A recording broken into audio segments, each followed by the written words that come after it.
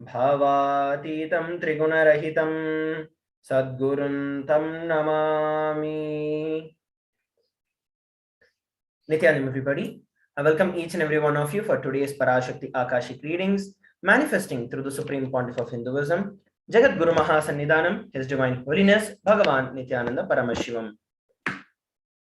A few security measures before we enter into today's session. Photography, video, and audio recording of any kind is strictly prohibited. Please be on mute and be on camera. And if you need to step out due to some unavoidable situation, please inform the digital security officer. A few important cautions.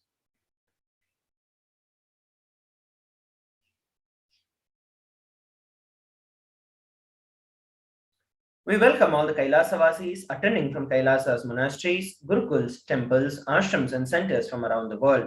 We welcome all the Facebook, Instagram, Nithyananda TV, Kailasa TV, Hinduism Now TV, Twitter, and YouTube viewers, and all those who are blessed to have the Nayana Diksha, which is the two-way video conferencing, and who are joining us for today's sacred spiritual program, the Devi Bhava Samadhi Darshan.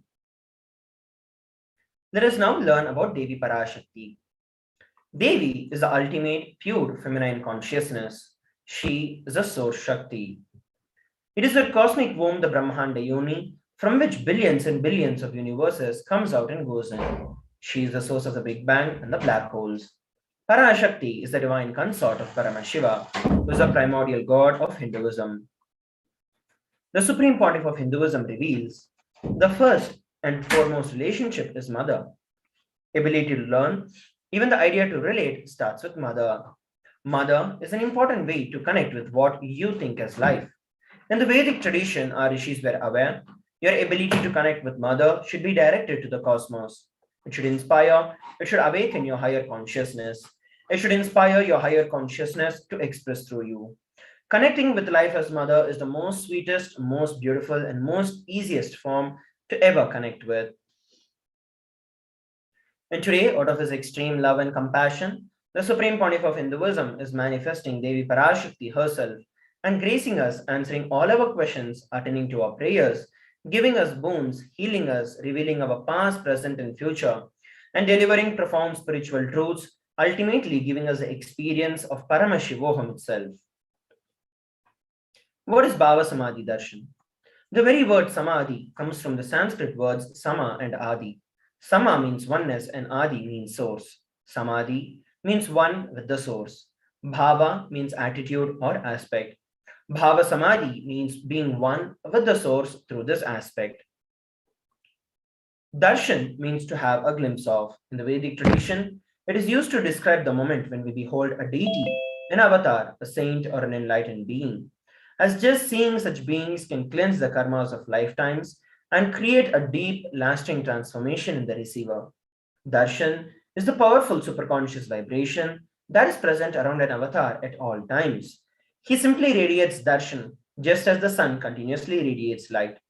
The auspicious moment when you are able to catch it becomes the moment of darshan for you, raising you to the next level of superconscious breakthrough, like hitting the reset button on your very being.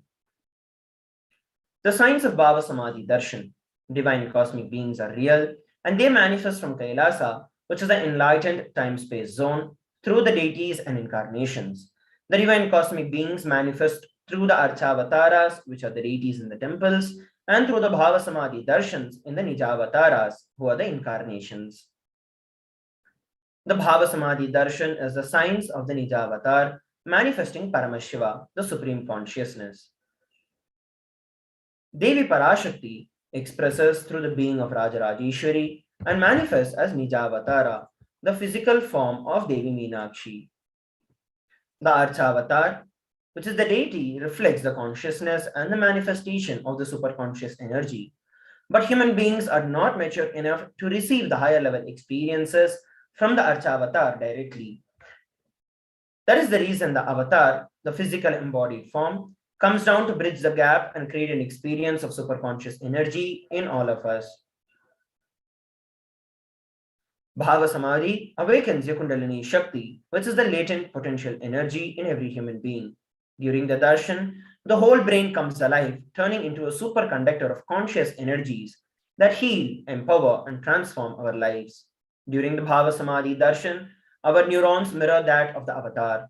Mirror neurons activate and process all the observed movements or the information of the avatar just by seeing. Akashic readings. They are readings from the cosmic archives, not just some predictions. Beyond the time dimension, creation and destruction happen simultaneously. In the dimension of time starts the past, present, and future. But because the Akashic records are stored in Akasha, which is the space dimension, there is no past, present, or future. That is why whatever you call as happened, happening, and yet to happen are clearly recorded in the Akashic records. Let us now move on to the next segment of today's Bhava Samadhi Darshan, where we are going to learn about the supreme point of Hinduism after a short break. Please stay tuned. Greater signs of life can be realized with a greater ability to visualize.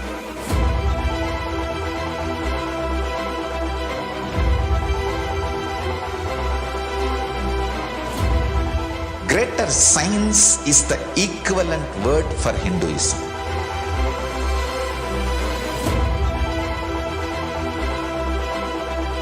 When you understand the greater science of life, greater courage, more possibility, more fearlessness, more joy, more bliss.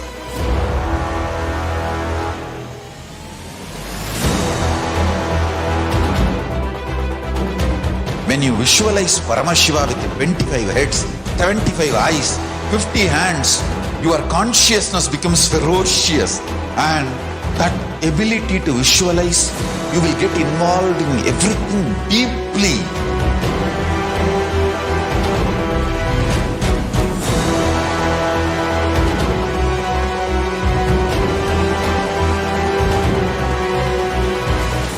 Involved people are the most delicious, most sweet, most beautiful, most juiciest beings of planet Earth.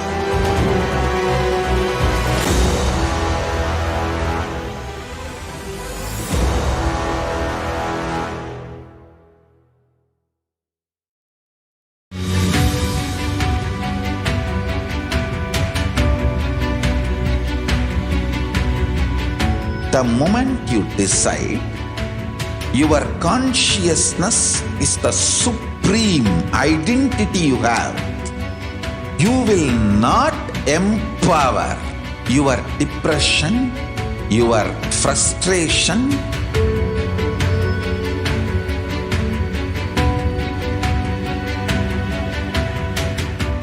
deal your problems, whether it is simple headache or depression or the worst suicidal patterns or life negativity, only through consciousness. Don't go for any other solution.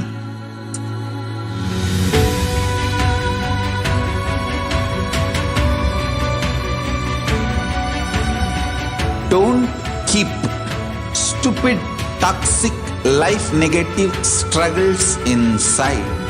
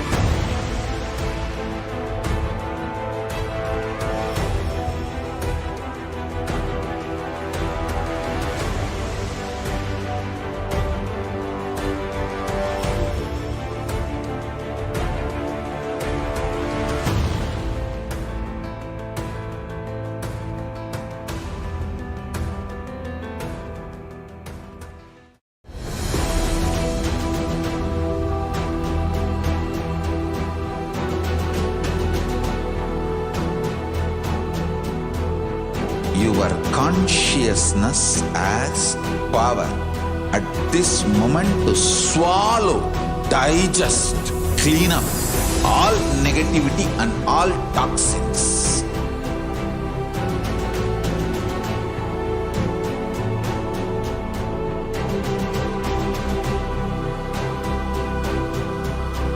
Develop a powerful will persistence.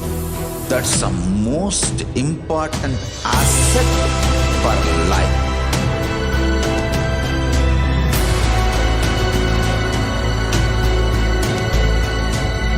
I am not giving you some life positive blah blah. I am giving you the facts of life. I am triggering your consciousness.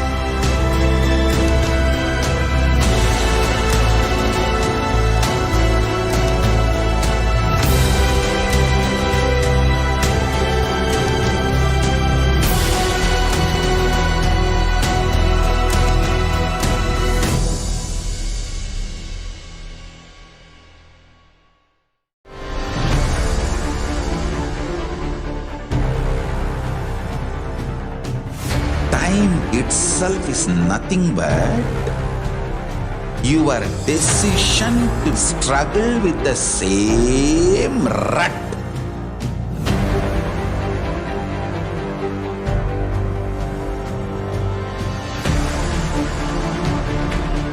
Your decision to struggle with the same rut is time, Kala. Your decision to swallow time is Kala Bhairava.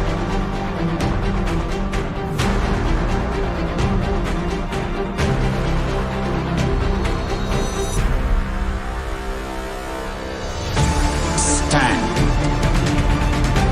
Be a conscious woman or man. Be conscious being.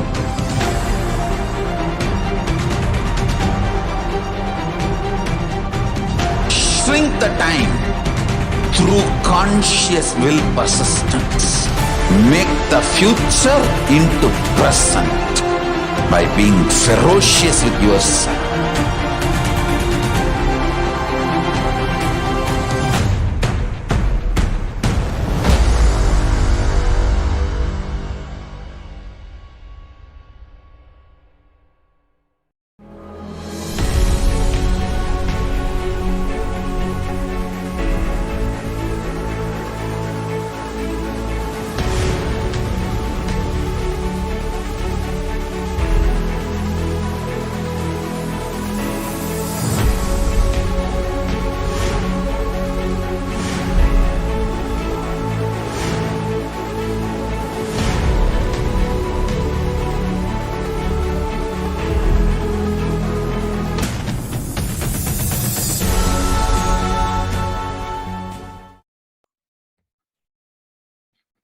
Nithyanam, everybody, welcome back.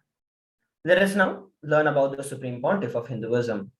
The Supreme Pontiff of Hinduism, Jagadguru Mahasannidhanam, His Divine Holiness Bhagavan Nithyananda Paramashivam, is the reviver of Kailasa, which is a macrocosmic, ancient, enlightened Hindu civilizational nation. The Supreme Pontiff of Hinduism is also the reviver of Kailasa, which is the macrocosmic, ancient, enlightened Hindu civilization. The Supreme Pontiff of Hinduism is the 1008th incarnation of Paramashiva. As per the predecessors, recognized by the predecessors who are enlightened masters and adepts, the Supreme Pontiff of Hinduism has made the science of power manifestation, yoga and temple-based universities a lifestyle for humanity. Let us go over a brief timeline of the various coronations of the Supreme Pontiff of Hinduism. In the year before 1981, the Supreme Pontiff of Hinduism was identified as the incarnation of Paramashiva by spiritual adepts and enlightened masters. In the year 1981, at the age of 3, the Supreme Pontiff of Hinduism was initiated into Bala Sannyas and Chaturmasya at the age of 3.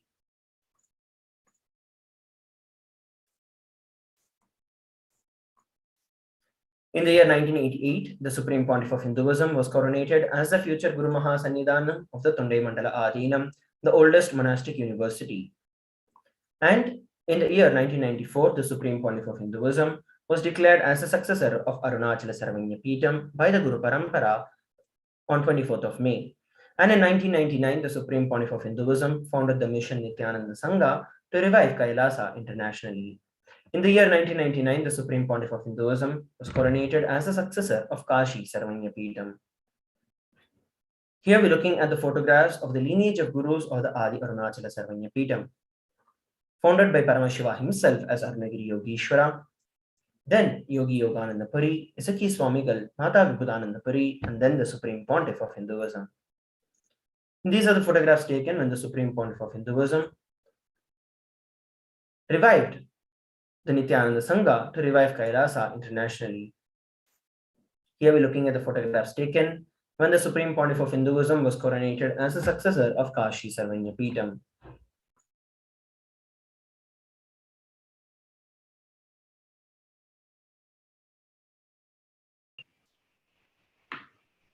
In 2002, Supreme Pontiff of Hinduism founded the Adi Kailasa Sarvanya Peetham on 4th November 2002. In 2004, he was declared as the successor of Bhagyanagara, the Sri Guru Sarvanya Peetham. In 2004, Supreme Pontiff of Hinduism became the incumbent emperor of the Suryavamsa Samrajya of Suryavamsa lineage.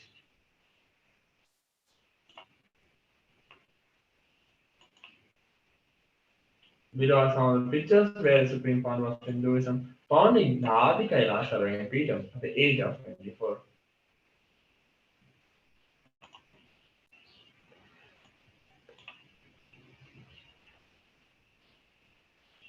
Here are some of the pictures where the Supreme Pontiff of Hinduism is being declared as the successor of Bhagyanagara, the Sri Guru Sarvanya Peetham at the age of 26.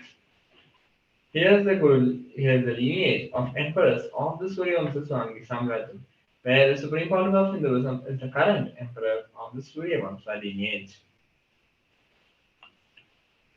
In 2007, Supreme Pontiff of Hinduism was declared as the Guru Mahasannidhanam of Adi Pallava Sarvanya Peetham. In 2007, Supreme Pontiff of Hinduism was also declared as the Mahamandaleshwar of Mahanirvani Akhada. In 2012, Supreme Pontiff of Hinduism was coronated as the 293rd Guru Mahasannidhanam of Madurai Shyamala Peetha Sarvanya Peetham.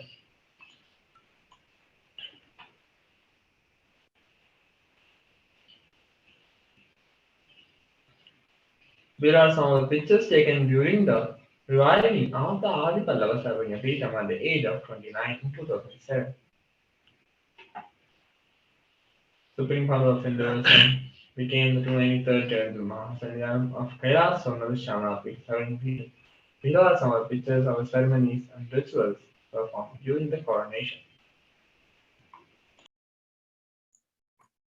In the year 2013, the Supreme Pontiff of Hinduism was officially coronated as the Mahamandaleshwar, the supreme spiritual head of Mahanirvani Akhada, the largest apex monastic order and the youngest Mahamandaleshwar. The same year, he was also declared as the Acharya Mahamandaleshwar of Atal Akhada, the oldest monastic order in Hinduism, by Acharya Mahamandaleshwar Sukhdevananda Ji, the then incumbent spiritual head. And in the year 2014, the Supreme Pontiff of Hinduism was also coronated as the Guru Mahasannidhanam of the Tanjavur Adhinam.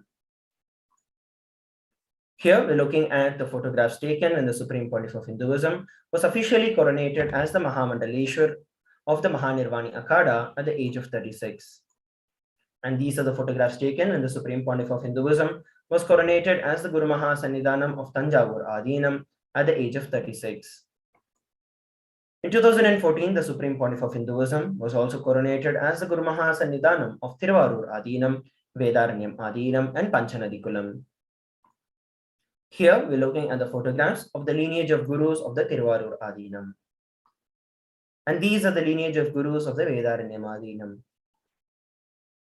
In 2015, the Supreme Pontiff of Hinduism was coronated as the Guru Mahasannidhanam of Dharma Mukti Swargapuram Adhinam, following which the same year he was also coronated as the Guru Mahasannidhanam of Adipita Paladamatha and was elected as the Supreme Pontiff of Hinduism by a congregation of over 1,000 spiritual leaders. Here we're looking at the photographs of the lineage of gurus of the Dharmamukti Swargapuram Adinam, founded by Paramashiva himself, revived by Srila Sri Arge Tiruchittrambala Desigar, followed by Srila Sri Vaidyalinga Desigar, Srila Sri Dandapani Desigar, and then the Supreme Pontiff of Hinduism. And here we're looking at the photographs taken when the Supreme Pontiff of Hinduism was coronated as the Guru Maha Sannidhanam of the Adipita Palada Matha at the age of 37. And these are photographs when the Supreme Pontiff of Hinduism was coronated and was elected as the Supreme Pontiff of Hinduism by a congregation of over 1,000 spiritual leaders. Next, we're going to be learning about some of the global initiatives of the Supreme Pontiff of Hinduism after a short break. Please stay tuned. Greater signs of life can be realized with a greater ability to visualize.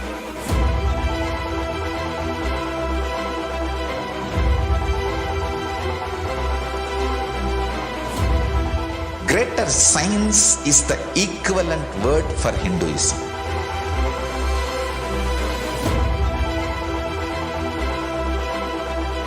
When you understand the greater science of life, greater courage, more possibility, more fearlessness, more joy, more bliss.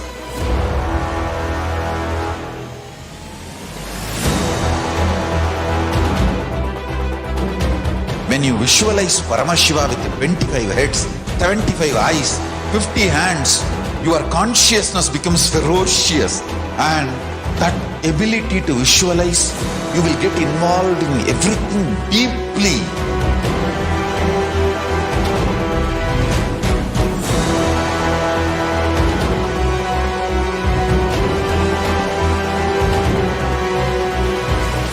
Involved people are the most delicious, most sweet, most beautiful, most juiciest beings of planet Earth.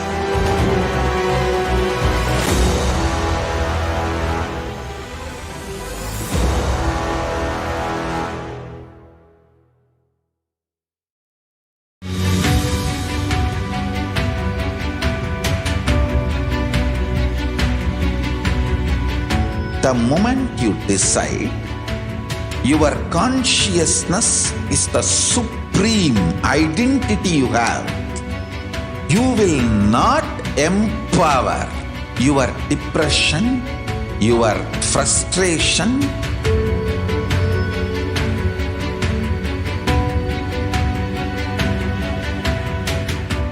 deal your problems, whether it is simple headache or depression or the worst suicidal patterns or life negativity, only through consciousness. Don't go for any other solution.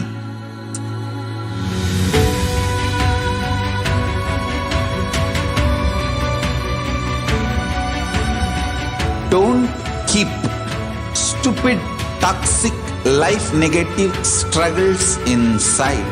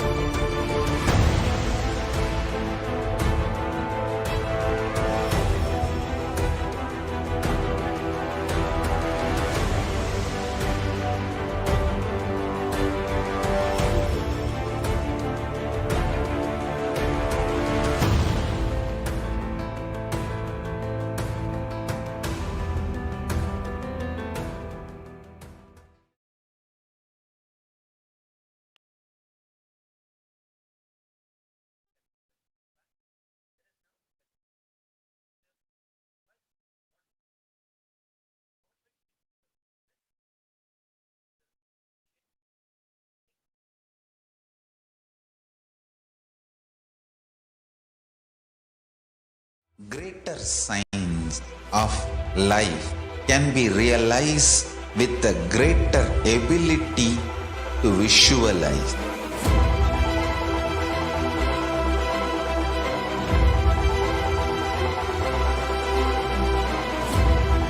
Greater science is the equivalent word for Hinduism.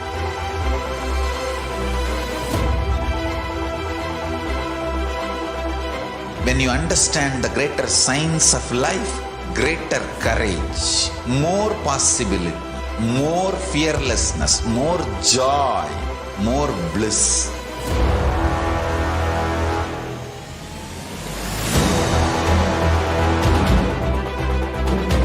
When you visualize Paramashiva with 25 heads, 75 eyes, 50 hands, your consciousness becomes ferocious, and that ability to visualize, you will get involved in everything deeply.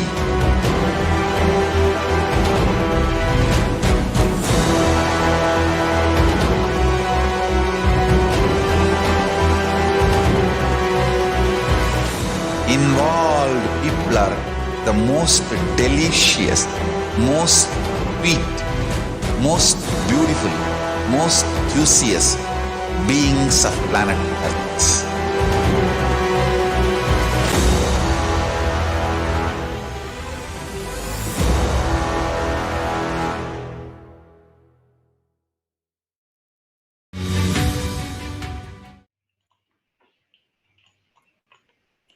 Nithyananda, everybody, sorry for the technical glitch. Let us now go over the global initiatives by the Supreme Pontiff of Hinduism. Over 26 years of relentless humanitarian services and initiatives including free vegetarian food, medical services, natural disaster relief, women empowerment initiatives, conflict resolution and peace initiatives, sustainable Hindu practices through various international agencies and bodies. The Supreme Pontiff of Hinduism has authored over 300 books and 10,000 articles in three languages, English, Tamil, and Sanskrit, and these have also been translated into 50 languages with over 1,000 titles. And over 20 million copies of books and articles have been read, sold, and downloaded. The Supreme Pontiff of Hinduism has established the world's largest Hindu library with over 1 million books, 1 million palm scriptures, and over 20 million digital books. The Supreme Pontiff of Hinduism is also revered as the most prolific and most viewed guru in the digital world, read and watched by 1 billion plus followers in Hinduism. With over 10,000 hours of discourses and over 1 million views on social media. The Supreme Pontiff of Hinduism is respected as the commentator of all the sacred scriptures such as the Upanishads, the Bhagavad Gita, Shiva Sutras, Yoga Sutras, Ashtavakra Gita, Jain Sutras, etc.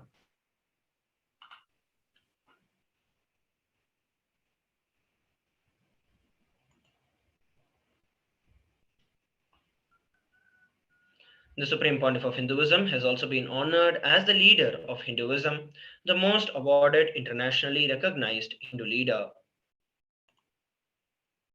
He has also been acclaimed as one of the top 100 spiritually influential living personalities by Watkins' Mind, Body, Spirit magazine. The Sovereign Order of KAILASA, that is led by the Supreme Pontiff of Hinduism, and the Nithyananda Order of Monks, Nuns, and the Hindu Diaspora are working for global peace and to give a superconscious breakthrough to the entire humanity.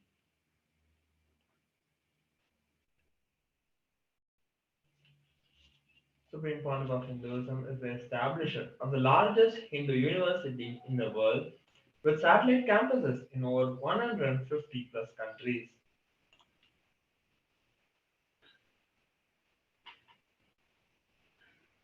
Supreme Pontiff of Hinduism is the establisher of 1,000 plus Kailasa Enlightenment ecosystem all over the world.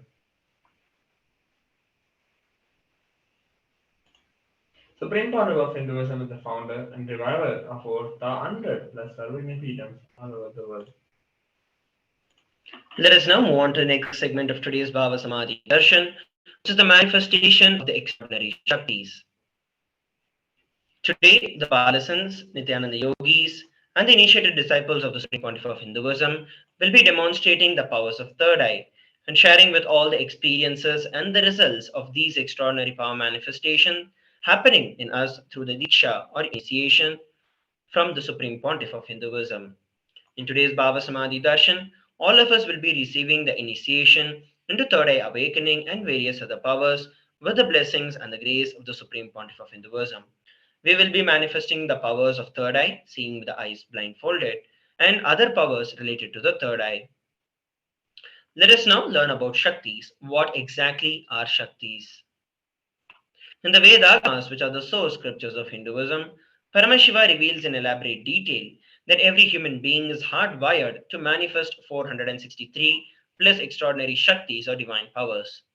Manifesting powers are described as a system, a method, and a science for human beings to explore the various possibilities and powers and have access to various states of consciousness.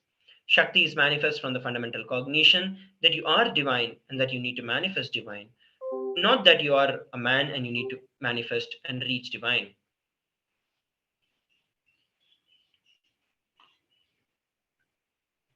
Let us now understand some of the differences between Shaktis and Siddhis.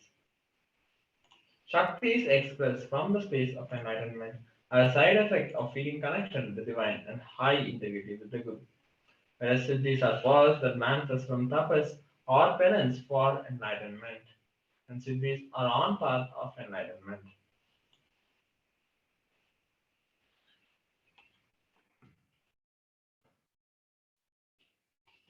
The Shaktis of Paramashiva manifest through ordinary human beings in an extraordinary way after the initiation from the avatar.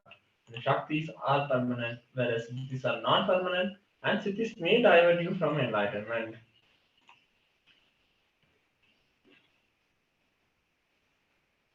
Let us now understand our Paramashiva, the source of Shaktis. Paramashiva is the primordial divinity in Hinduism, the ultimate reality and cause which is self-effulgence, Swayam Prakasha, all-pervading, unchanging beyond time, space, form, and causality. As the fundamental base of Avyakta, the unmanifest and Vyakta, the manifest existence, he performs the Panchakritya, or five cosmic acts of Shrishti, which is creation, Sthiti, sovereign rulership and maintenance, Samhara, rejuvenation, Prabhava, pulling out of delusion, Anugraha, liberating grace for all living entities.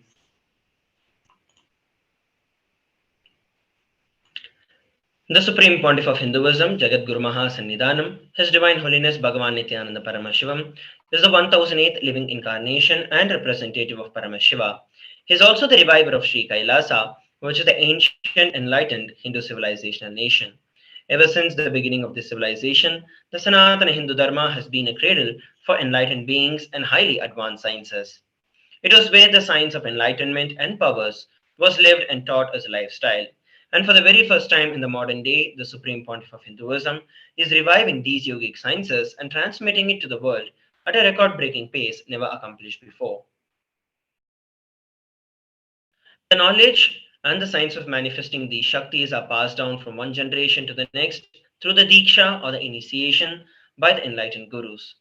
The Supreme Pontiff of Hinduism, being recognized as an incarnation at a very young age, was trained and taught these sciences to revive the initiations and knowledge repositories for billions to manifest the science of power manifestation from the principles and the disciplines of Vedanta, Tantra and Sri Vidya, Yoga and Yogic powers, Mantra Shastra, Siddha Vidya, science of Aushadha, Advaita and Bhakti Yoga, Paramashiva Jnana and Paramashiva Vijnana. Next, we're going to be learning about how we can awaken these divine Shaktis in us after a short break. I also would like to share with every one of you, today we will be manifesting the power of body scanning. And if any of you would like to experience and volunteer for this power of body scanning, you can go over and put out a message on our social media platforms, on the YouTube Live, Facebook Live, and other platforms. We shall choose one of you and manifest this power. So let us come back together after a short break. Please stay tuned. Greater signs of life can be realized with a greater ability to visualize.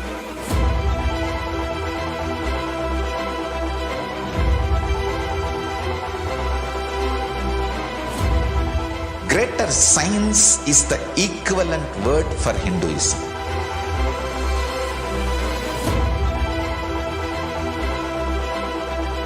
when you understand the greater science of life, greater courage, more possibility, more fearlessness, more joy, more bliss.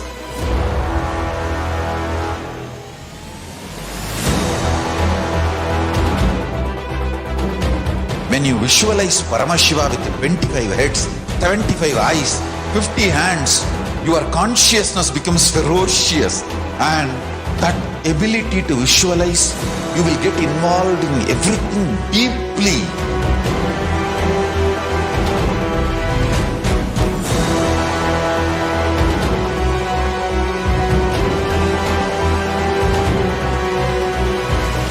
Involved people are the most delicious, most sweet, most beautiful, most juiciest beings of planet Earth.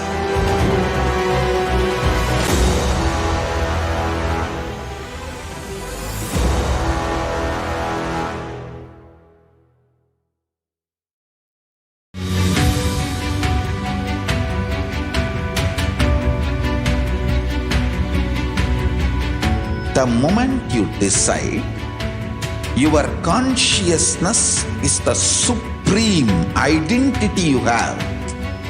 You will not empower your depression, your frustration,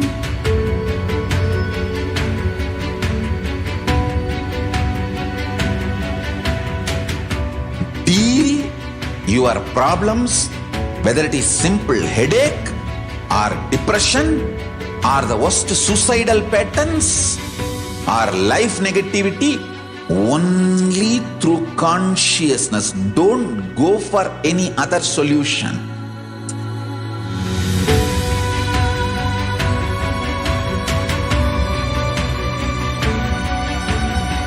Don't keep stupid, toxic, life negative struggles inside.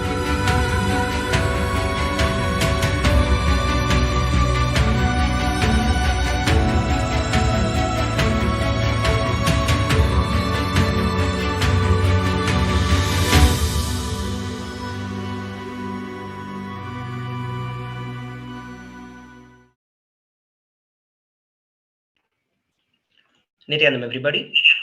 Welcome back. Let us now look at how we manifest these divine Shaktis and how these divine Shaktis can be awakened in us. Every ultimate truth, which is the jnana, when it is mapped into your consciousness, which is your prajna, manifests as the power and the possibility of every being. Let us now look at a beautiful video on the science of initiation.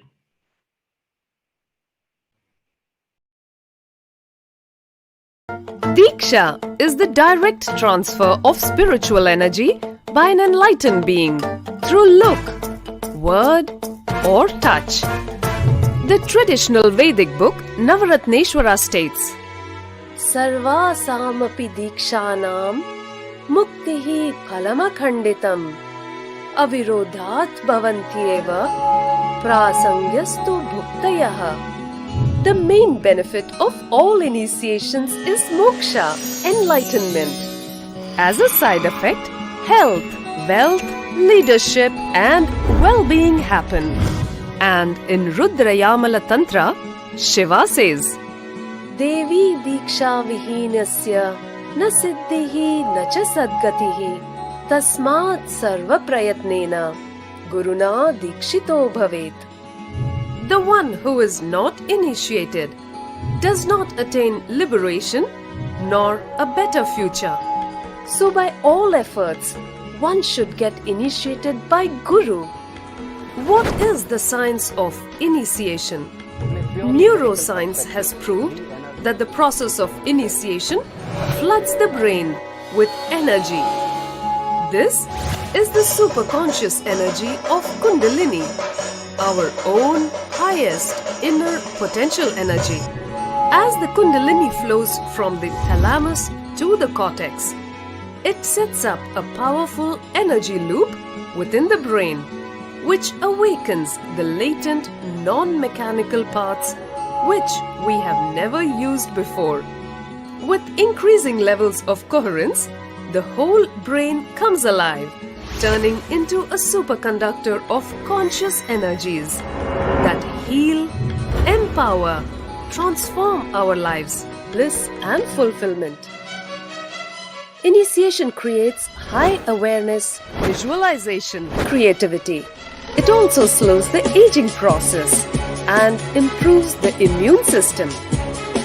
Kundalini awakening, healing experience, levitation, teleportation, materialization. Experience the power of initiation.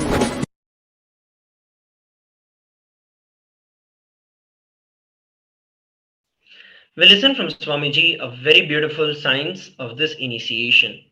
Let us now look at the next, understanding how this science of power manifestation is authenticated through the four aspects of evidences or pramanas. The first is the Shastra Pramana, which are the eternal and unchangeable truths revealed by the source scriptures.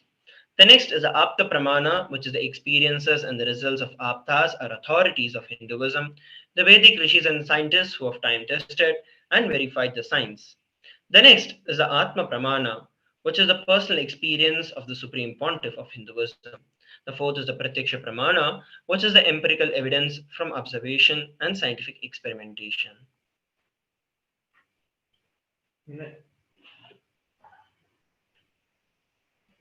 Vedagamas is a living applied science. Vedas are the ultimate superior authorities of Hindus.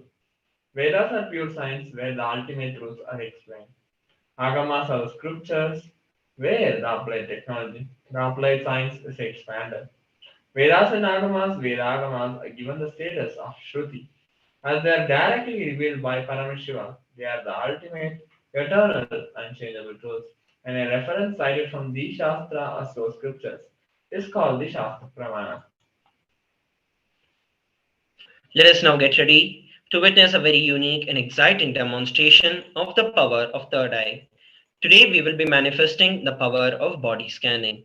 So once again, if any of you would like to experience the power of body scanning, can head over to any of our social media platforms and drop a message that you would like to experience the power of body scanning. We shall choose one of you and manifest this power. So now, while you take a few moments to do it, let us go over the pramanas for this power of body scanning.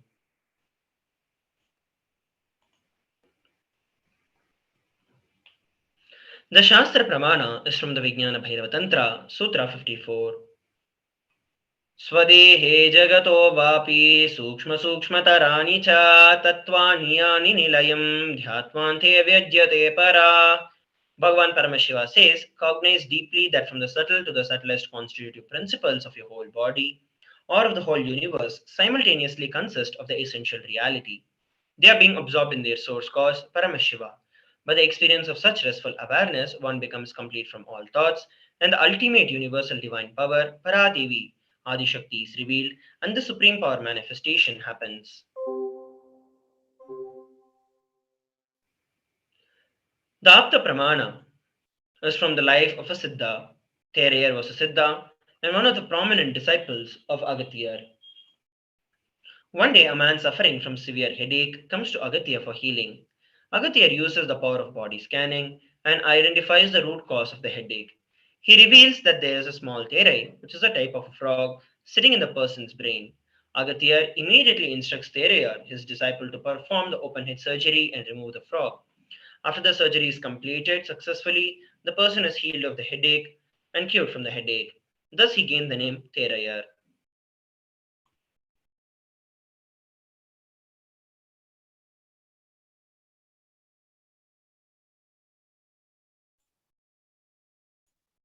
Here we're looking at the Atma Pramana, experience of the Supreme Pontiff of Hinduism. On 22nd of December 2019, the Supreme Pontiff of Hinduism revealed how he uses the power of body scanning. Only when I had multiple compound hand fracture, I was forced to go for surgery and therefore medical checkups related to that. At that time, they detected heavy metal quantity in my different organs. It was revealed I had been poisoned without our knowledge. I immediately used the diagnostic methods to identify where the problems had been happened and where the imbalances had happened. I used allopathy as a second opinion to verify my findings. Here we're looking at the Sakshi Pramana, which is the experiences of various devotees and disciples who have manifested this power of body scanning. Let us now go into the power manifestation. We have Rilanchal who is asking for the power of body scanning. So now I'll be chanting the Mahavakya, Om Nithyananda Paramashivoham, and manifesting the power of body scanning. I request all the participants who are sitting with us from around the world to also sit straight with your head, neck, and spine in a straight line as we chant the Mahavakya, Om Nithyananda Paramashivoham. Om Nithyananda Paramashivoham. Om Nithyananda Paramashivoham. Om Nithyananda Paramashivoham.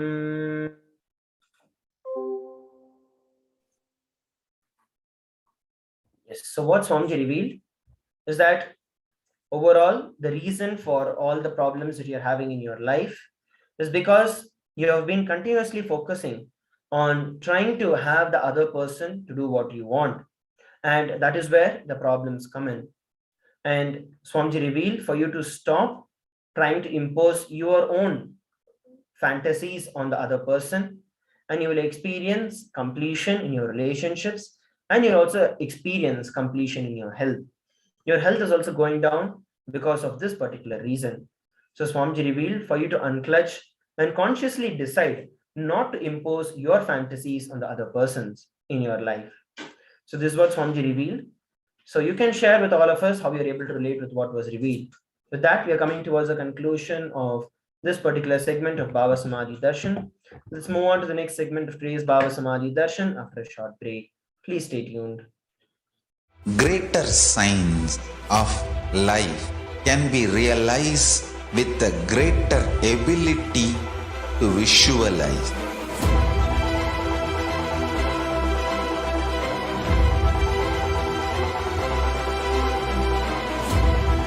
Greater science is the equivalent word for Hinduism.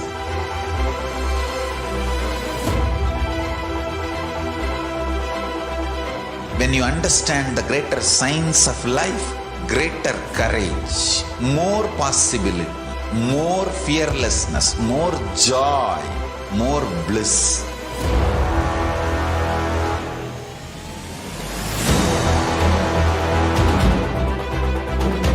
When you visualize Paramashiva with 25 heads, 75 eyes, 50 hands, your consciousness becomes ferocious, and that ability to visualize, you will get involved in everything deeply.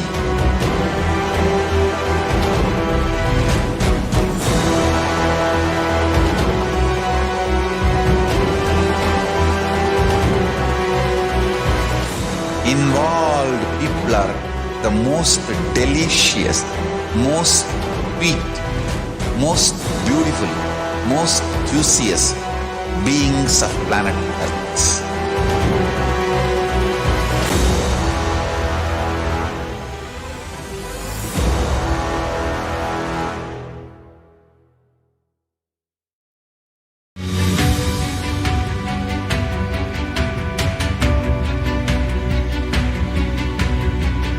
The moment you decide, your consciousness is the supreme identity you have. You will not empower your depression, your frustration,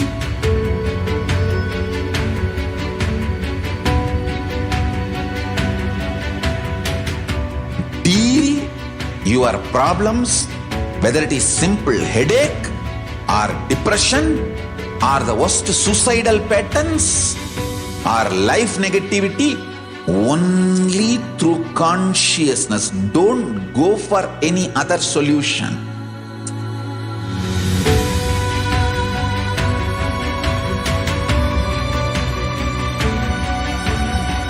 Don't keep stupid, toxic, life negative struggles inside.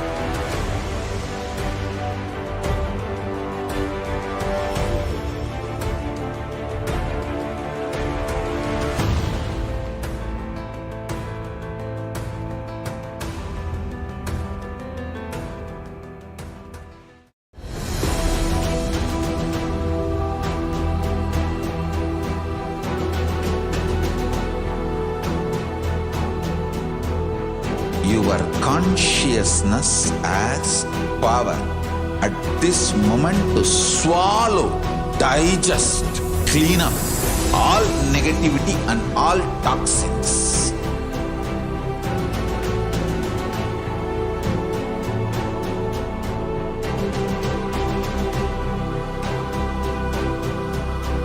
Develop a powerful will persistence. That's the most important asset for life.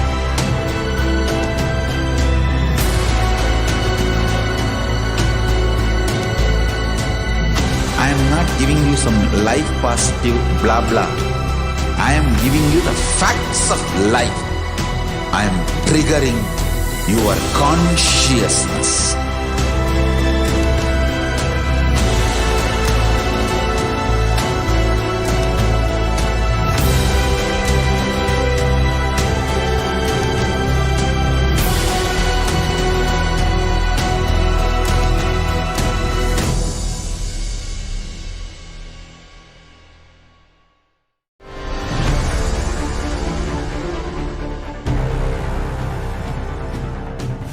Time itself is nothing but your decision to struggle with the same rut.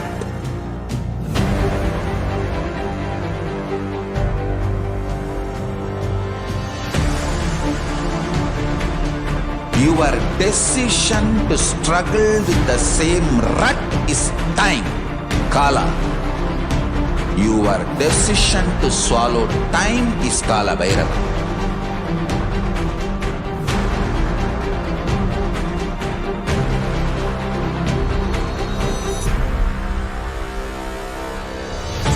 Stand.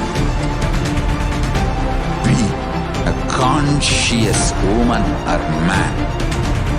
Be conscious being.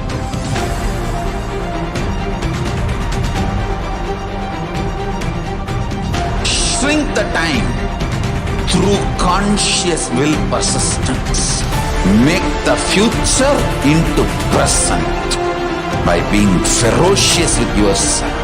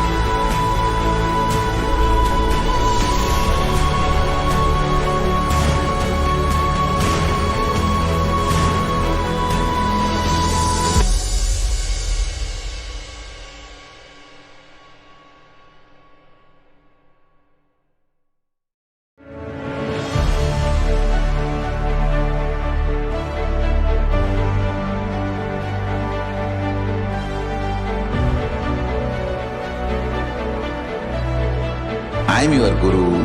I will make you enlightened. It's my commitment.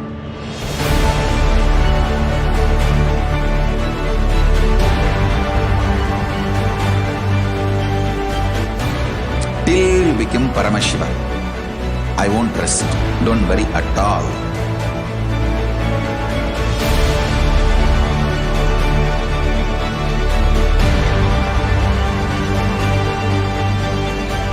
To all my disciples, I give you this as a boon.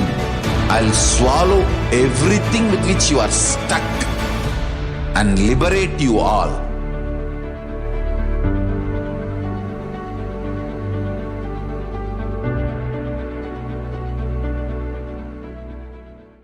Greater signs of life can be realized with a greater ability to visualize.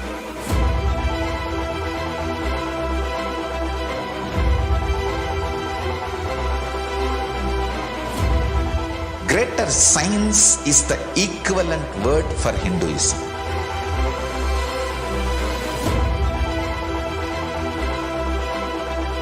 When you understand the greater science of life, greater courage, more possibility, more fearlessness, more joy, more bliss.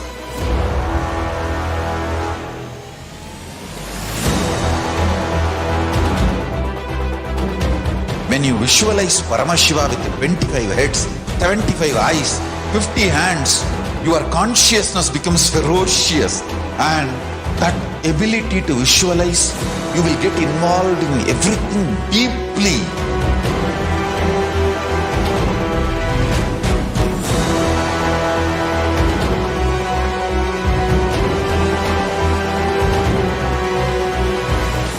Involved people are the most delicious, most sweet, most beautiful, most juiciest beings of planet Earth.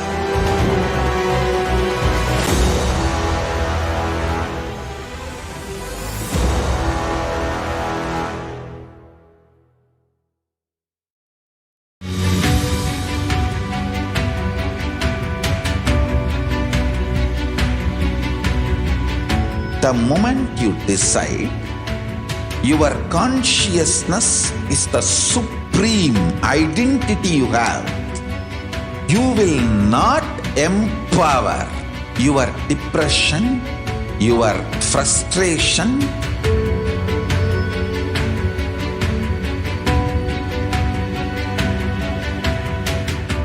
deal your problems, whether it is simple headache or depression or the worst suicidal patterns or life negativity, only through consciousness. Don't go for any other solution.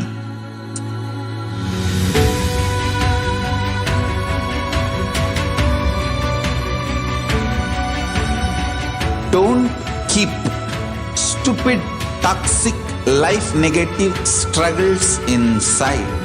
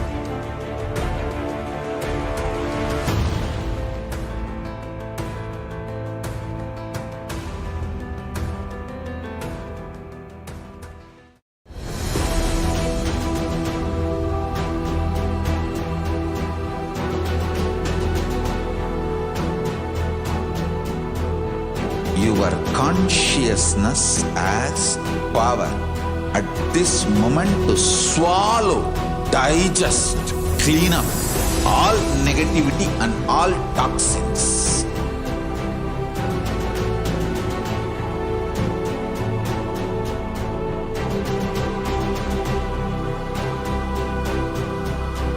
Develop a powerful will persistence. That's the most important asset for life.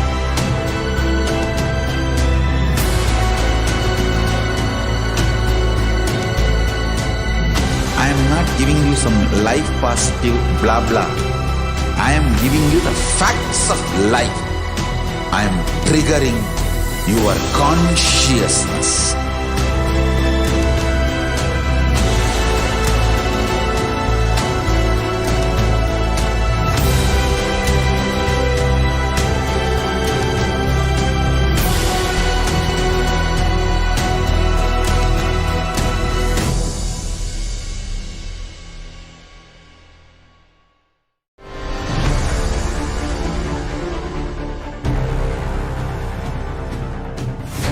time itself is nothing but your decision to struggle with the same rut.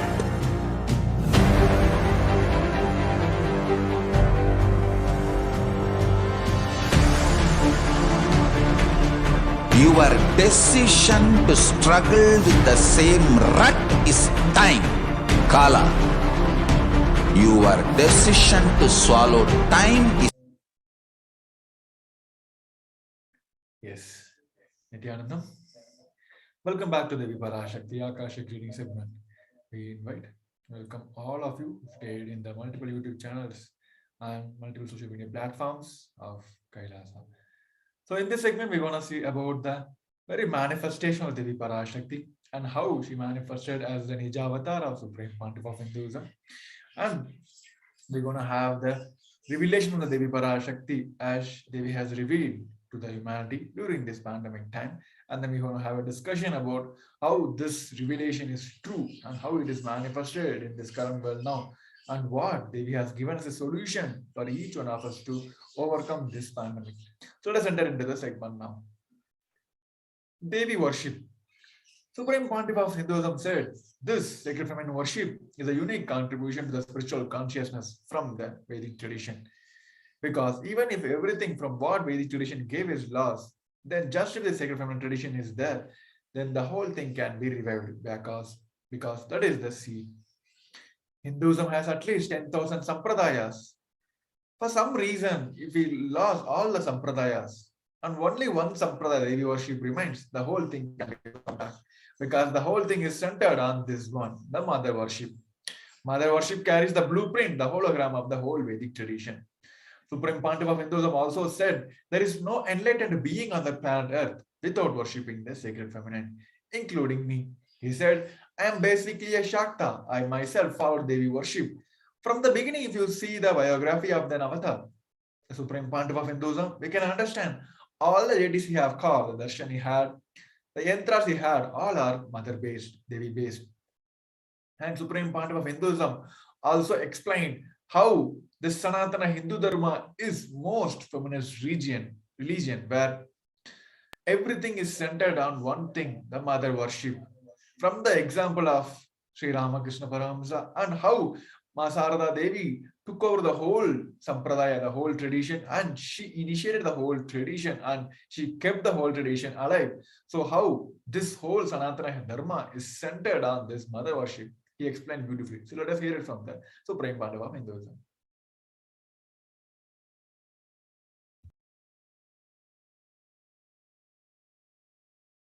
Hinduism is the most feministic religion, I tell you.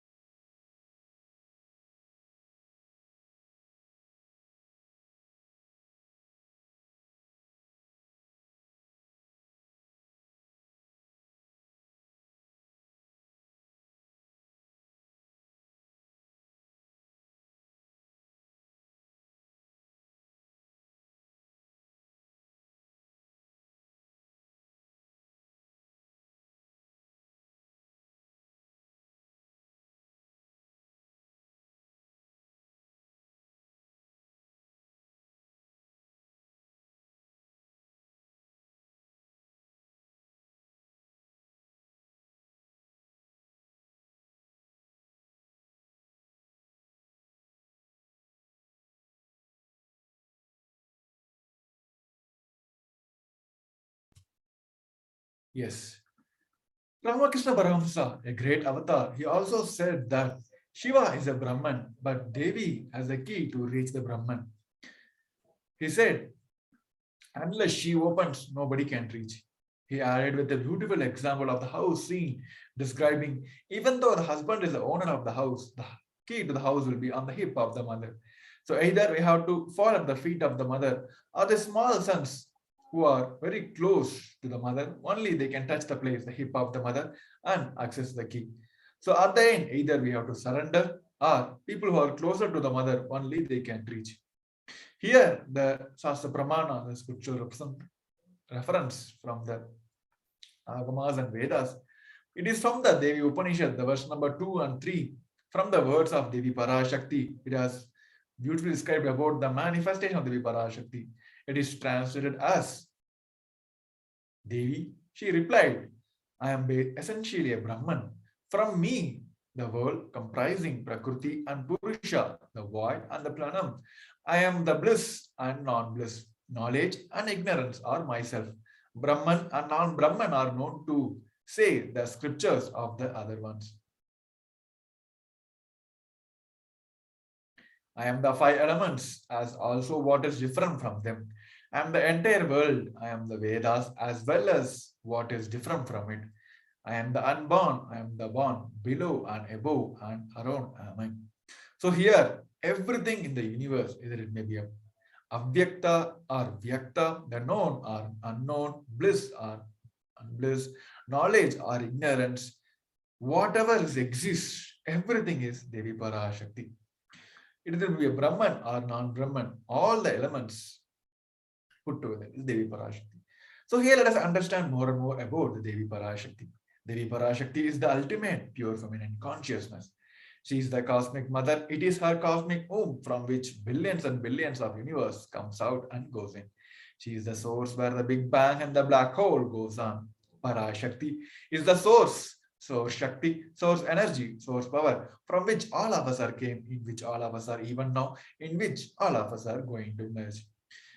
As out of her extreme love and compassion, Devi herself is now manifesting through the embodied form as the Nijavatara, Supreme Pontiff of Hinduism.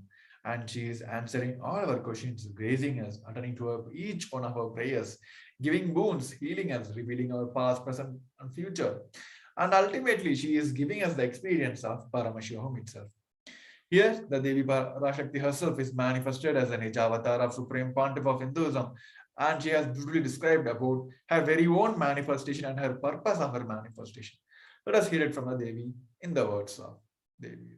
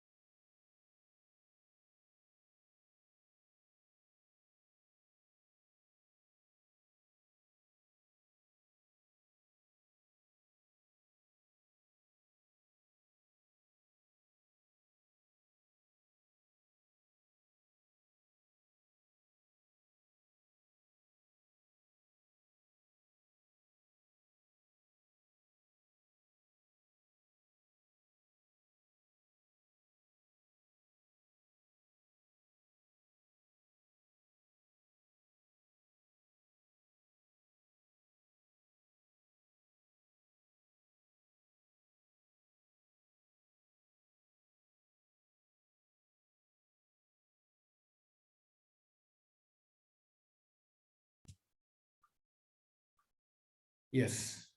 Now, let us understand how we can receive Devi Parashakti. Supreme Pontiff of Hinduism says literally you are seeing Paramashiva and Parashakti at that moment. She is there in your screen. So always receive her very traditionally. Keep 2 betel leaf, 1 banana, 1 betel nut, and 1 coin in front of the screen and watch Devi. This coin is considered a traditional dakshina in the Hindu tradition. It can be any value also. In India, even it can be even 1 paise. In US, even it can be 1 cent also.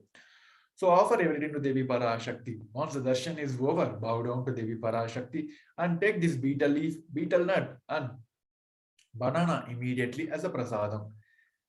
Collect all the coins and send it to Los Angeles temple. This betel leaf, betel nut, it may look too small, but in few days you will see how much it add value to your sentiment. You will literally feeling she is there. So you won't take Baba Samadhi darshan as granted. These rituals will break monotonous unconscious mentality and lifestyle. It will remind you to the powerful cognition and it will break all your unconscious behaviors. Here a small pictorial representation of the items which you can collect and procure to receive Devi Parashakti. Here the Supreme Pontiff of Hinduism gave a wonderful process of Mahapanchabhuta Yoga to prepare our body, mind, and consciousness to receive the grace and blessings of Devi Parashakti. So that is heard from the Supreme Pontiff of Hinduism.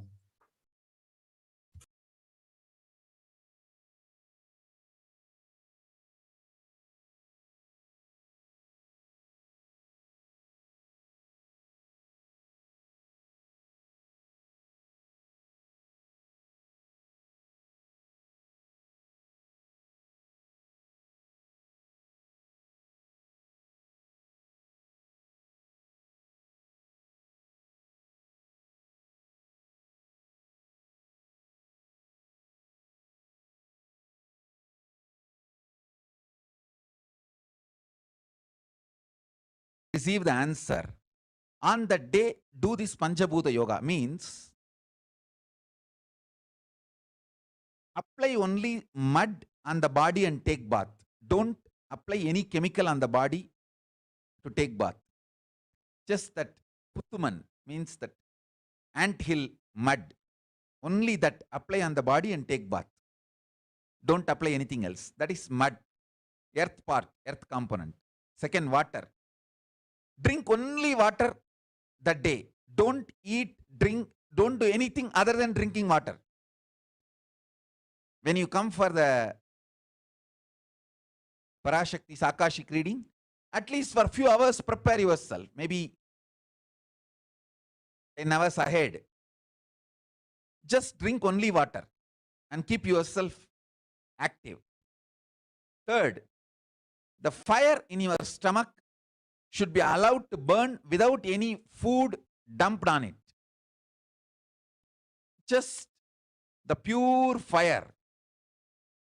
You can chant Omkara to intensify it, or Mahavagya, Ajapa Japa, but pure fire, no food, nothing. That pure fire should be encouraged.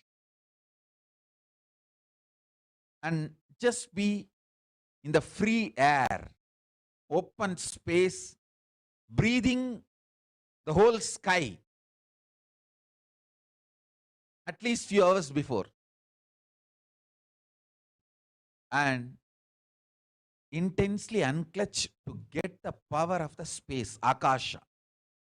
See, listen. Akasha is an intense energy. Just like the other bhutas, like earth, water, fire, air, the Akasha also is a pure consciousness. It is intelligence, living energy. Once you start unclutching, you manifest Akasha's energy in you, consciousness in you. So do this Panchabhuta Yoga. Your questions will be surely answered immediately by Parashakti. If you just do this Panchabhuta Yoga and come for the Devi Akashic reading, she will simply answer your questions. I'll repeat. Apply the ant hill mud and take bath, or even clay. Don't use any other chemical. Take bath just with a mud. Second, drink only water. No other food or juice at least for 10 hours ahead. If possible, that whole day. Third, intensify the Agni in your stomach without dumping any food on it. Just through the Omkara, Ajapa, Japa, ignite it, intensify it. Fourth, walk around and breathe in an open space at least for a few hours before. Fifth, try to unclutch as intensely as possible to receive the Akasha energy, Chitambara, Chitambara, that energy of cosmic space. With this Panchabhuta Yoga, come to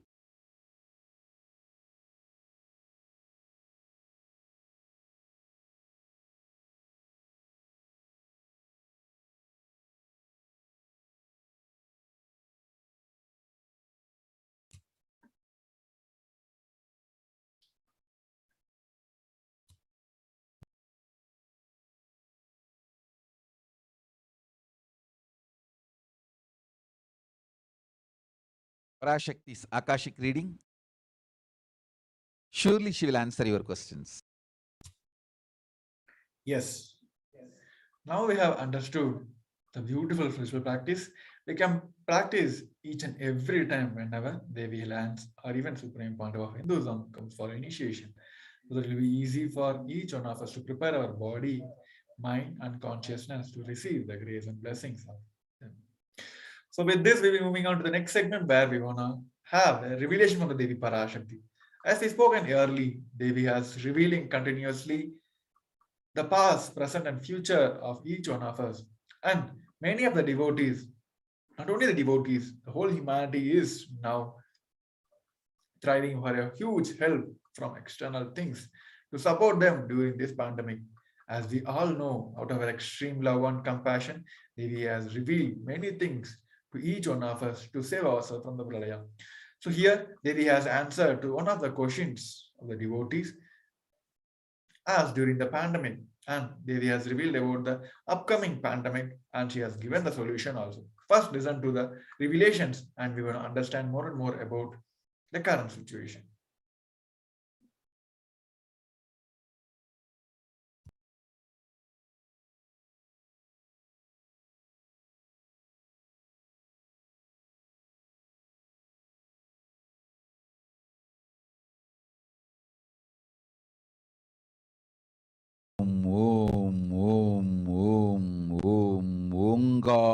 ஓங்காரத்துயர்ந்து வாங்காய் வேதமுடு ஆகமமாய் வெளிப்பட்டு ரீங்காரமாய் மலர்ந்து பரஷோடசியாய் நிறைந்து 40 முக்கோணம் வாழும்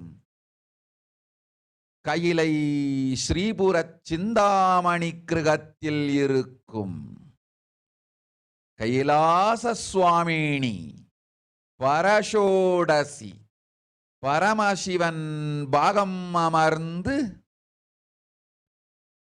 பாராளும் பரமேஸ்வரி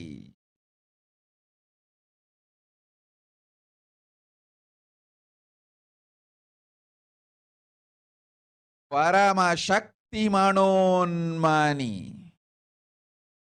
மீனாட்சி நித்யானந்தனாய் நிஜாவதாரம் கொண்டேன் இங்கு எல்லோர்க்கும் நல்வரம் தந்திட எல்லா நன்மையும் அருளிட ஹிரண்ய கர்ப்பஸ்வரூபிணி பிரம்மாண்டயோனி சாம்பவி சந்திரமௌலி ரபலா அபர்ணா உமா பார்வதி சாவித்ரி நவயௌவன சாம்ராஜ்யலக்ஷ்மி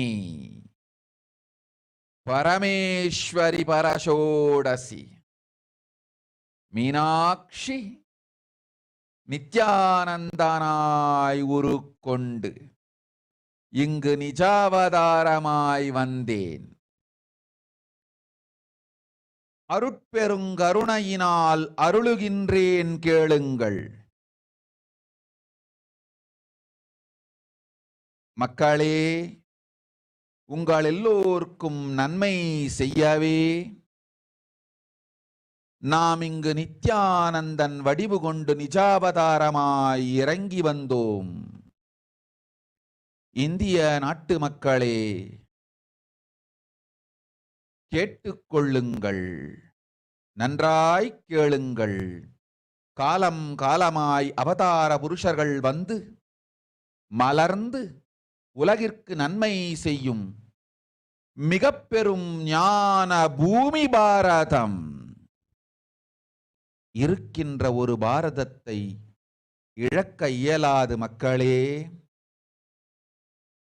ஞான கர்ப்பத்தை மலடாக்க இயலாது.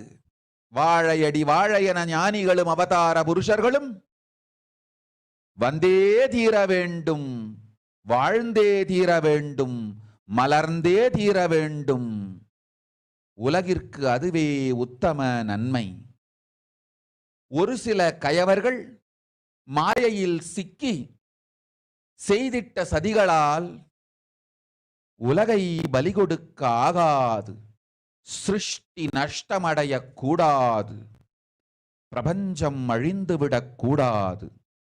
பிரளயத்து இருந்து இந்த பிரபஞ்சத்தை காக்கவே பெரும் கப்பல் நானொன்று செய்தேன். அதன் பெயரே ஆதி கைலாசம். ஆதி கைலாசம் இந்த பிரபஞ்சத்தில் இருக்கும் ஞான சக்திகளை ஒன்றாய் திரட்டி பிரளயத்திலிருந்து மக்களை காத்திடவே நாம் செய்த கப்பல். துரோகிகள் சூழ்ச்சியாலும் விரோதிகள் ஆட்சியாலும் வழியின்றி கப்பலை விட்டு மாலுமியே ஒதுங்க வேண்டிய காலம் வந்ததையா. அதனால்தான் ககனம் கொந்தளித்து பேரழிவை நோக்கி சென்று கொண்டிருக்கின்றது. மக்களே, அறியாத தனத்தினால் மாயையில் சிக்கி குழந்தைகள் தவறு செய்தாலும் பிரபஞ்சம் அழியாது காக்க வேண்டியது பராசக்தி, பரமசக்தி, பரஷோடசி மனோன்மணியின் பொறுப்பென்பதால் சத்தியங்கள் சிலவற்றை சொல்லுகின்றேன். நன்றாய் கேட்டுக்கொள்ளுங்கள். அடுத்த சில மாதங்களில் 1000 அல்ல, லட்சம் அல்ல, கோடியில் உயிர்கள் பலியாகும். இந்திய நாட்டினில் கோடியில் உயிர்கள் பலியாகும். உண்மையை சொல்லுகின்றேன், நன்மையை சொல்லுகின்றேன். தேடிக்கொள்ளுங்கள் உங்கள் வாழ்க்கைக்கு பாதுகாப்பை. ஆதி கைலாசத்தை நிர்வகிக்கும் அன்பர்களே, நன்றாய் கேளுங்கள். 12 ஆண்டுகளுக்கு முன்பாக வரப்போகும் இந்த மாபெரும் பிரளயத்தை தெரிந்து கொண்டு உலகில் இருக்கும் எல்லா ஔஷத சக்திகளையும் ஒன்றாய் திரட்டி நவபாஷாணத்து நிறுத்தி ஆனந்த லிங்கமாய் வைத்திய சரோவரத்தில் ஸ்தாபித்து வைத்தேன். வருகின்ற குரு பூர்ணிமையோடு 12 ஆண்டுகள் அந்த ஞான ரசவாதம் பழுத்து முதிர்ந்து முழுமையான நவபாஷாண லிங்கமாய் மலர்ந்து விடுகின்றது. வருகின்ற குரு பௌர்ணமியில் இருந்து வருகின்ற எல்லோரும் அங்கு வந்து நவபாஷாண தீர்த்தத்தில் தீர்த்தமாடிச் செல்ல அனுமதியுங்கள். அதற்கு வகை செய்யும் விதத்திலே நல்ல முறையிலே எல்லா நன்மையும் செய்து வையுங்கள்.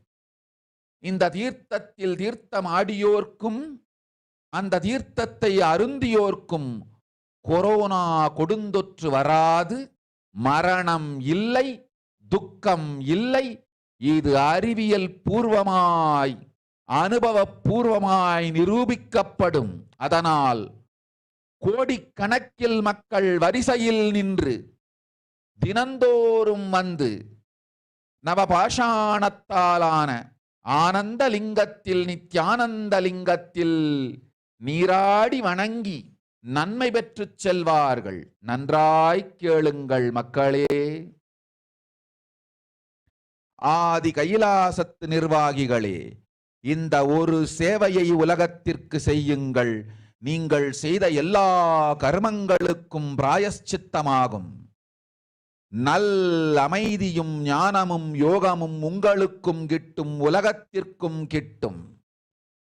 12 ஆண்டுகள் முன்பாக பராசக்தி நான் செய்து வைத்த நவபாஷாணம் சித்தித்து புளித்து பழுத்து முதிர்ந்து ரசவாத யோகத்தில் சித்தியாகி இன்று நிறைந்த நவபாஷாண நித்யானந்த லிங்கமாய் வைத்திய சரோவரத்தில் மலர்ந்திருக்கின்றது.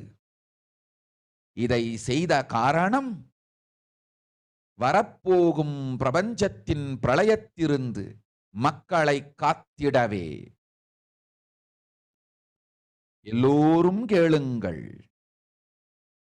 ஆதி கைலாசத்து நேரடியாய் மறைமுகமாய் உதவி செய்து உடன் இருந்த எல்லோரும் கேளுங்கள். உங்கள் எல்லோரையும் நம்பியே இந்த படகை நாம் உருவாக்கினோம். இந்த பெரும் சேவையில் எல்லோரும் வந்து பாகமாயிருந்து கொரோனா வராதவர், வந்தவர், வந்து நீங்கியோர் இவர்கள் எல்லோருக்கும் மாபெரும் மருந்து நவபாஷாண நித்யானந்த லிங்கத்து தீர்த்த விருந்து. எல்லோரும் வந்து நல் நீராடி தற்காப்பும் பெற்று நோய் கண்டவர் நோயும் தீர்ந்து நன்மையெல்லாம் அடைந்திட இந்திய நாட்டு மக்களே, உங்களால் இயன்றதை செய்திடுங்கள். உங்கள் எல்லோர்க்கும் நல் பாதுகாப்பும் உண்டு, நல்லதும் உண்டு. என்னை இழந்தாலும் என்னை நீங்கள் மறுத்தாலும் உங்களை நான் காப்பேன். அஞ்சாதீர்கள். பெருங்கருணை பேரருளால் நான் செய்து வைத்த கப்பலை உபயோகித்து இந்த ஆழிப் பிரளயத்தின் பெருங்கூத்து ஊழிக்கூத்திலிருந்து உங்களை காத்துக் கொள்ளுங்கள். உண்மையை சொல்லிவிட்டேன், நன்மையை சொல்லிவிட்டேன். பிராயஷ்சித்தம் வேண்டுமென்றும் காப்பாற்ற வேண்டுமென்றும் கதறிய பக்தர்கள் எல்லோருக்கும் பெருங்கருணையினால் தீர்வை தந்து விட்டேன். அன்பர்களே, பக்தர்களே, சீடர்களே, என் சொல் கேட்கும் நேர்மையான தொண்டர்களே, புயல் என புறப்படுங்கள். ஆதி கைலாசத்திற்கு தேவையானதெல்லாம் உடனடியாய் செய்து வரப்போகும் மக்களுக்கெல்லாம் அன்னதானம் செய்து அவர்கள் நல்லபடி வைத்திய சரோவரத்தில் தீர்த்தமாடி நவபாஷாண மருந்தையே விருந்தாய்க் கொண்டு நோயிலிருந்து தற்காப்பும் பெற்று உயிர்காப்பும் பெற்று நல்லபடியாய் வாழ்ந்திட தேவையான சேவைகளை செய்யுங்கள். இதுதான் உங்கள் எல்லோருக்கும் பிராயஷ்சித்தம். நித்யானந்தன் வடிவு தாங்கி நிஜாவதாரமாய் நான் இந்திய நாட்டில் வந்தபொழுது என்னை வைத்து வாழாத பெருங்குற்றத்திற்கு பிராயஷ்சித்தம் இதுவே உங்களுக்கு.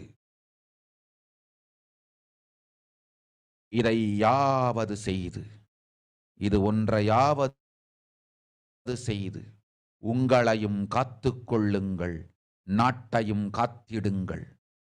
கோடிகளில் உயிர்கள் போகப் போகின்றது என்பதை நேரில் காண்பீர்கள். கண்ட பிறகுதான் நான் சொல்லும் வார்த்தையின் சத்தியமும் உண்மையும் உங்களுக்கு புரியப் போகின்றது. அழிவதற்கு முன் வந்து நவபாஷாண மருந்தை விருந்தாய்ப் பெற்று மரணத்திலிருந்து உங்களை காத்துக் கொள்ளுங்கள். மக்களே, இது ஒன்றே வழி. ஓம் ஓம் ஓம். பெருங்கருணை பேரருளால் அன்னை பராசக்தி அருளினேன் சத்தியத்தை. இந்த ஒரு சத்தியத்தை உடனடியாய் புரிந்து கொண்டு உங்களுக்கும் உலகத்துக்கும் நன்மை செய்து கொள்ளுங்கள். ஆதி கைலாசத்து நித்யானந்த லிங்கத்தின் எல்லைக்குள் ஆருக்கும் கொரோனா கொடுந்தொற்று தீண்டாது. இந்த சத்தியத்தை அனுபவபூர்வமாகவும் அறிவியற்பூர்வமாகவும் முழுமையாக நீங்கள் புரிந்து கொள்வீர்கள். இது நிரூபணமாகும்.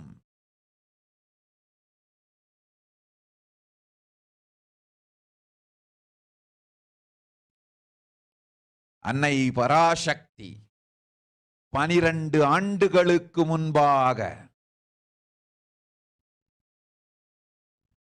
உள்ள ஞான ஔஷத சக்திகள் அனைத்தையும் பிரம்மாண்ட யோனி ஹிரண்ய கர்ப்பத்திலிருந்து கொண்டு வந்து உருவாக்கி வைத்த நவபாஷாண லிங்கம் இன்று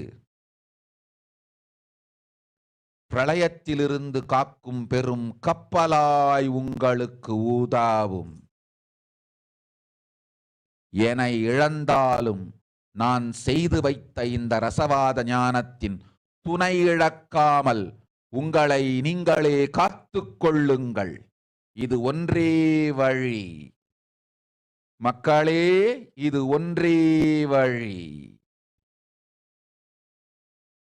ஓம் ஓம் ஓம் ஓம் ஓம்.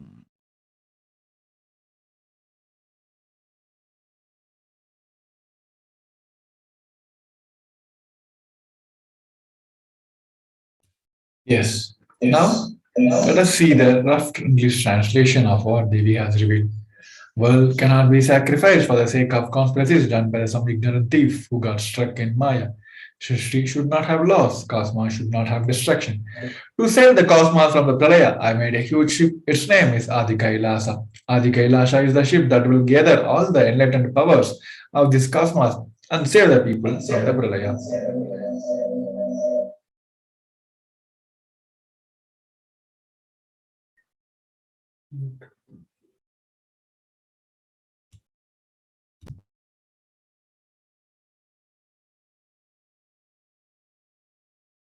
Sorry for taking glitch.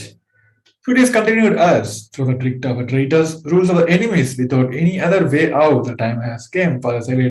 Greater signs of life can be realized with the greater ability to visualize.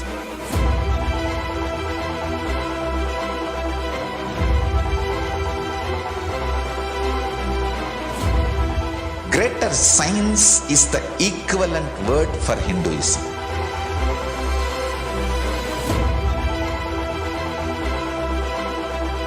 When you understand the greater science of life, greater courage, more possibility, more fearlessness, more joy, more bliss.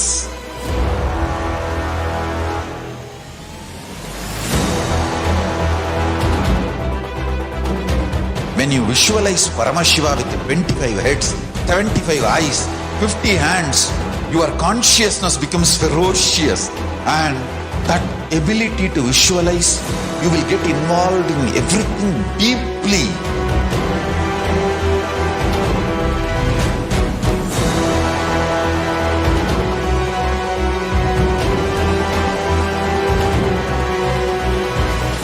Involved people are the most delicious, most sweet, most beautiful, most juiciest beings of planet Earth.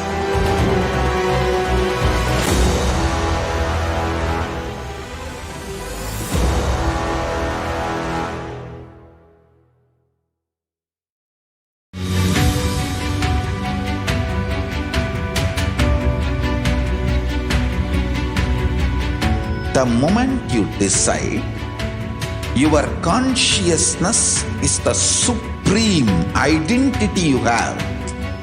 You will not empower your depression, your frustration,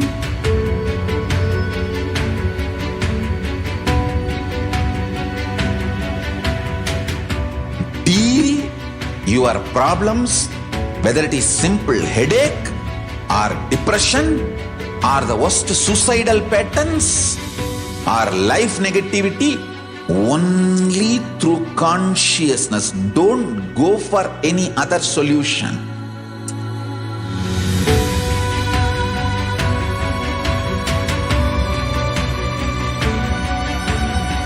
Don't keep stupid, toxic, life negative struggles inside.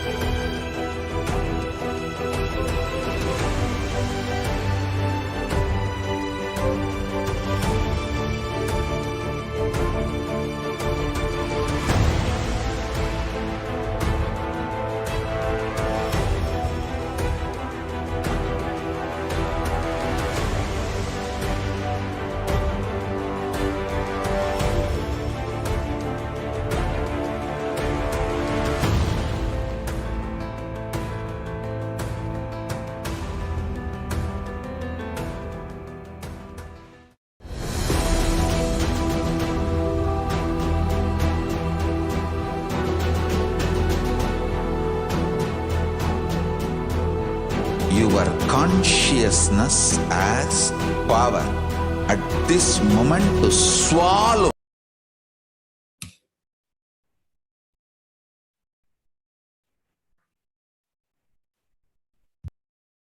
greater signs of life can be realized with a greater ability to visualize.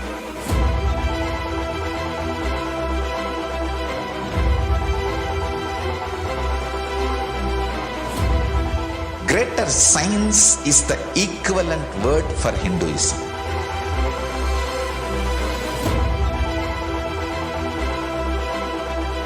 When you understand the greater science of life, greater courage, more possibility, more fearlessness, more joy, more bliss.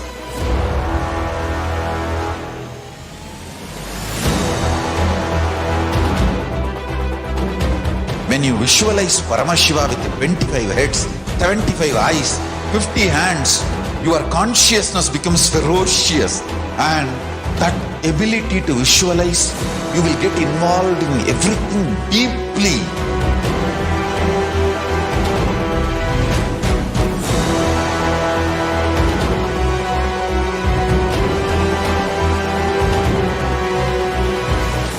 Involved people are the most delicious, most sweet, most beautiful, most curious beings of planet Earth.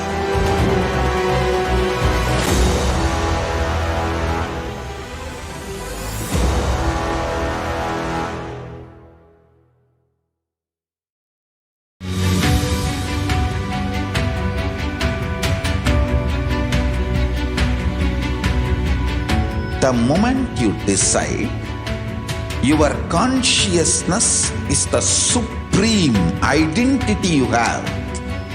You will not empower your depression, your frustration,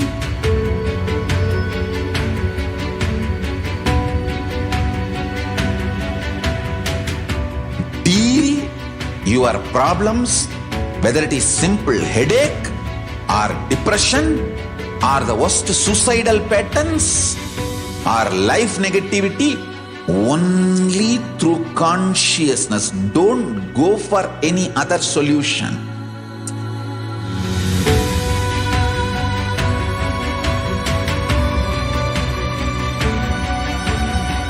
Don't keep stupid, toxic, life negative struggles inside.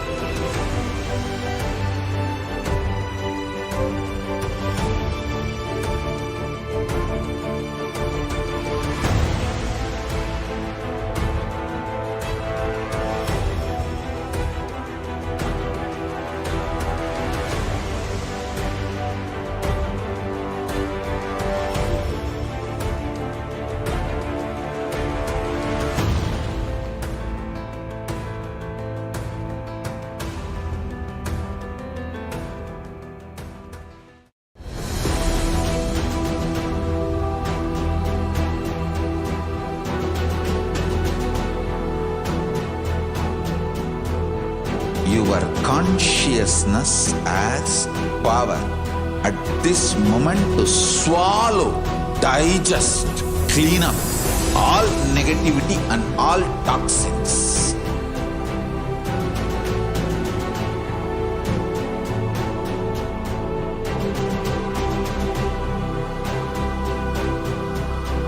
Develop a powerful will persistence. That's the most important asset for life.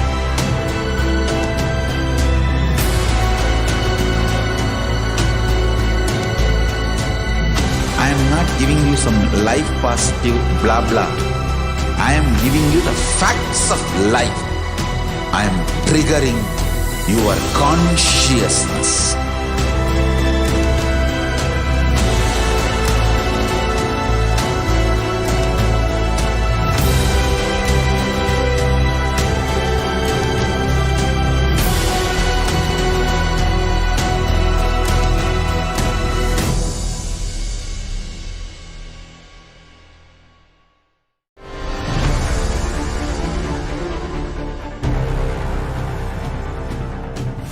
Time itself is nothing but your decision to struggle with the same rut.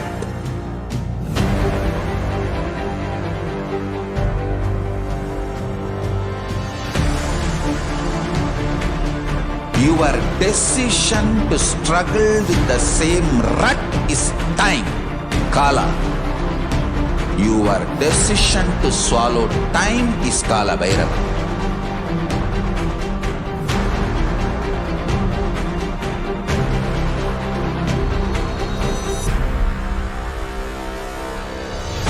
Stand. conscious woman or man. Be conscious being.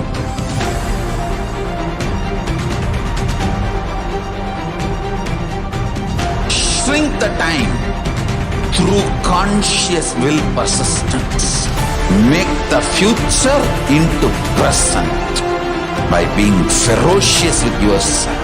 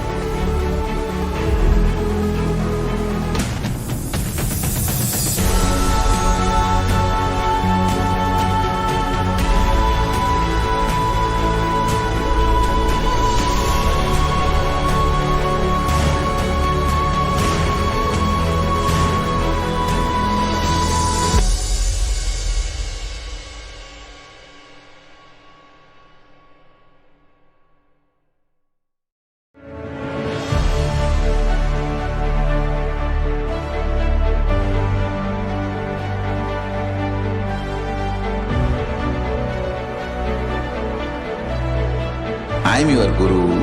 I will make you enlightened. It's my commitment.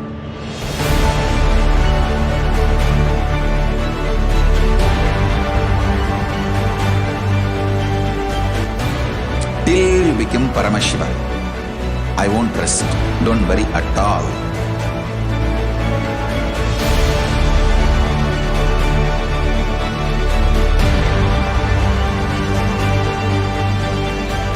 To all my disciples, I give you this as a boon.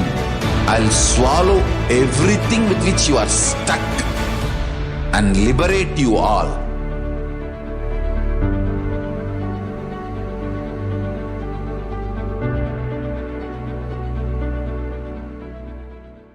Greater signs of life can be realized with a greater ability to visualize.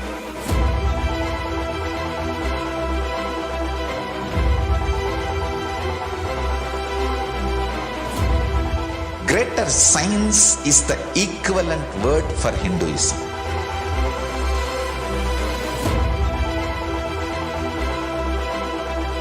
When you understand the greater science of life, greater courage, more possibility, more fearlessness, more joy, more bliss.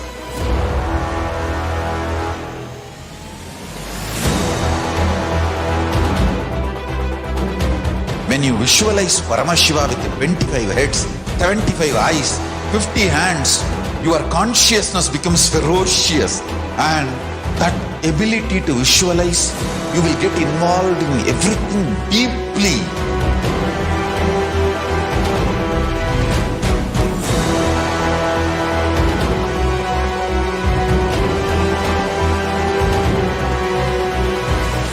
Involved people are the most delicious, most sweet, most beautiful, most juiciest beings of planet Earth.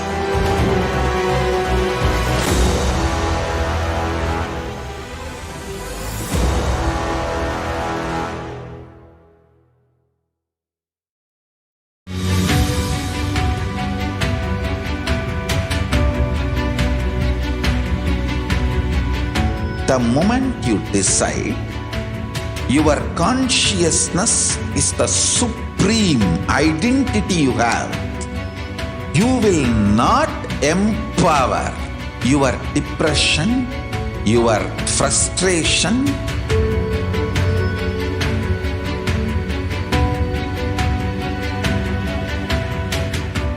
deal your problems, whether it is simple headache or depression are the worst suicidal patterns? Are life negativity? Only through consciousness. Don't go for any other solution.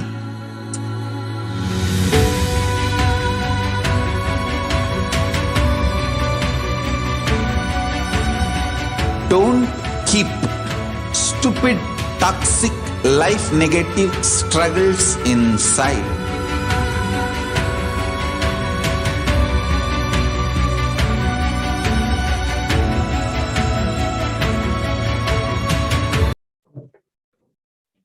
Yes, Nithyananda, welcome back. Sorry for the glitch.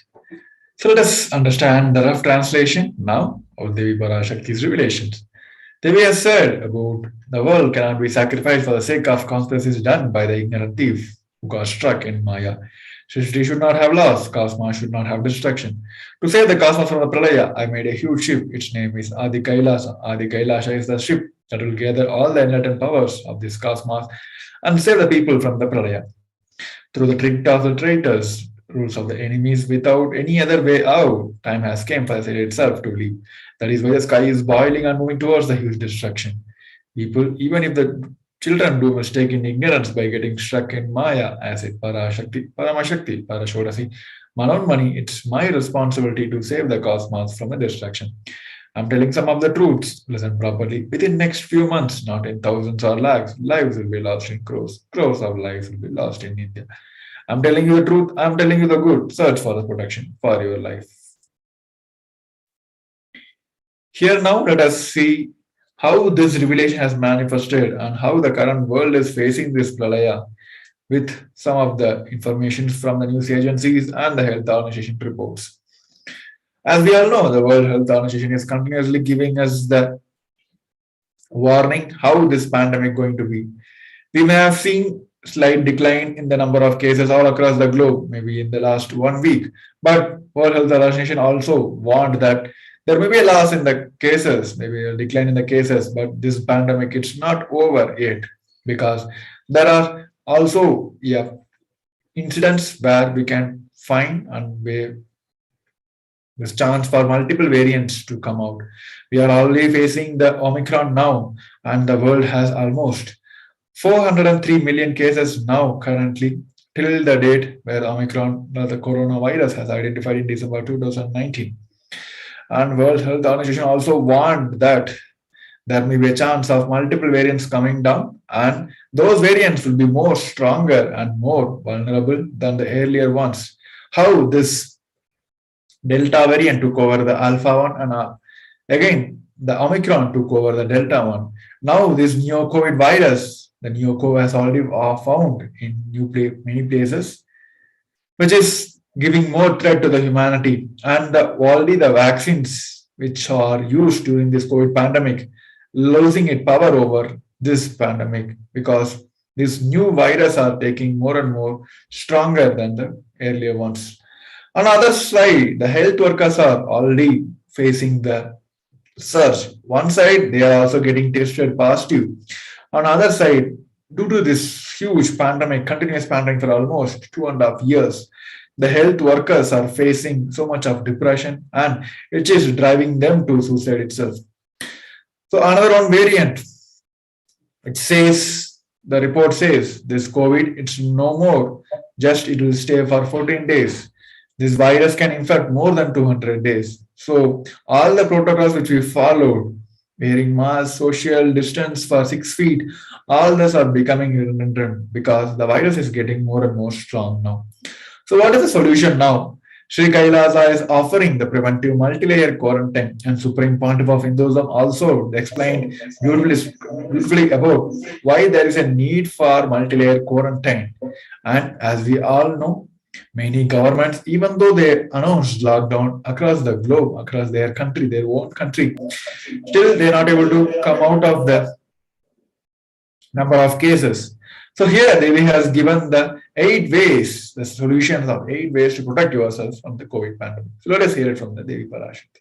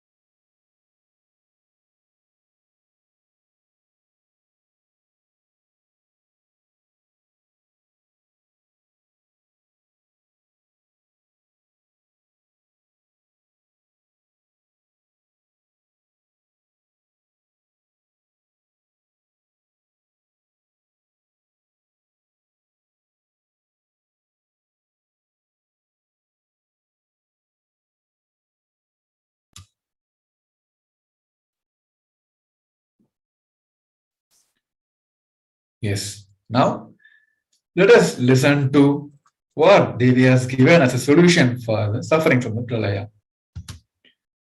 Devi has said, "Oh humans, don't be scared of the deadly infection, corona."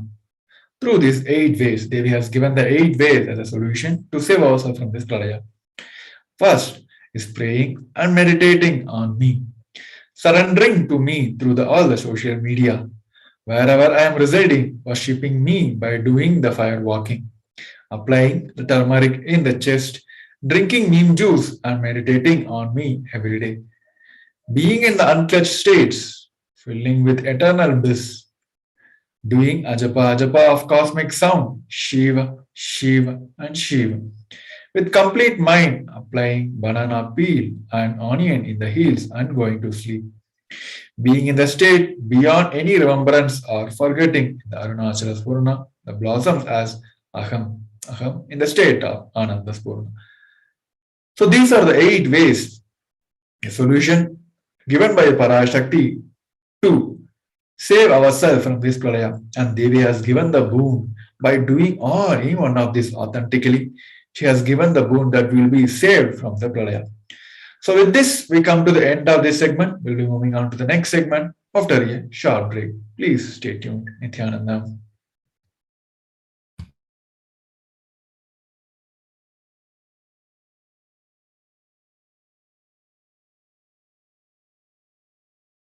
Greater signs of life can be realized with a greater ability to visualize.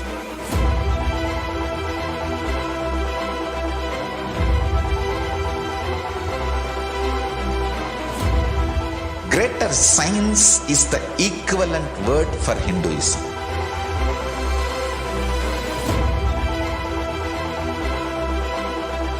When you understand the greater science of life, greater courage, more possibility, more fearlessness, more joy, more bliss.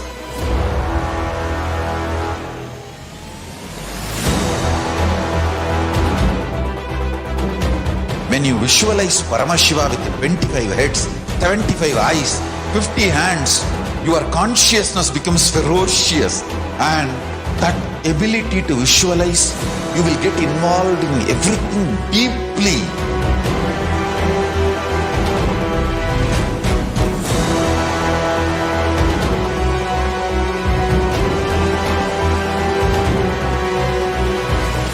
Involved people are the most delicious, most sweet, most beautiful, most juiciest beings of planet Earth.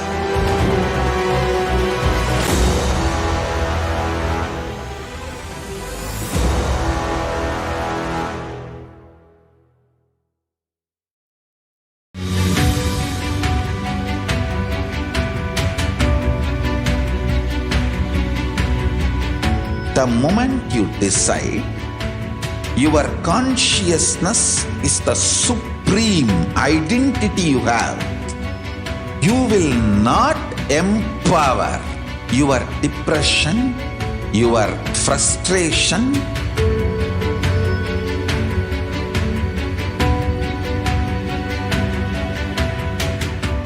deal your problems, whether it is simple headache or depression or the worst suicidal patterns or life negativity, only through consciousness. Don't go for any other solution.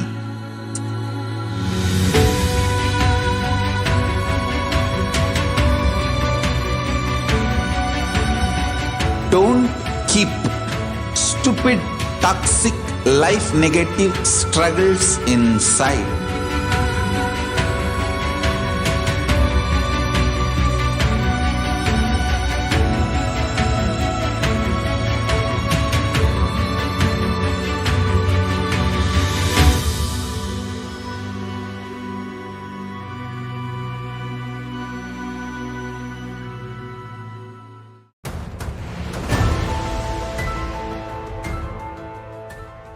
Yes.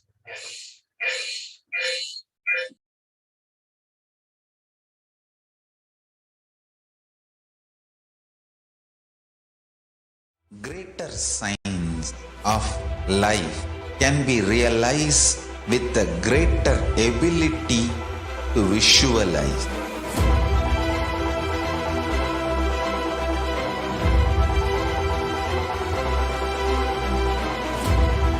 Greater science is the equivalent word for Hinduism.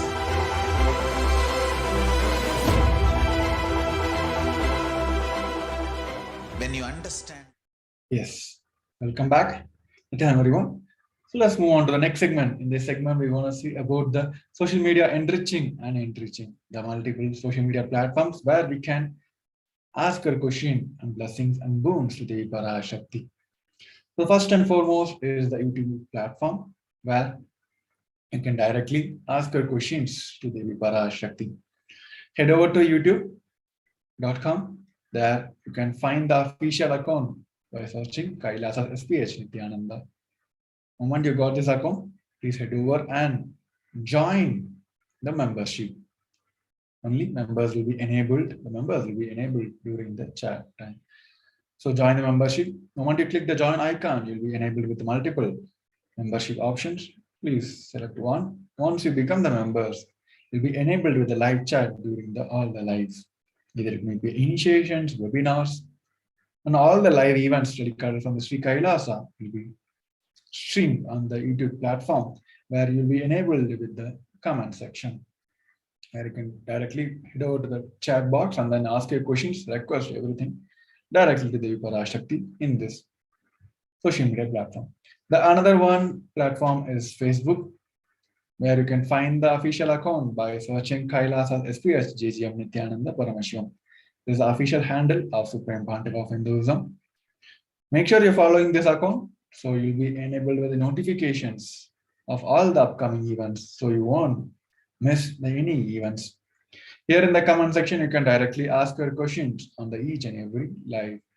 As we all know, the upcoming, the Paramashivoham level 3, the most weighted program, which is going to happen after 3 years, where we're going to enjoy the 21-day program directly from the Supreme Pontiff of Hinduism.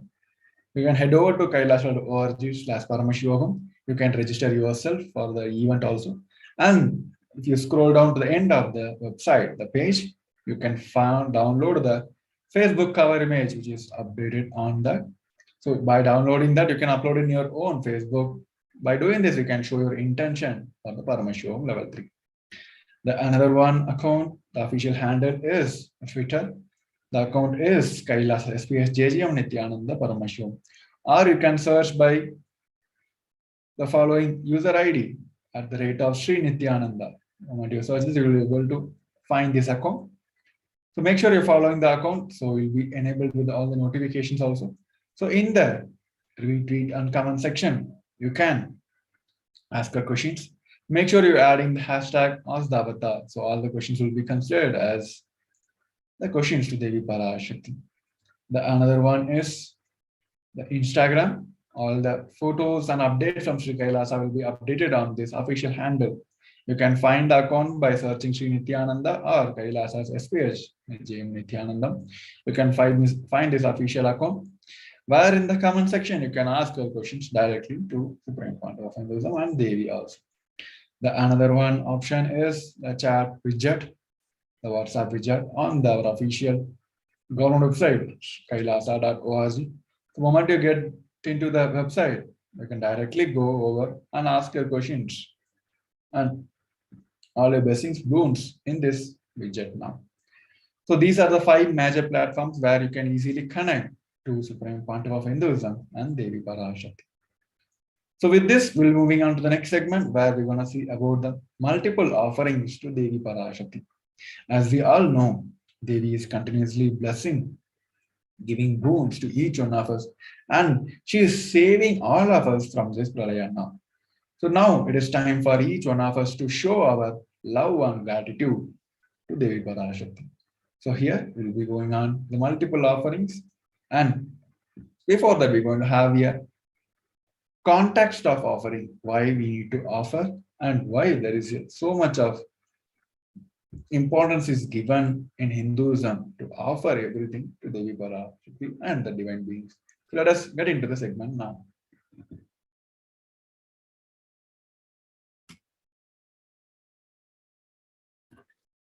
Nithyananda.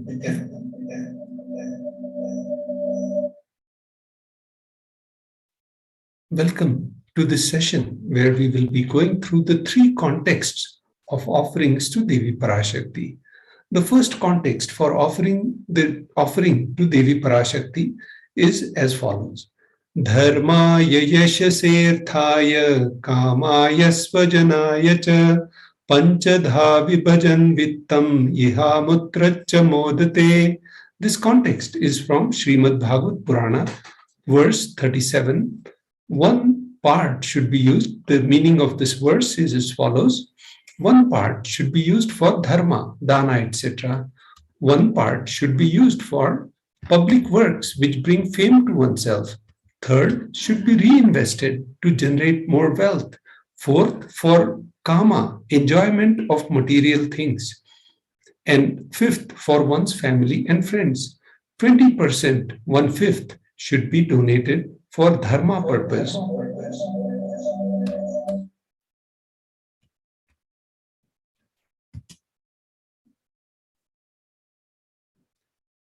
The next offering is giving the context about from what place, if you do the dana, it will be very valuable for you. So, grahe, the Shastra Pramana is as follows.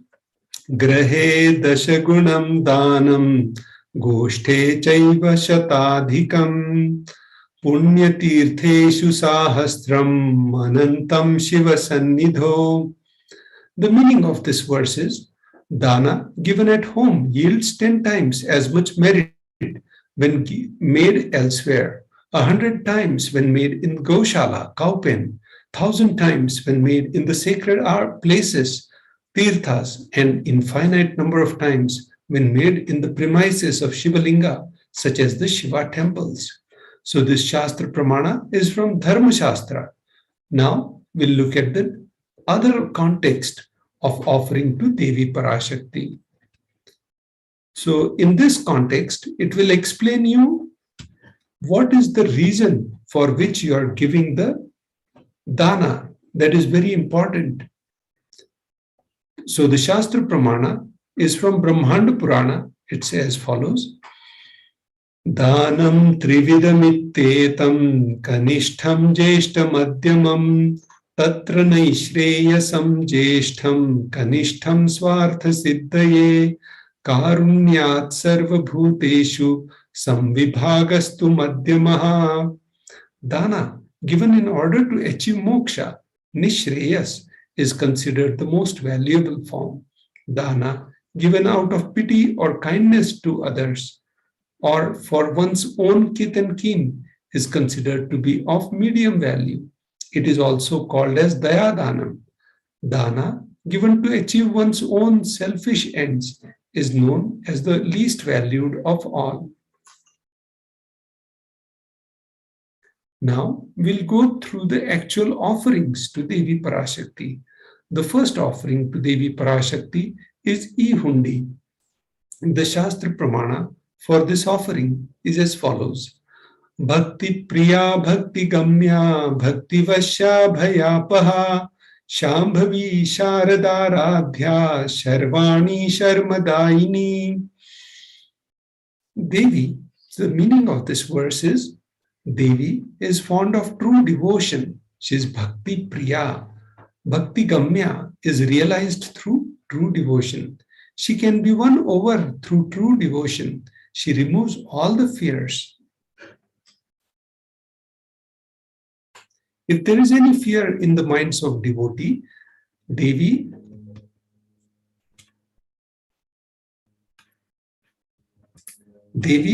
is sure to remove that fear. It is stated that Devi likes to be worshipped in autumn. Here, it is meant that autumn of our lives when thoughts turn more and more inward. The role of the divine is known and understood clearly. The need for more, the need for Devi worship becomes stronger. Shambhavi, consort of Shambhu, Lord Shiva. Sharadaradhya means worshipped by Sharada, Saraswati. Sharvani, wife of Lord Shiva. Linga Purana says, Dharmadaini, Devi, who bestows happiness and devotees on devotees. You can offer your gratitude and devotion to Devi Parashakti by offering your kanika, and your name shall be chanted out during the puja to Devi. The next offering to Devi Parashakti is Sankalpa chanting. The donation is $1. The Shastra Pramana for this offering is as follows. Tayye tanmoyate vishvam shaiva vishvam prasuyate saya chitta cha vijjanam tushtata riddhim prayashadi. The goddess, the verse number 34 from Devi Mahatmyam, chapter 12. The meaning of this verse is as follows. The goddess enchants this universe, and she herself gives birth to this universe. That goddess, being prayed without interest in anything, gives that knowledge that leads to salvation and gives wealth in materialistic sense.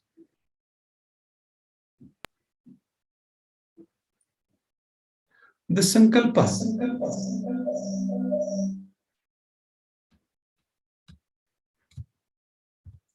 Offering the Sankalpa blesses the person offering with all fruition of desires and wishes he is yearning for.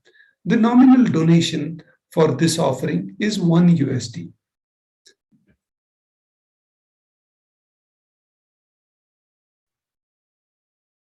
Now, let us see why there is so much of significance is given to the gold element in Hinduism. The gold is present in all scriptures, Agamas, Vedas, Shrutis, Smritis, Itigasas, and Puranas.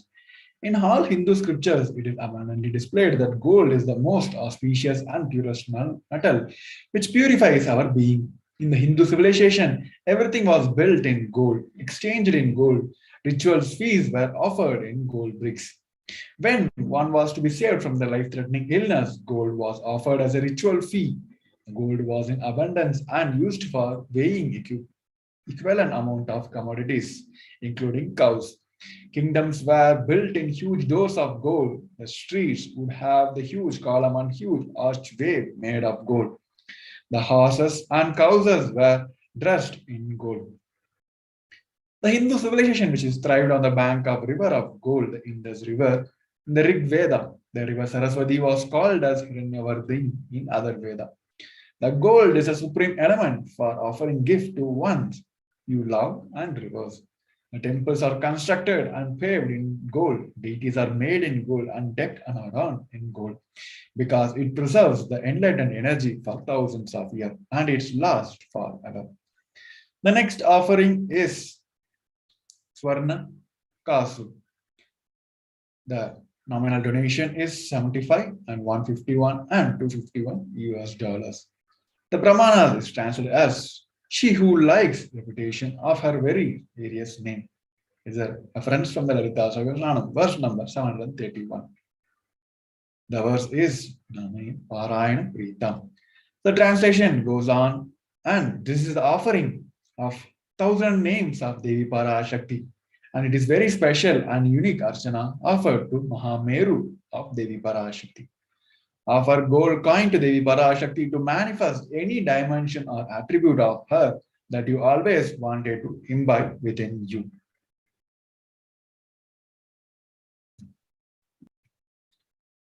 The next offering to Devi Parashakti is Mukta Anguthi, the finger ring with pearl. The donation is 251, 501, and 750 USD. The Shastra Pramana for this offering is as follows.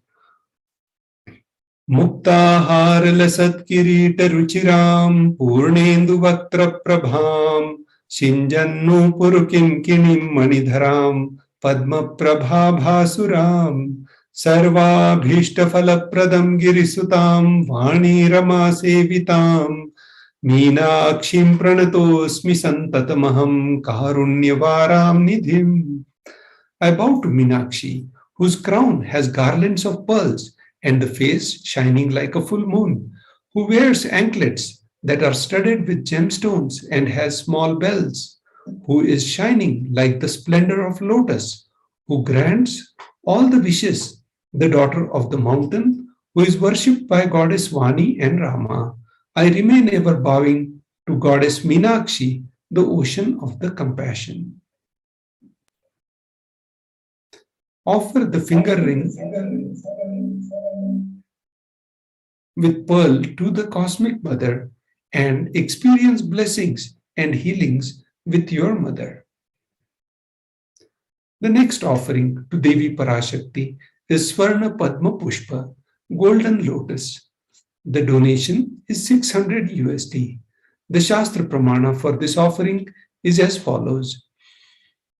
Ashtaviddeshwaropeta kumbhavarna samayutam sarve sasutra vastradhya hema pankaj bhushita sapidanas sakurascha pakva bilva phala prabha snapanadhyaya samsiddha pramanena samanvita.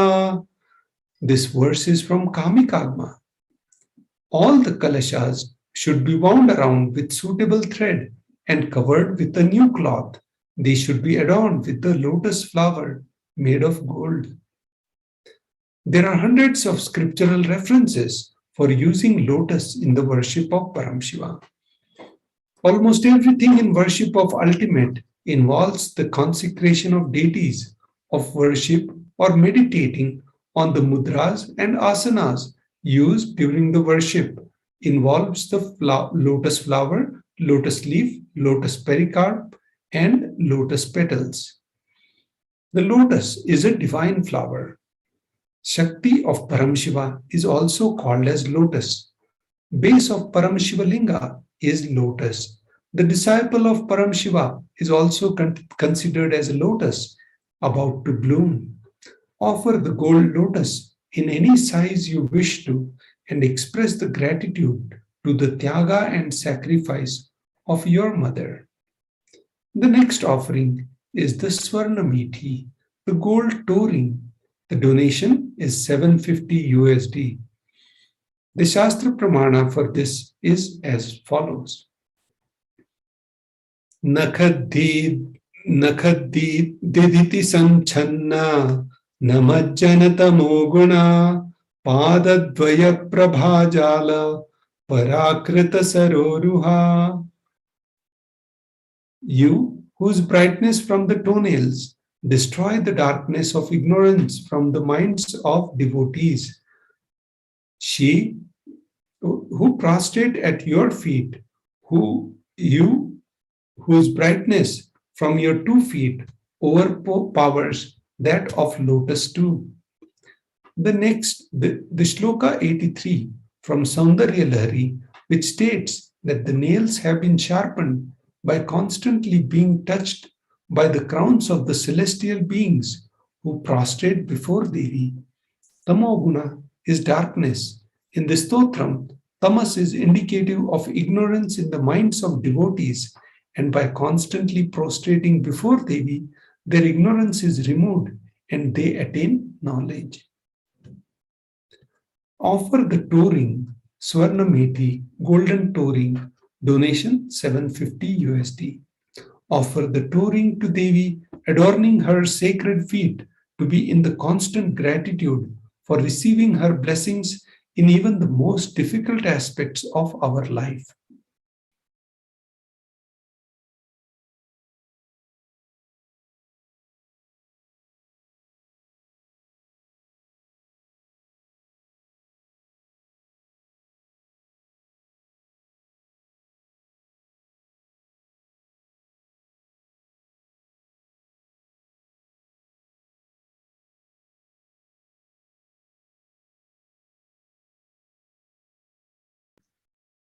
The next offering to Devi Parashakti is Swarna Mangatika, the gold hairline jewelry.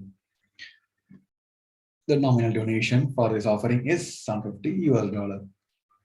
The reference said that she who makes nectar flow in all our nerves from Sagaswara, that is, she who gives the very pleasant experience of the ultimate. The Mangatika represents the nectar flowing from the Sahasrara Chakra, which is fully open.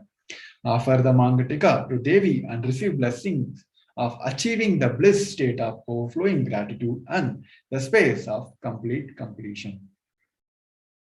Now, let us enter into the beautiful segment where we're going to see the offerings to our Guru, the beloved Guru, the Supreme Pontiff of Hinduism, Jagat Guru Mahasannidhanam, His Divine Holiness, Bhagavan Sri Nithyananda Paramashivam. First, let us understand some scriptural reference which glorifies why we should offer to our Guru. The Kularna Tantra, the chapter 12 and verse 12 is said, there is no mantra higher than Paduka. No God is higher than our Guru. No initiation is higher than the Shakti. And no merits higher than the Kula worship.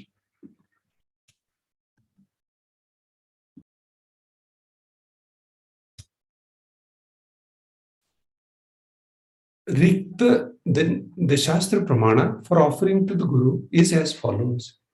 Rikta hastascha nopeya drajanam devatam gurum Falapushambharadini yatha shakya samarpayet.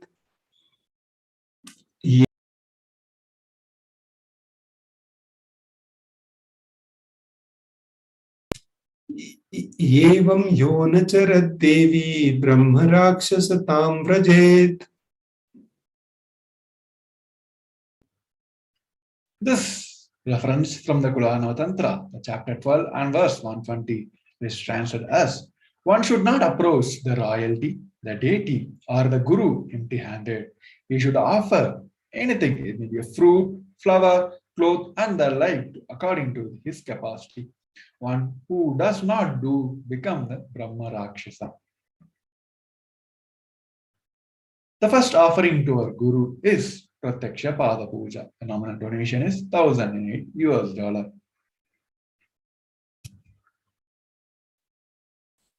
Koti koti mantra japat, koti tirthavagahanat, koti devachana devi, parashri paduka smriti. The translation goes as, Ho Devi, remember this Paduka, which yields infinitely greater merit than billions and billions of mantra japas, billions and billions of pilgrimage, and billions of worship. We have seen in Hinduism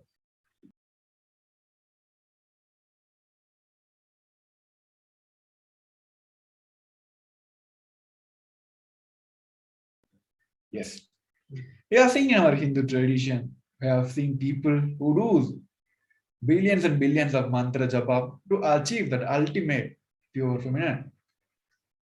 And we have seen people who are doing billions and billions of pilgrimage and billions of worship to achieve that ultimate, the Brahman, the ultimate consciousness. How here the Kularna Tantra, 12th verse number 5, has said, this remembering the Paduka of the Guru gives the infinitely, which is greater than all the mantra japas or pilgrimage and the billions of worship. The next offering is the Vastra Seva. The Shastra Pramana is as follows. Nakhadaditi sanchanna namajjanatamo guna padadvaya prabhajala parakrita saroruha. The translation goes as, the illuminating splendor of Devi is so nice, the darkness of ignorance in the devotees portraying as her feet. Her feet defeat the lotus in the beauty. Now here we have the wonderful Paramashivoham level 3, which is going to happen on coming March 1st to March 21st. This most awaited program, which is happening after almost 3 years now, where we're going to have the 21 days immersive awakening program, which is directly conducted by the Supreme Pontiff of Hinduism, where we're going to teach you the science of manifesting the ultimate consciousness in you. This Paramashivoham, Supreme Pontiff of Hinduism, said he will be going to give the experience of 25 states of consciousness, vertical time zones, and power stations. As we seen the last webinars, all the groundbreaking webinars, Swamiji has already started giving the experience of the higher lokas and multiple dimensions. So join us to this grand event. You can head over to kailasa.org/Paramashivoham. You can directly head over, finish your registration, and finish the Guru Dakshina for this Paramashivoham level 3. If you are facing any struggle, please show your intentions and please face your struggle. So Supreme Pontiff of Hinduism also given the blessing and boon to each one of us who start the intention to the Paramashivoham. Everyone will be blessed to attend the Paramashivoham. All the struggles will be cleared. It may be a health, wealth, whatever reasons we may got struck, and then you feel which is the reason which you got struck to, which become the barrier for this Paramashivoham. As we all know, it is an online program, so there is no travel restrictions. You can sit in your very comfort zone in your very home, and you can attend this program. So make sure you can head over to the kailasa.org/Paramashivoham, the link which is already in the scroll. Also, you can directly head over to the page and then you can register for the event. Here, the same page has the Facebook cover image also.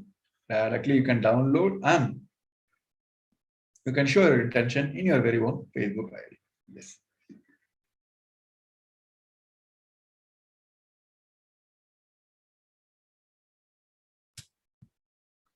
Now we'll go through the offerings to Devi Parashakti.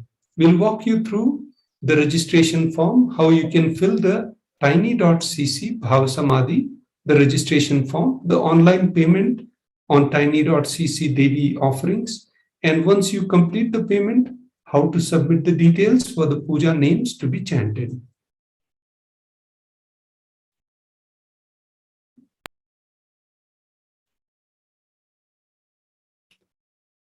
In this video, we'll walk you through all these steps. So the first step is tiny.cc/Bhavasamadhi. So once you click on that, you can fill your intentions for whichever program you want.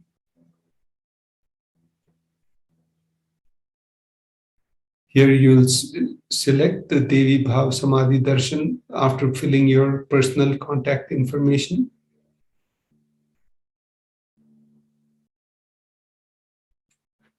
In the Parashakti Bhav Samadhi Darshan, you can see all these different offerings are there, and you can select the offering you want to perform and also put the quantity. You can add, reduce the amount of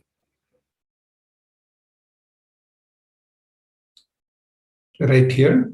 You can change the quantity.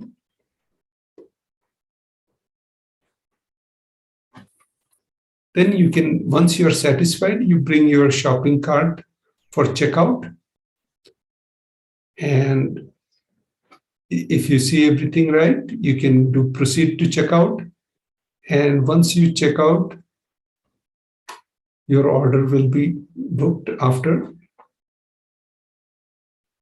the payment is done. Now we'll go through the Sankalpa chanting. You can do the Sankalpa on tiny.cc/Sankalpa 2021. So here you'll put the names to whom you want to offer the puja and their family details, your family details.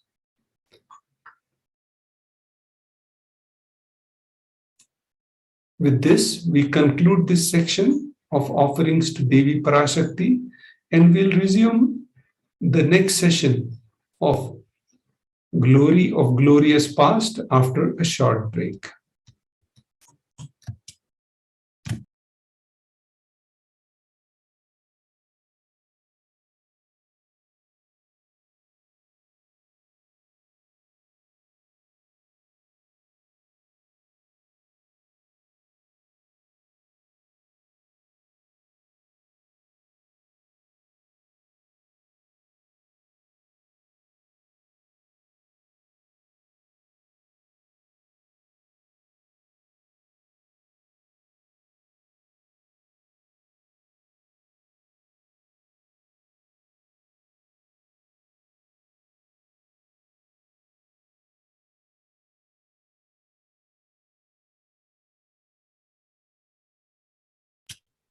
So in this section, just now you saw how you can do the different offerings to Devi Parashakti. And here also you will see the different ways of today Supreme Pontiff of Hinduism gave us the powerful initiation of the Shodasi, the 16 syllable mantras, and he explained the context of how the Guru gives the initiation and the importance of Guru-disciple relationship. And he explained the beautiful story from Shiv Purana, where how Shiva, Paramashiva and Sati, that story.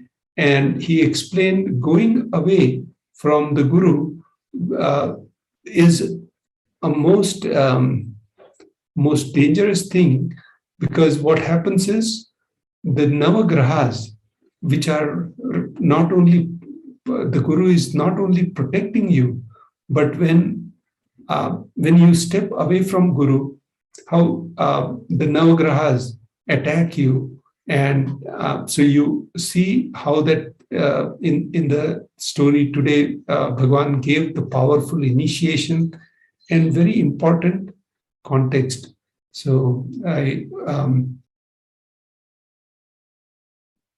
Yes, thank you, Sanatana Maharaj, for sharing the wonderful story which Supreme Pontiff of Hinduism gave in the today's segment. As we all know, every day we're going to have the multiple initiations. Swamiji going to give the multiple Sri Vidya initiation on the upcoming days. So don't miss any of the initiations, which all are the Paramashivoham initiations. That is preparing our very consciousness is to receive all the 108 powers of Paramashiva and all the higher loka experience before the Paramashivoham itself. So don't miss any of those initiations. So with this, we come to the end of the segment. We'll be moving on to the next segment after a short break. Please, everyone of you, stay tuned. Nithyanandam. Greater signs of life can be realized with a greater ability to visualize.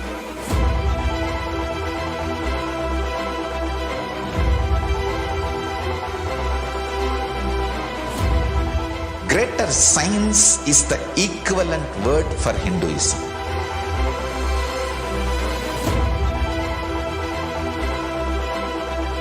When you understand the greater science of life, greater courage, more possibility, more fearlessness, more joy, more bliss.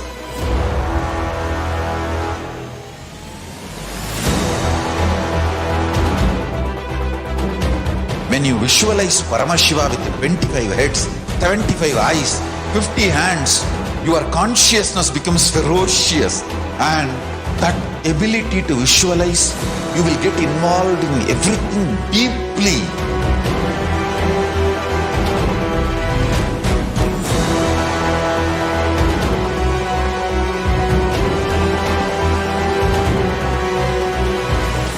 Involved people are the most delicious, most sweet, most beautiful, most juiciest beings of planet Earth.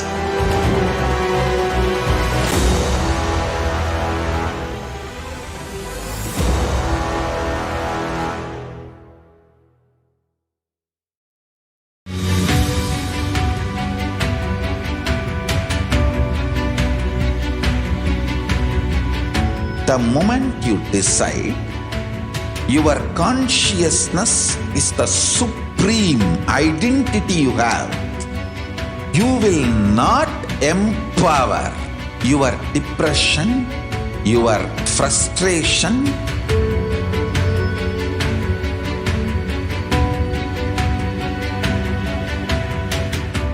deal your problems, whether it is simple headache or depression or the worst suicidal patterns or life negativity, only through consciousness. Don't go for any other solution.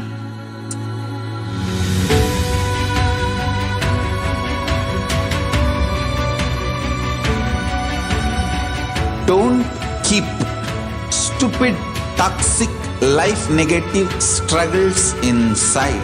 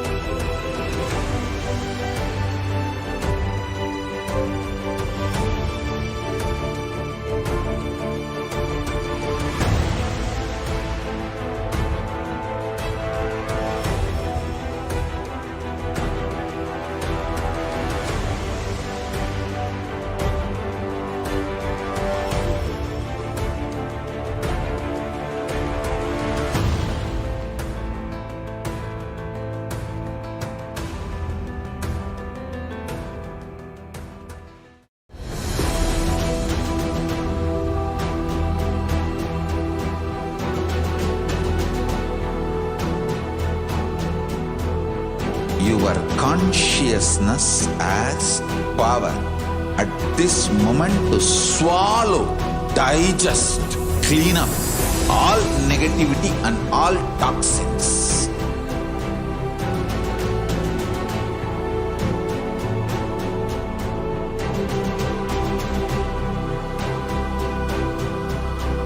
Develop a powerful will persistence.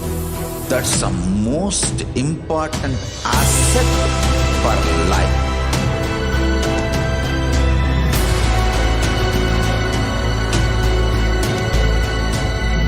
I am not giving you some life positive blah blah. I am giving you the facts of life. I am triggering your consciousness.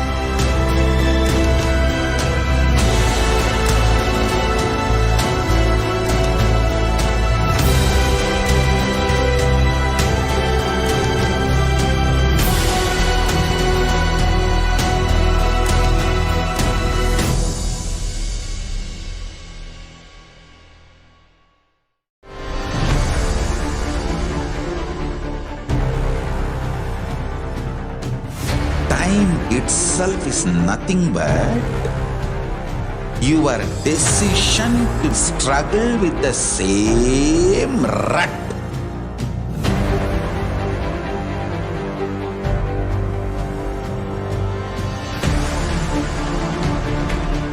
Your decision to struggle with the same rut is time, Kala. Your decision to swallow time is Kala Bhairava.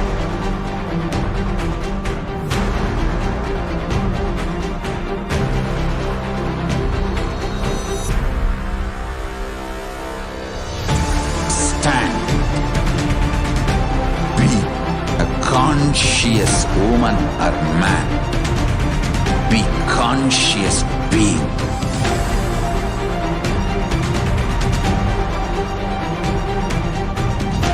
Shrink the time through conscious will persistence. Make the future into present by being ferocious with yourself.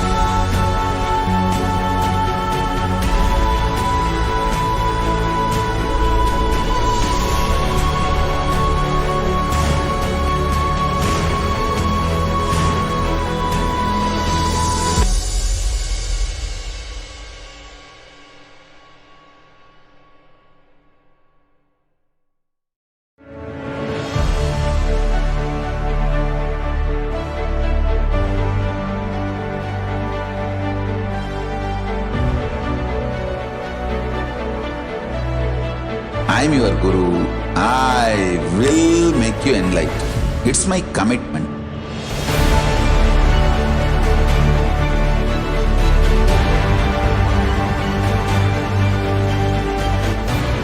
Till you become Paramashiva, I won't rest. Don't worry at all.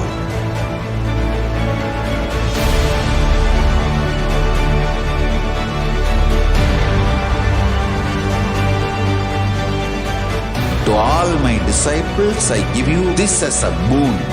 I'll swallow everything with which you are stuck and liberate you all.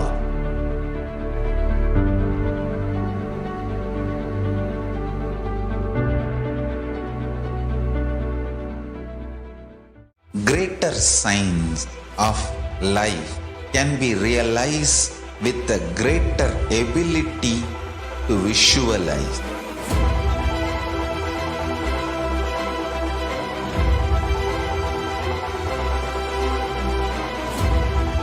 greater science is the equivalent word for Hinduism.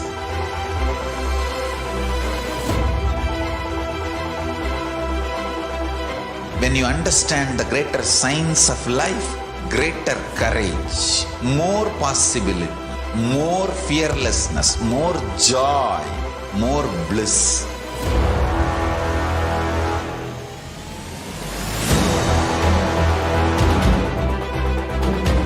When you visualize Paramashiva with 25 heads, 75 eyes, 50 hands, your consciousness becomes ferocious, and that ability to visualize, you will get involved in everything deeply.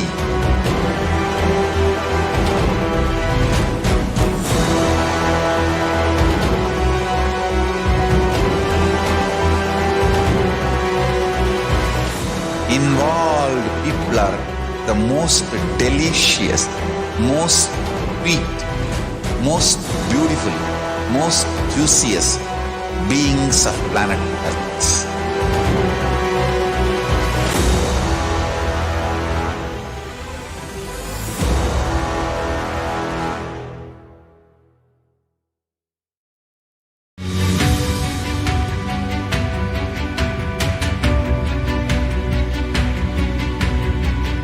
The moment you decide, your consciousness is the supreme identity you have.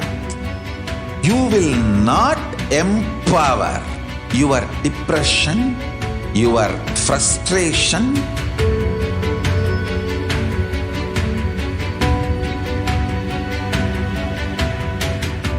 deal your problems, whether it is simple headache or depression or the worst suicidal patterns or life negativity, only through consciousness. Don't go for any other solution.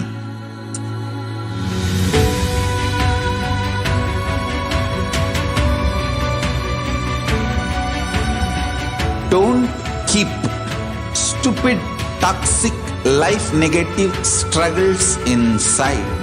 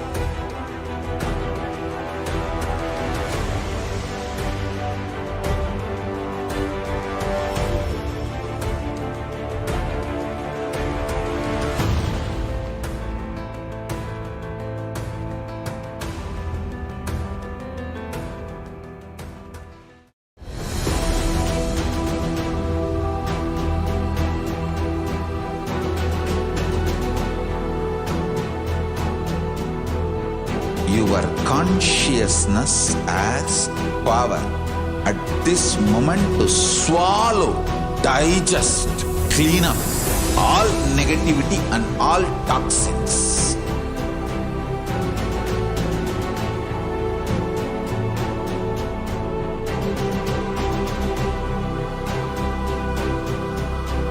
Develop a powerful will persistence. That's the most important asset for life.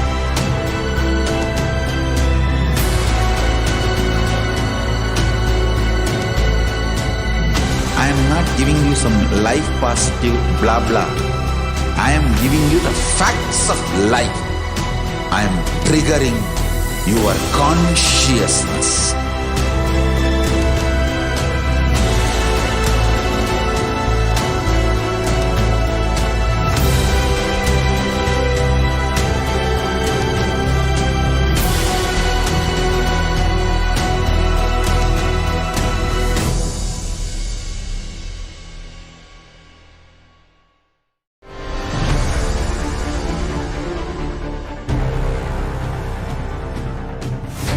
time itself is nothing but your decision to struggle with the same rut.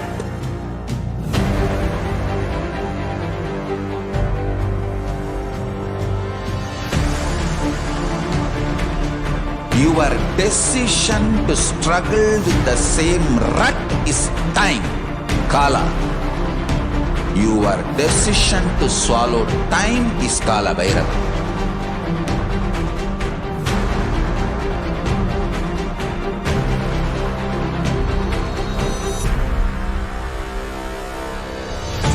Stand.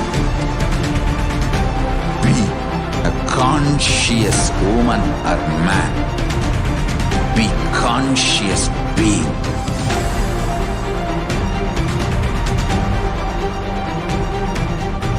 Shrink the time through conscious will persistence.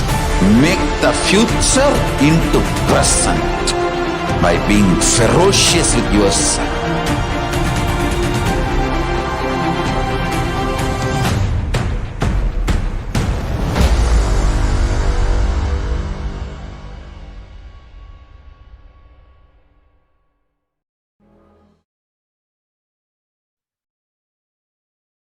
Yes, welcoming each and everyone back, welcoming you to this segment of Glimpses of the Glorious Past on the 10th of February.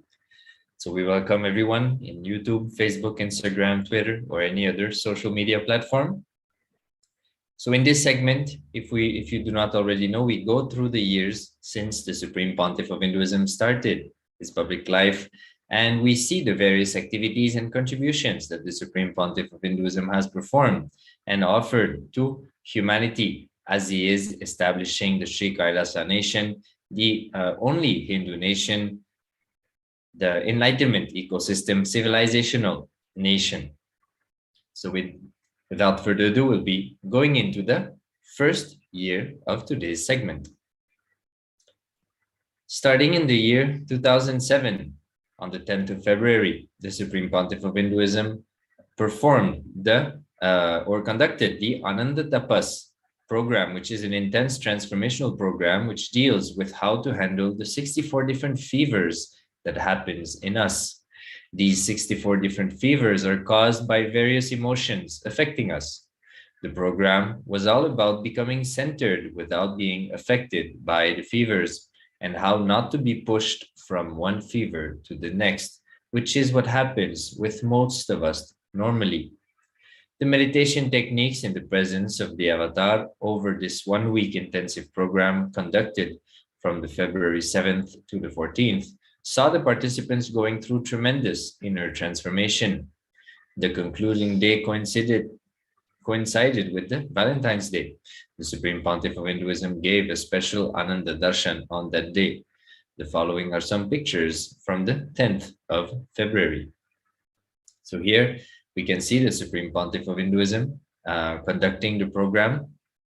And interesting picture on the right side, we can see the Supreme Pontiff of Hinduism with disciples and the participants on the ground going through the one of the Ananda Tapas meditation. So you can see the devotees seated, surrounded by fire, that burning charcoal. And this is a process that the Supreme Pontiff of Hinduism made the participants go through to experience that space that we mentioned a little bit earlier, the space where we are not affected by the various fevers, the space from which we can break free from the cycle of being pushed from one fever to the other. In this program, the Supreme Pontiff of Hinduism expanded on the 64 different fevers that happens in humans, and how we have to reach, or how we can enter into the space where none of these fevers can touch us. And we are in the space of unclutching, we are in the space of oneness with Paramashiva, beyond the ups and downs of the human, the normal human behavior and life. So we can see these few amazing pictures. Here we have a few more pictures. The Supreme Pontiff of Hinduism welcoming Basavaraj Desikendra Raj Swamigal, who visited the Adi Kailasa Vididi Dhyanabhitam. So here we can see the Supreme Pontiff of Hinduism welcoming the Swamigal and spending time with him, connecting and sharing, exchanging words, the vision, and the various contributions. The Supreme Pontiff of Hinduism has always been connecting and reaching out to the various Hindu leaders as he is reviving that ecosystem. So here we have two pictures of the Supreme Pontiff of Hinduism doing just that.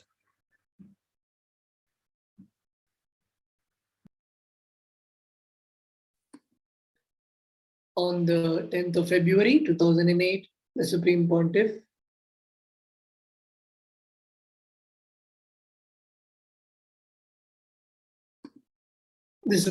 of Hinduism conducted a Kailasavasi presidential meeting in Adi Kailasa, receiving Kovilur Mutt Swami. Here we can see the Supreme Pontiff of Hinduism giving the address to the Adi Kailasa-vasis. The Kailasa-vasis are those beings who have given up the worldly life or the materialistic life and have dedicated their life for sannyas or any of the ashramas in the Adinam. It can be the sannyas, sannyasinis, the brahmacharis, brahmacharinis, grihasthas, vanaprasthas.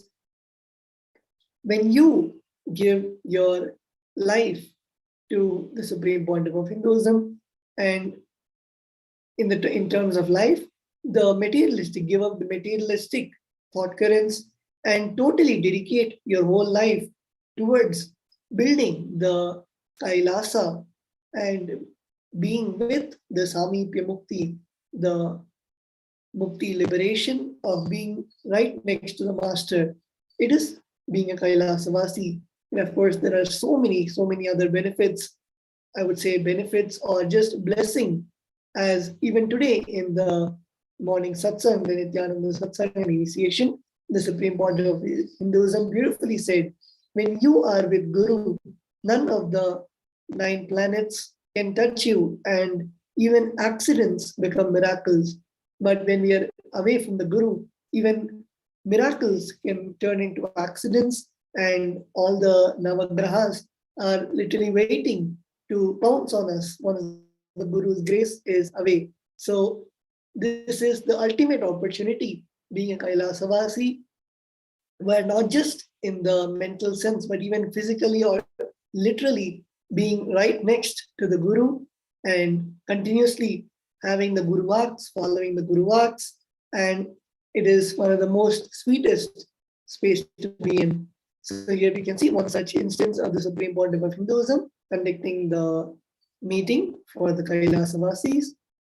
And here we can see the Supreme Pontiff of Hinduism receiving the Kovilur Mutt Swami, as said by Ashtoshananda Maharaj. The Supreme Pontiff of Hinduism continuously over the years is bridging the various sampradayas of Hinduism. As many of us know, the Hinduism itself has so many sampradayas, the lineages, and not just in the broad classification of Shaivism, Vaishnavism, but even in Shaivism, there are more than 108 branches. So bridging all of these together, as finally everything leads to the ultimate Paramashiva, and bridging all of the sampradayas together, meeting the various leaders, meeting the various pontiffs of Hinduism, and the Supreme Pontiff of Hinduism is sharing this broad vision of Sri Kailasa, the enlightened Hindu civilizational nation, and sharing the various different achievements, breakthroughs with everyone, and in turn receiving what they have contributed to Hinduism also, and sharing the ideas. So here we can see the Supreme Pontiff of Hinduism receiving one such pontiff of Hinduism.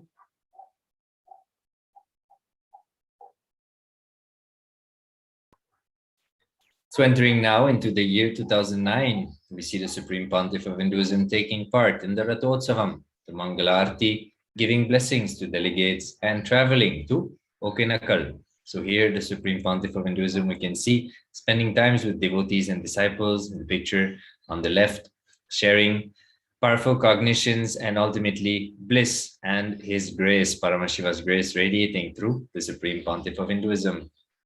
The Supreme Pontiff of Hinduism even said that in this body that he assumed and that we can all relate to, he is created a new Diksha, which is the Smile Diksha. So we have a glimpse of this Diksha from the Supreme Pontiff of Hinduism in the picture on the left side. On the right side, we can see the Supreme Pontiff of Hinduism relating to each and every one, attending to them individually, all the devotees, disciples, followers, giving them blessings, attending to their questions, their prayers, their requests, giving them blessings, and ultimately giving them the darshan, the physical touch, allowing the purification of the biomemory and muscle memory to happen in each and every one.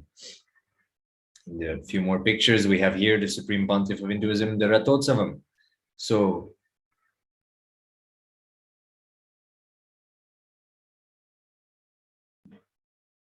the Supreme Pontiff of Hinduism has been reaching out to people in all possible ways. One of the big activity that the Supreme Pontiff of Hinduism conducted in the year 2009 and 2010 is the Rathotsavam. So here we can see the presiding deities, Nithyanandeshwara, who is Paramashiva himself, and Nithyanandeshwari, who is Parashakti herself, being brought to the people in the mobile Garbha Mandir. So we can see the deities as well as the Guru Murti at the bottom. So we can see the deities being brought to the people and the Supreme Pontiff of Hinduism blessing each and every one. The Supreme Pontiff of Hinduism said that when the deities see you, it is extremely auspicious and all the karmas get burnt. So making sure that the deities see the people is something which is very important in authentic Hinduism. So here we can see the Supreme Pontiff of Hinduism bringing the presiding deities to the streets, to the people, so that the people can relate with them, seek their blessings, receive their grace, and get their karmas cleared.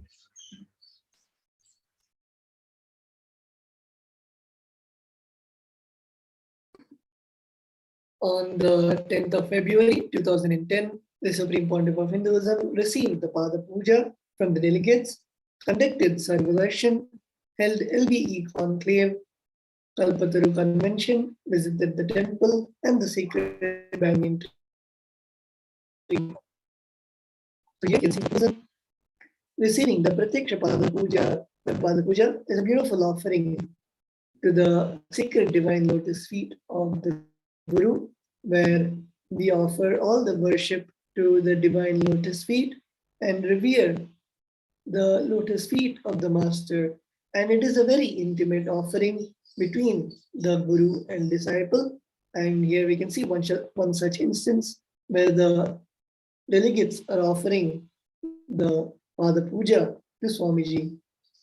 And the Supreme Pontiff of Hinduism is also giving the and holding the LBE conclave, the program where the Supreme Pontiff of Hinduism is directly teaching the participants, guiding the participants on the various aspects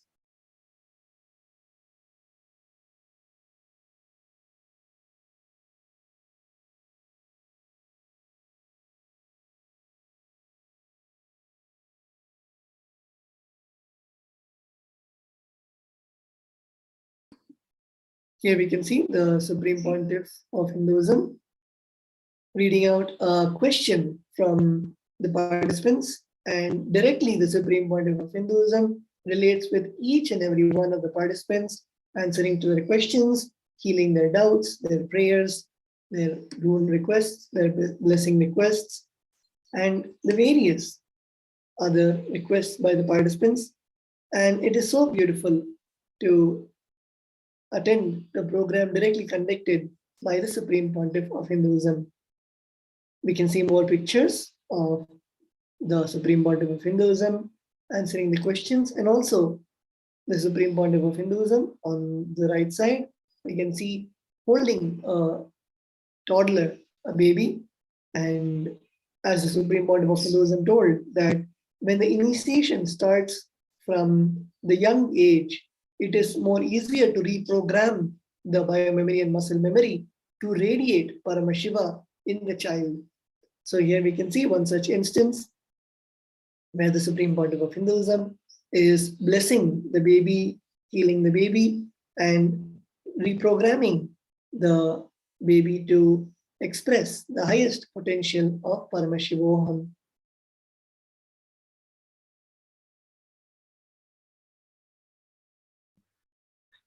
We'll be now entering into the year 2011 on the 10th of February and listen to a short excerpt of the presidential address that the Supreme Pontiff of Hinduism gave on the Patanjali Yoga Sutras. So the Supreme Pontiff of Hinduism has expanded on various Hindu scriptures, mapping that ultimate subtle truth revealed in the various sutras in a way that we can relate to without distortion from the exact same space from which these sutras were revealed.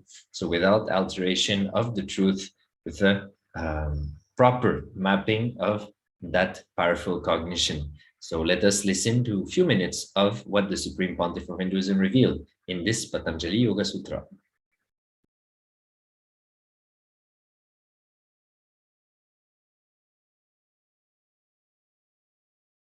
This guy, how can me be the ultimate? I should contemplate and think. He goes and starts contemplating. He is a seeker. Third guy comes. He asks, what is the truth? Rishi says, you are that. Then he sits and analyzes. My body cannot be the ultimate. My mind cannot be the ultimate. Oh, I think the consciousness which I experience as me is the ultimate. He becomes enlightened. Same word can create different effects on different persons.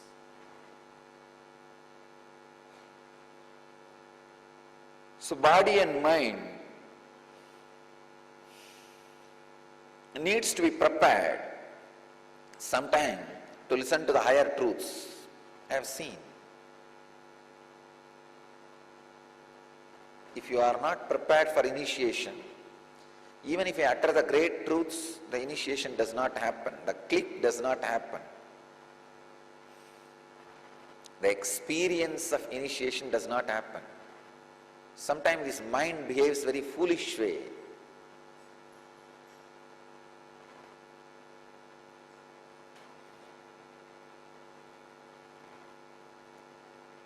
Experience of samadhi can happen just by listening to the word if your body and mind is prepared. If not, impossible. Let's enter into the sutras.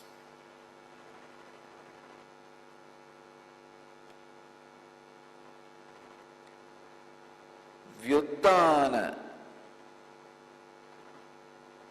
Nirodha Sanskarayo Abhibhava Pradurbhavau Nirodha Kshana Chitta Anvaya Nirodha Parinamaha.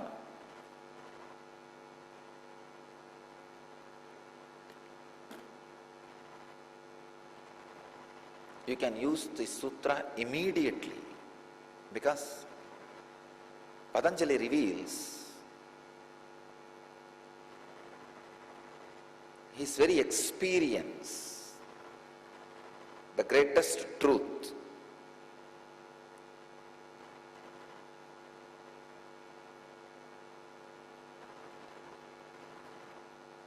The gap between one thought and the other thought, in the gap, your self, Atman, shines automatically.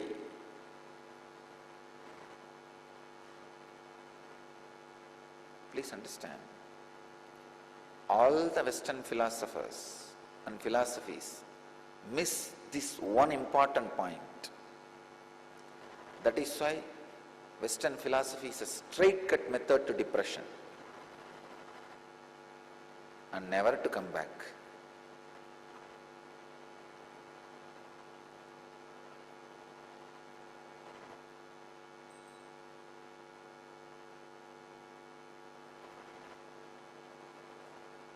It's a very important truth or a major difference between the Western philosophies and the Indian spirituality.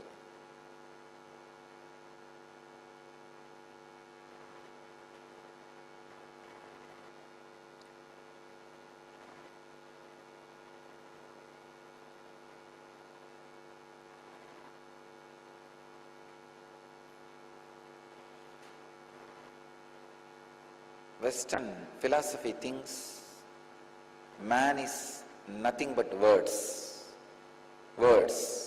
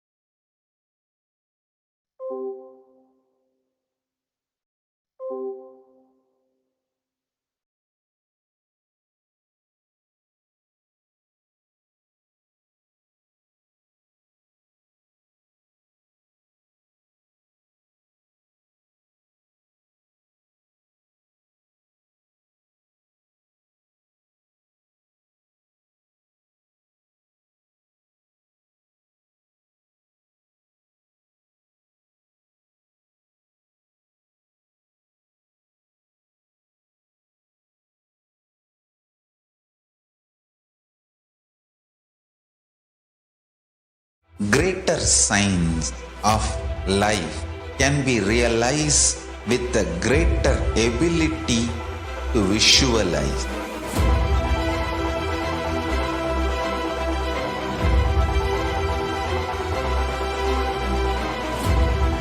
Greater science is the equivalent word for Hinduism.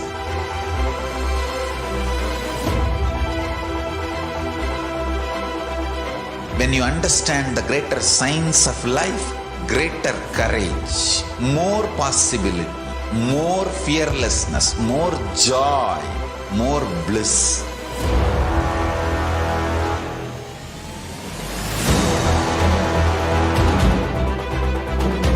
When you visualize Paramashiva with 25 heads, 75 eyes, 50 hands, your consciousness becomes ferocious, and that ability to visualize, you will get involved in everything deeply.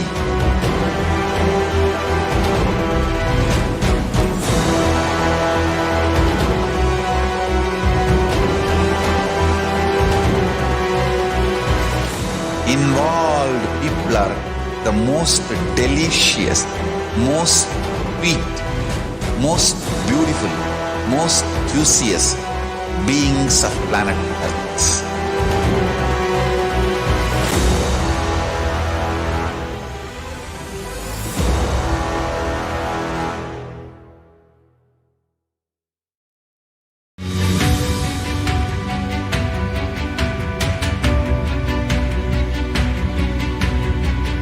The moment you decide, your conscious. Yes. So sorry for this technical glitch. So we heard a little bit the Supreme Pontiff of Hinduism expanding on this Patanjali Yoga Sutra and sharing a little bit about how the Western philosophies thinks or operate from the cognition that man are nothing but words. But in the Eastern mysticism, that is not the case. They experience the space which is beyond words, and that is from where the truths are revealed. So we invite each and everyone to go and listen to this discourse, this address by the Supreme Pontiff of Hinduism. You can go on Nithyanandapedia and type this date, and you'll have the link to this address from the Supreme Pontiff of Hinduism, where you can have deeper insights about this difference between the Western philosophies and the Eastern mysticism.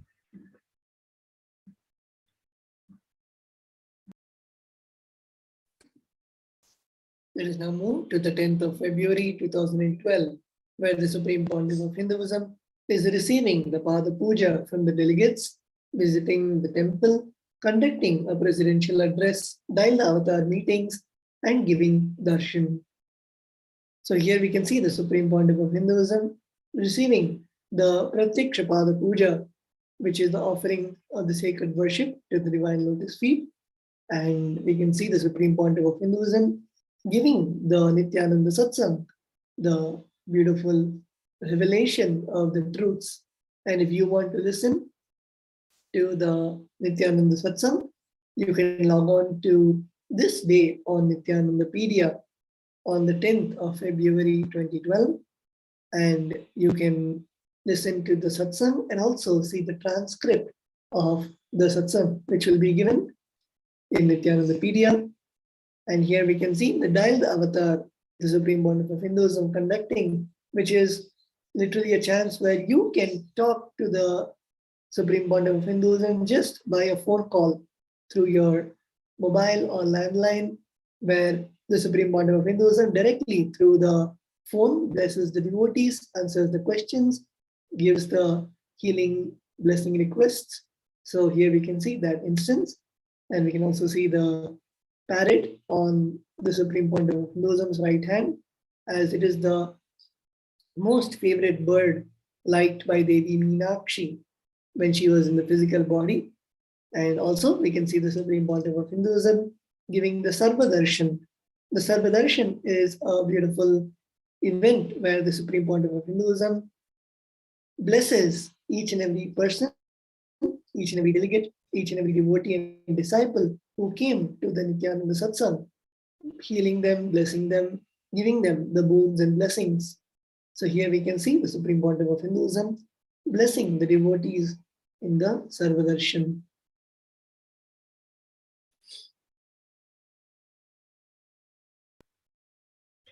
So we are entering now into the year 2013 on the 10th of February. We have a wonderful picture of the Supreme Pontiff of Hinduism with a turban made of Rudrakshas. The Supreme Pontiff of Hinduism describes the event of the Mahasnan, the great ceremonial bath in the Ganga River. Today, the Mauni Amavasya, the new moon on which it is believed that the universe was created. It is the most auspicious day of the entire Kumbh Mela Hindu River Festival. The Supreme Pontiff of Hinduism was the first spiritual leader to lead his followers into Ganga for the Snan.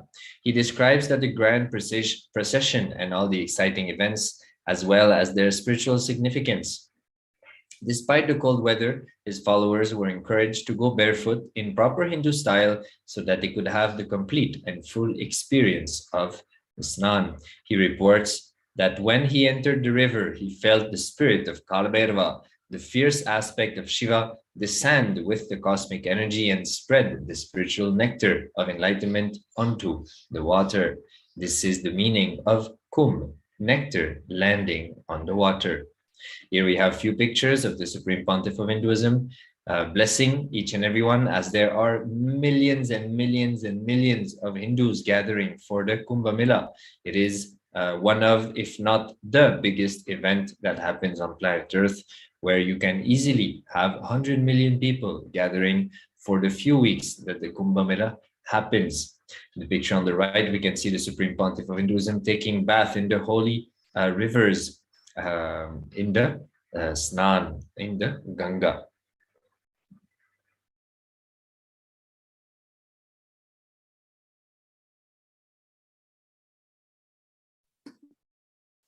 On the 10th of February 2014, the Supreme Pontiff of Hinduism conducts a presidential address on fear, hunger, and lust. So let us see a short excerpt from the Satsang, where the Supreme Pontiff of Hinduism is conducting the Nithyananda Satsang.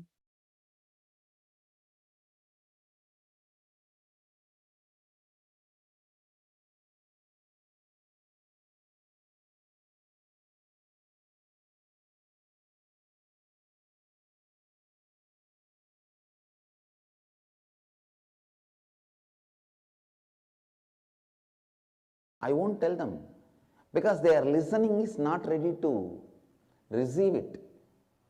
Either they will suspect I am lying or they will doubt I am cursing. So naturally all I do is just keep quiet. Maybe I will be ready to give them support. So please understand, when you go to complete also, you have to speak into the listening of the person with whom you are completing. In this next 6 days, you will be experientially taught. You will be experientially taught to speak into the listening of the listener. Please understand, you have to have tremendous sensitivity towards human being unless you are a great master. If you are a great master, you should not have any sensitivity to human emotion because they are useless.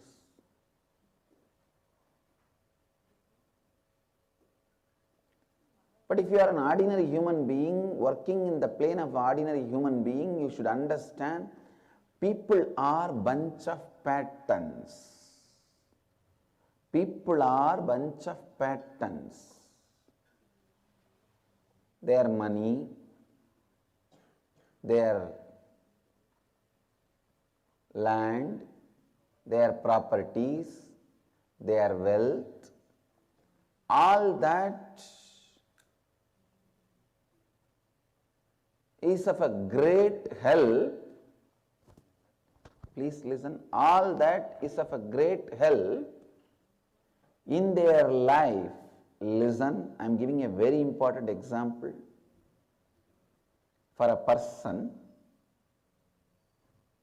his money, his land, his car, his relationships, all that is of a great help for him.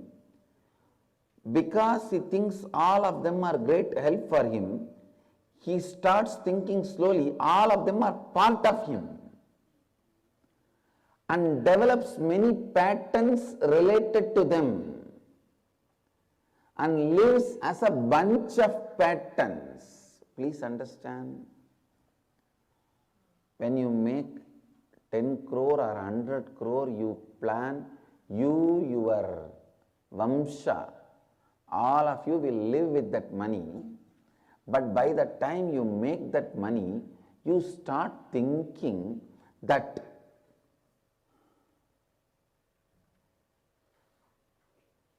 money has become part of you, and the patterns around money has become part of you. Understand, then by the time you have 100 crore, you are no more capable of living because you have already become a bunch of patterns. Bunch of patterns.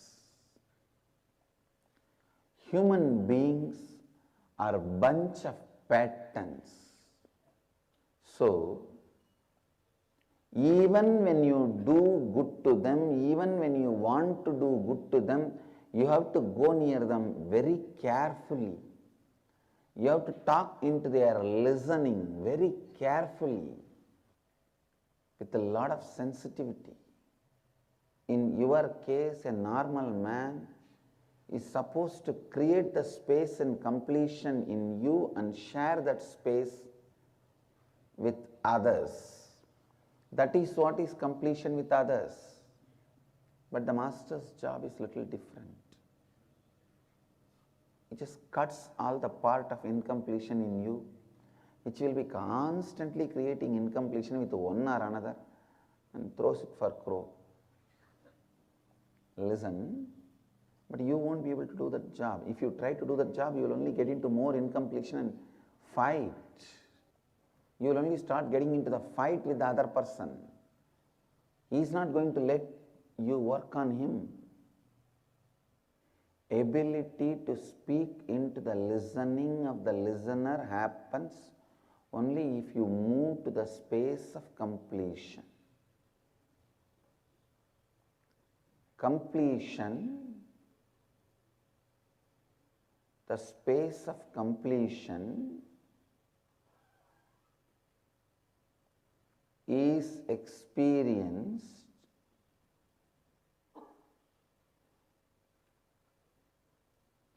only with the ability to speak into the listener's listening.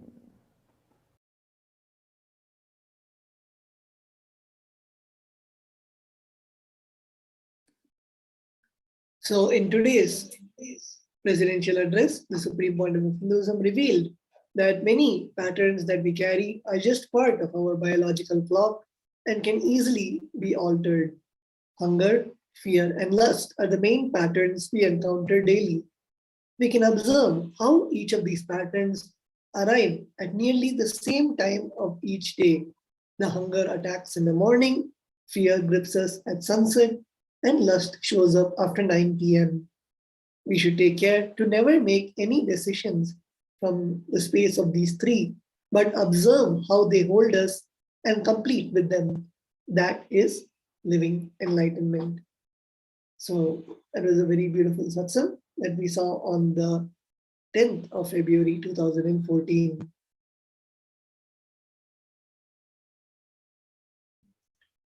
So entering now into the year 2016 on the 10th of February, always, the Supreme Pontiff of Hinduism is conducting the powerful Shivoham session in the Inner Awakening program. Individual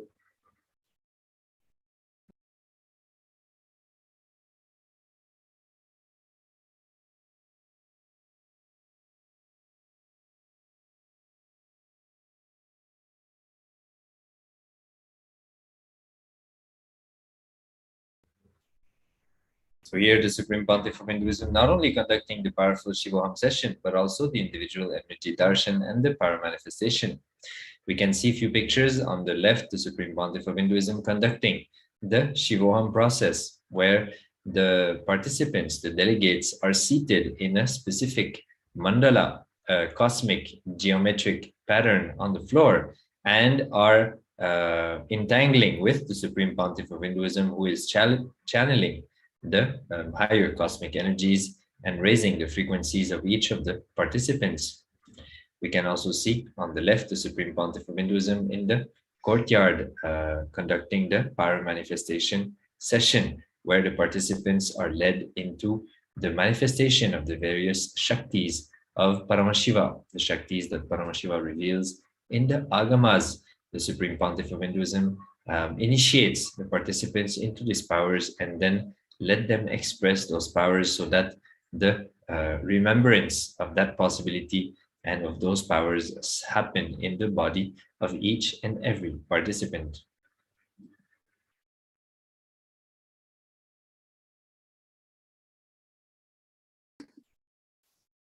Let us now move into the year 10th of February 2017. The Supreme Pontiff of Hinduism conducted a presidential address on how we can manifest whatever we want as part of the second day of the Kalpataru Convention. Received Pada Puja from the delegates, gave darshan and visited the temple.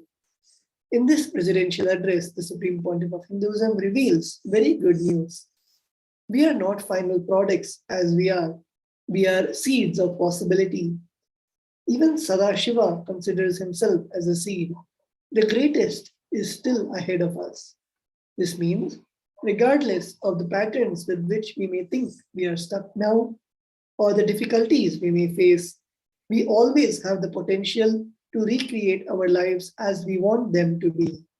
Swamiji tells us, when life is not going as we want, the only reason we haven't created what we wanted to be yet is that we haven't acted towards what we want. Fantasizing and acting are different. Existence responds to action. Powers manifest in us through action. The only thing you need is the will to break and rejuvenate your life. So let us see a beautiful excerpt from the satsang, the Supreme Bond of Hinduism revealing that we should see ourselves as a possibility.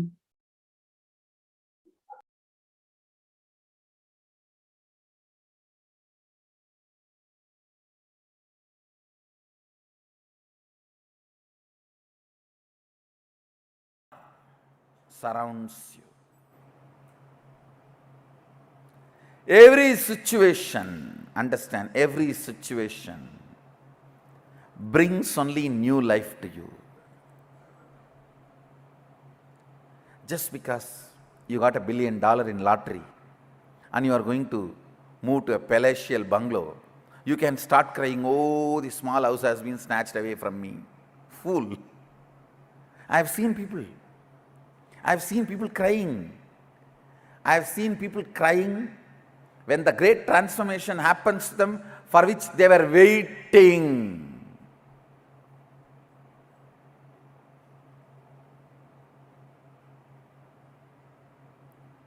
They were waiting to have a palatial bungalow.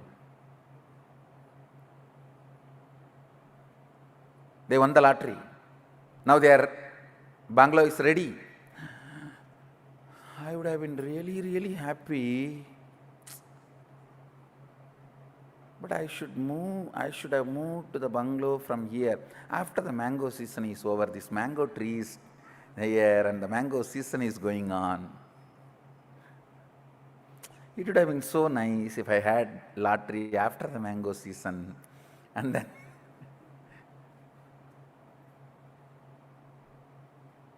look in, there are many times continuously. What for you have been praying, waiting, when that opening happens, suddenly you are not okay for that opening. You are trying to hold on to the old, tasting the old, tasting the boredom, tasting the old, tasting the boredom, taste for anti-life. I should tell you, biggest enemy in your life is taste for anti-life.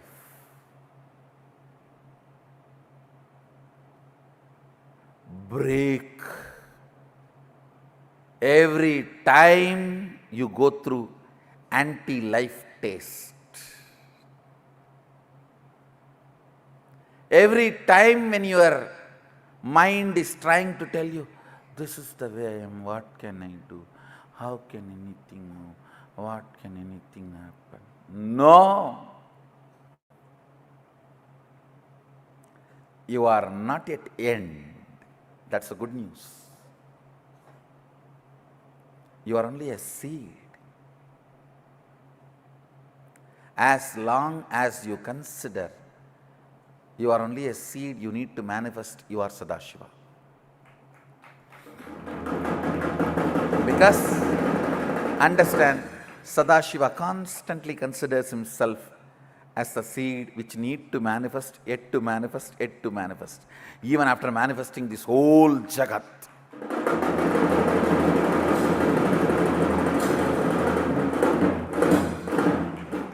Even after manifesting this whole Jagat, making all the human beings walk straight, developing the most subtlest brain grooves, still he comes down to make you manifest all the powers, to push you to the next level.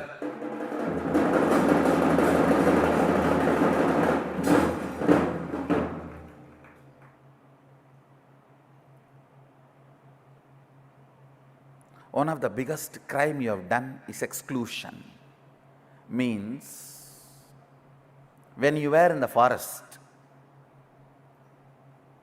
as monkeys, in the snow as bears, you had the capacity to grow your organs, skin, body as you want, as per the situation you are put in. But the moment you started developing the system of saving yourself from the nature through the artificial items like a wall, air controllers, heaters, coolers, shoes, fur coats, you excluded those abilities from your life. Exclusion is one of the biggest crime human DNA is done to itself. I have come down to teach you inclusion.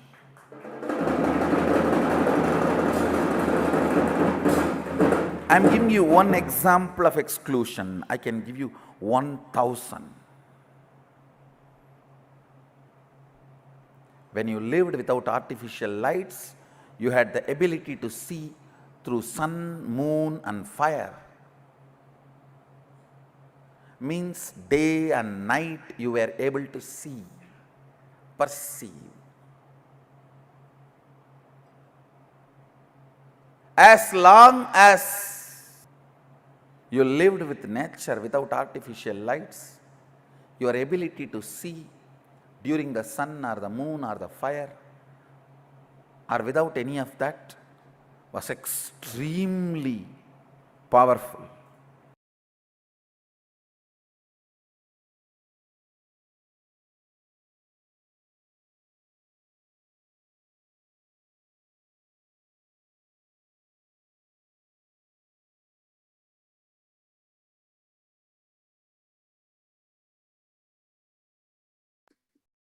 Here we can see the various pictures from the Nithyananda Satsang, where the Supreme Pontiff of Hinduism is sitting on Nandi.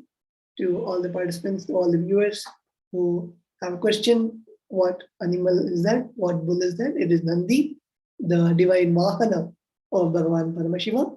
Bhagavan Paramashiva in his form as Shiva and Kailasa has the Nandi as the bull, and also Nandi is his, we can say, the guardian of Kailasa, who guards Kailasa and Paramashiva and who attends to whoever needs to approach Paramashiva. So here we can see the Supreme Pontiff of Hinduism sitting on the golden Nandi.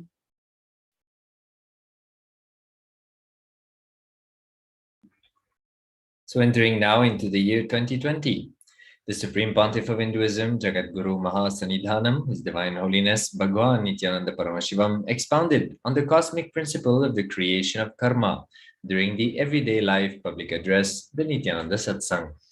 His Divine Holiness explained how length, breadth, and depth together give birth to time. His Divine Holiness expanded further on many aspects of organic agriculture and how we become what we eat.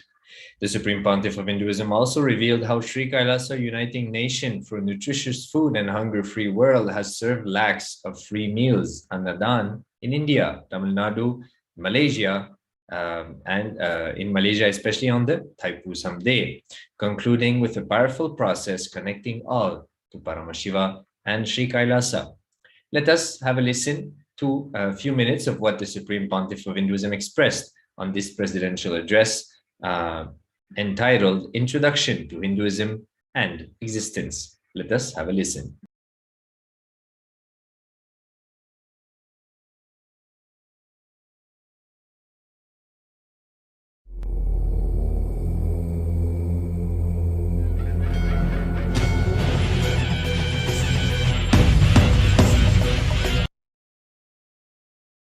Blessings.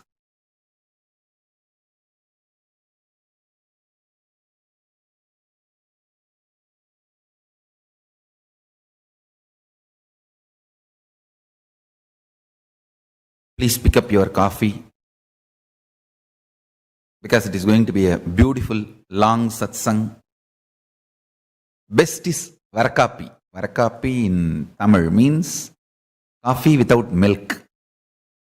If you are fortunate enough to get a non-violent cow milk, you can add coffee with milk. Otherwise, coffee without milk. Or coffee and hot chocolate or tea. Please pick up your cup and sit, because it is going to be intense, wonderful, long satsang. I have my cup.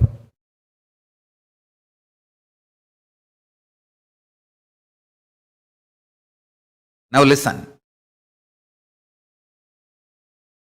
Paramashiva's message directly from Sri Kailasa.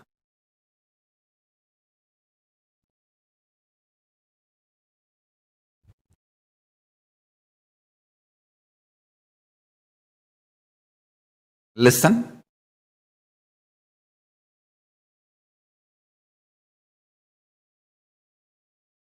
An entity, body, or being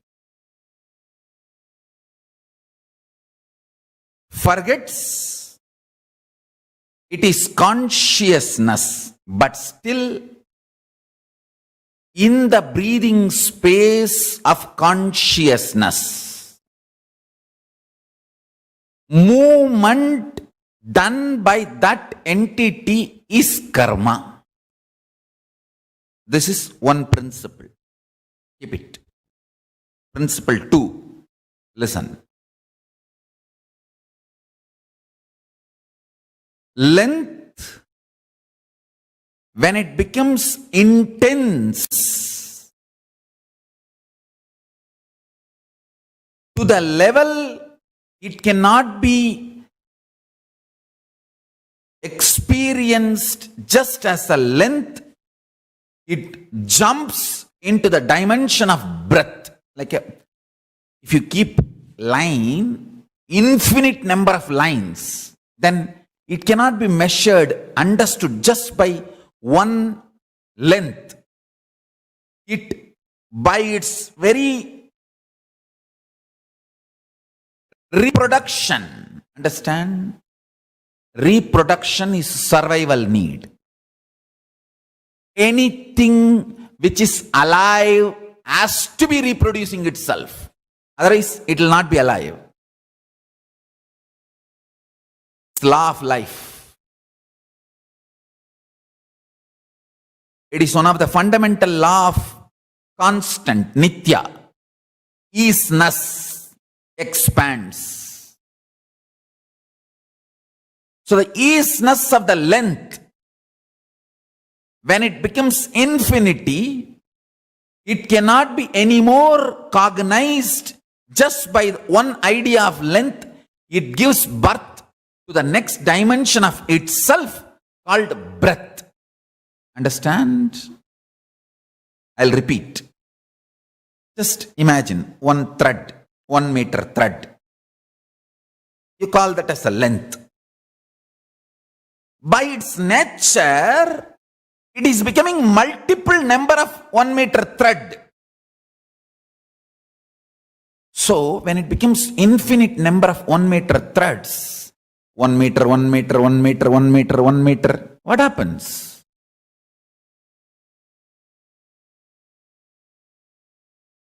It cannot be measured, cognized, understood anymore by this one dimension called length.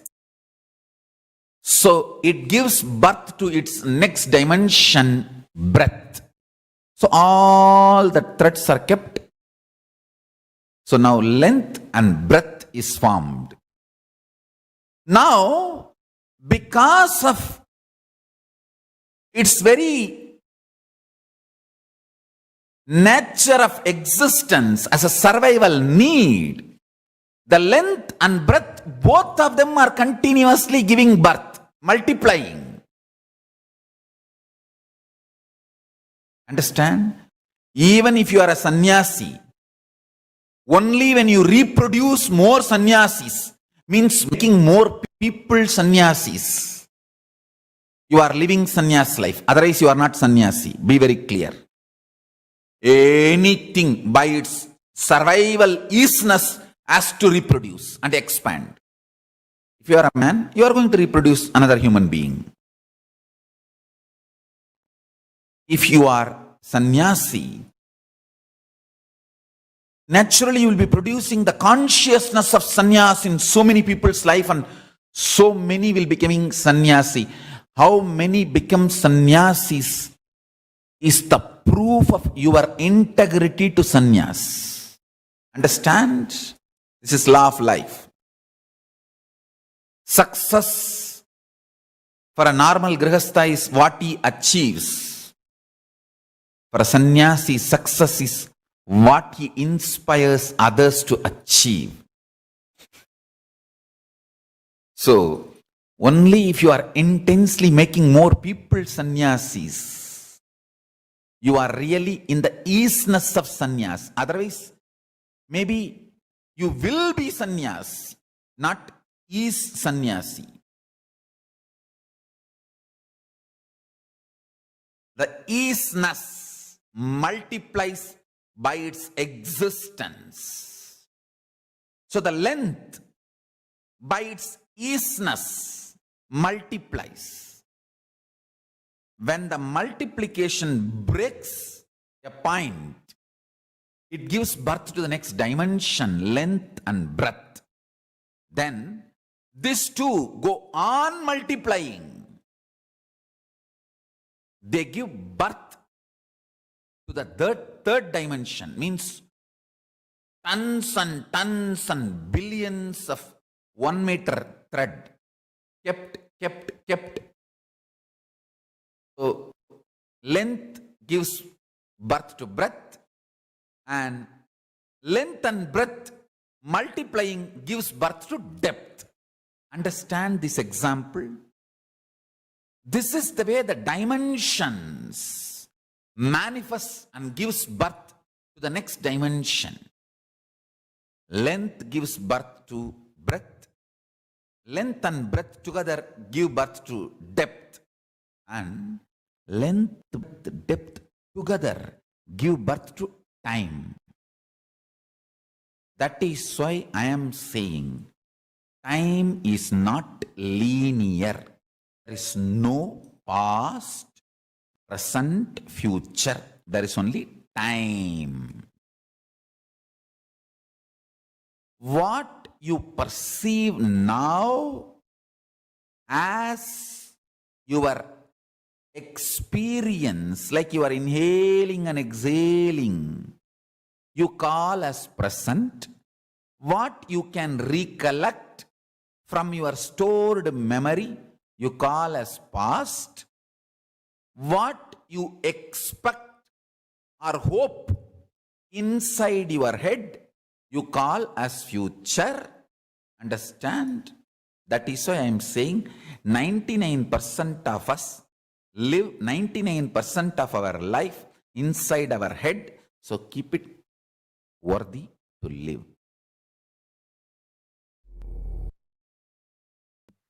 Yes. So we have heard few of the words of the Supreme Pontiff of Hinduism expanding on Introduction to Hinduism and Existence.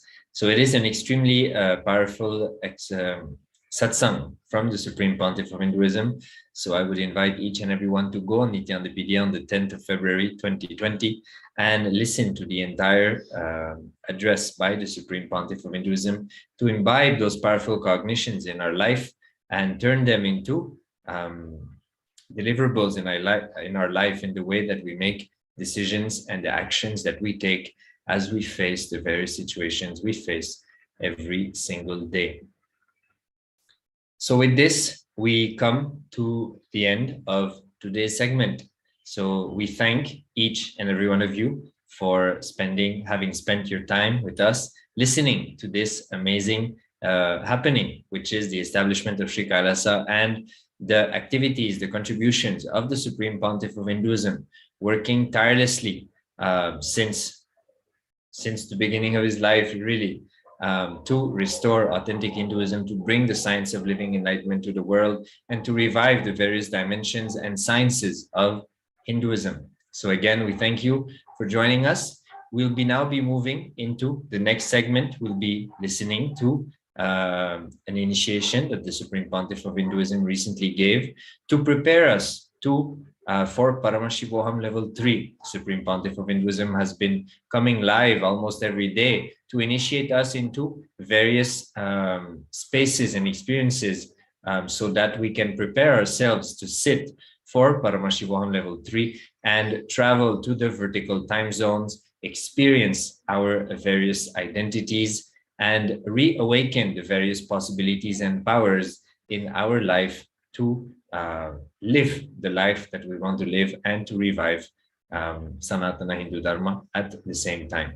So again, thank you very much for joining. Stay tuned as we will now enter into the initiation from the Supreme Pontiff of Hinduism.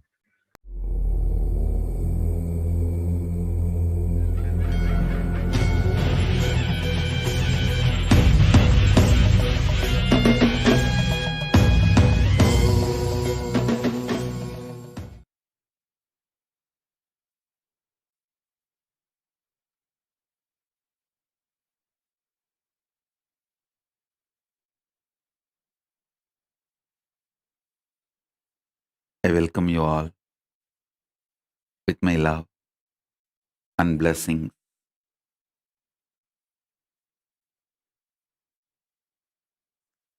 Paramashiva's message directly from Kailasa.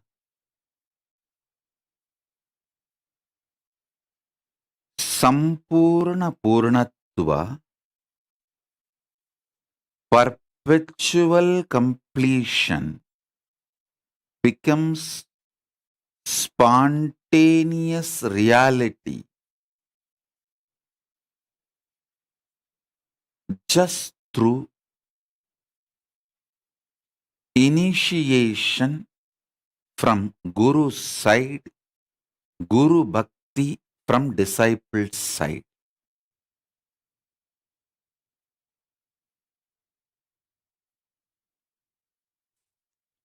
Listen, listen, listen intensely. Paramashiva's message directly from Kailasa. Listen. Sampurna Purnatva, perpetual completion becomes spontaneous reality just by the initiation from the Guru's side, Guru Bhakti from your side. Listen.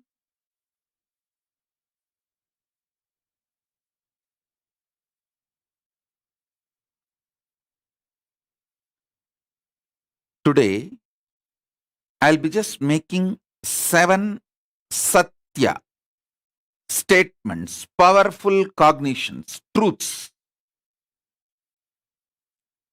Just internalize those 7. You will manifest perpetual completion, Sampurna Purnatva. I am responsible for the words I am uttering. Understand? As the living manifestation of Paramashiva, Paramavatara of Paramashiva, I assure you and bless you with perpetual completion, Sampurna Purnatva. Just internalize these 7 statements, truths, satyas, powerful cognitions I am giving you. Listen. In the previous satsang, previous initiation, I explained Nityatva, the principle of eternity, Nitya, and principle of Nirantara. Nitya means the space before the past and past. Past entering into the present, present, present, evolving as future, future, space beyond the future. These seven put together is Nitya. Listen. Yesterday I also made a statement. The space of Rahu and Ketu, where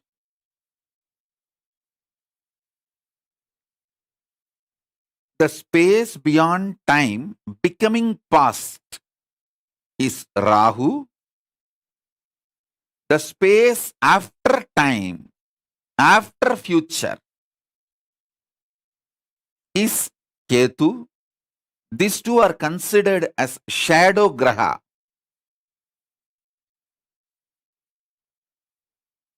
You may ask why the two are considered as shadow graha. Listen to this statement. There is no existential evidence cosmically that time as manifested in reality as past, present, future, even though the units to measure the time is created for comparative reality. Let me repeat. Cosmically, no evidence, no proof is available for the timeless space becoming time, like past, past merging into present, present, present evolving as future, and future. All these 5 actions, cosmically there is no evidence, even though you have the units to measure them. The comparative reality. Just listen with a little patience, deeply. Even though you have millimeter, centimeter, kilometer to measure the length, units to measure the length may be available in comparative reality, but the independent existence of the length is not established.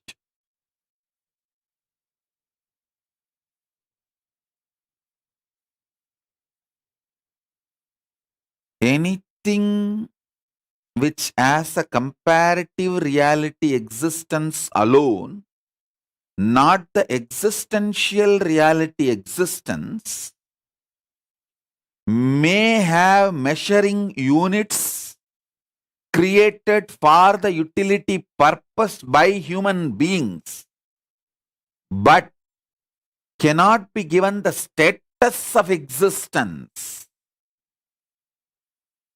That is the reason the timeless space becoming past, the Rahu, timeless space absorbing the future called Ketu. These two are given shadow graha status, not the existential graha status, because still we do not know whether really time has happened or not yet happened or never ever happened. A man who has woken up from the dream does not have any residue, impact of the dream state left on him for any evidence or proof to establish the happenings of the dream is real. So we consider dream was only comparative reality, not existential. Same way,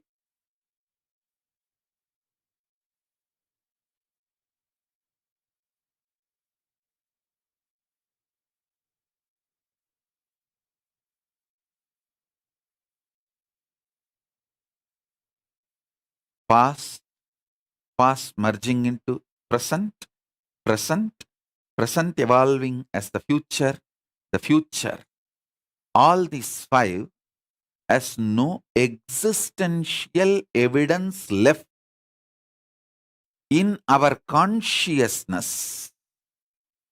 So it's still considered to be only the comparative reality. Please understand.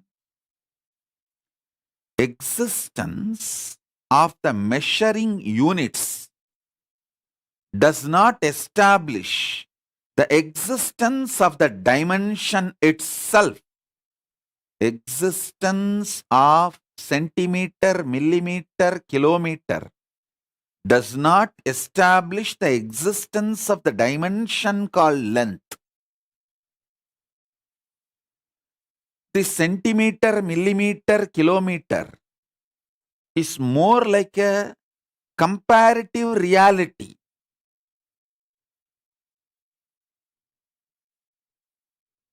That does not establish the existence of length dimension itself. So, neither your calendar, chronological calendar, Gregorian, any calendar you use, nor the movements of the stars establish the credible existence of time consciously.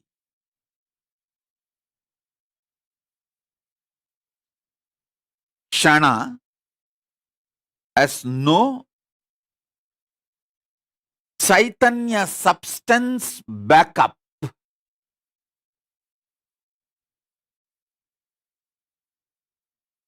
I'll try to make it as simple as possible for every one of you.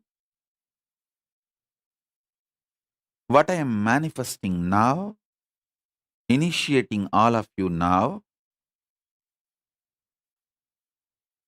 just through this initiation, I am drilling a powerful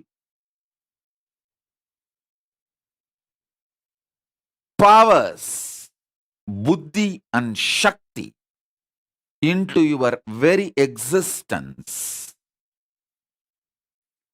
Blessed are the kids, especially Gurukul kids who are sitting, even if they don't understand what I am talking logically. Because I am not talking to your logic, I am talking to your existence.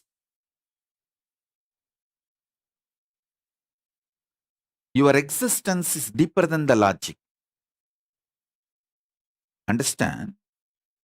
Length, breadth, depth, all these are related to logic.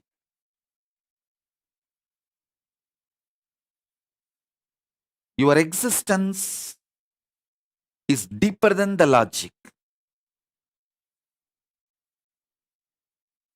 Without violating the existence, learning science, logic, maths is the method of Vedic tradition.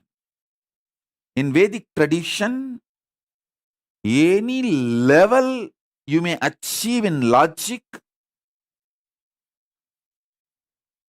science, in any field, you know the fundamental reality. That is why the Vedic scientist, Vedic mathematician, Vedic biologist, Vedic doctor will never violate this whole existence in its form of nature and consciousness.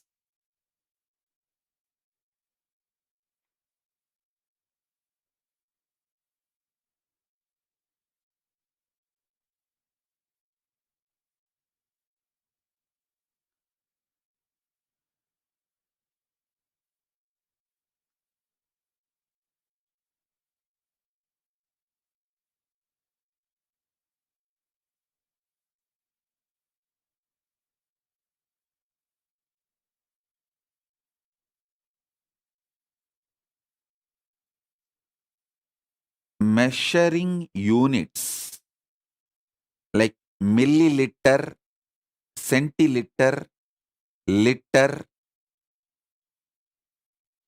all these measuring units does not prove the existence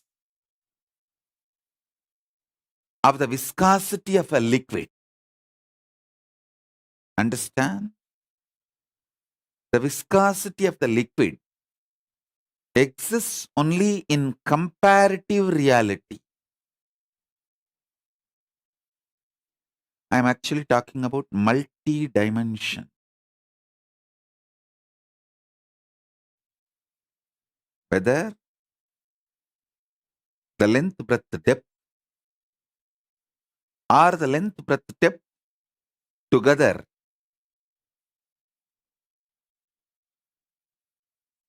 these dimensions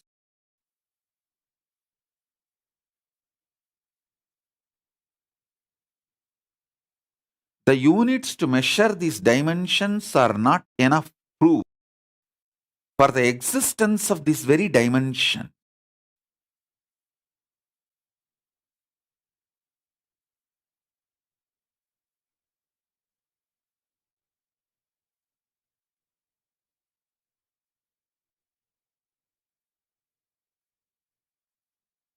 If something cannot exist as independent intelligence, it can be only considered as the existence of side effect of some other existence, but not its own existence.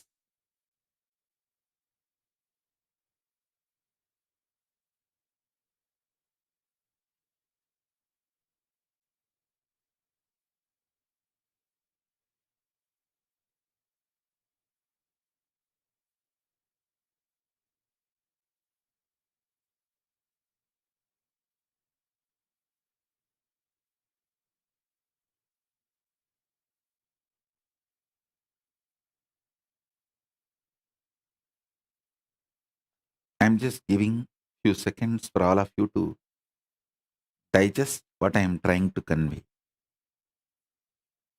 In simple statement, let me convey anything which you see in comparative reality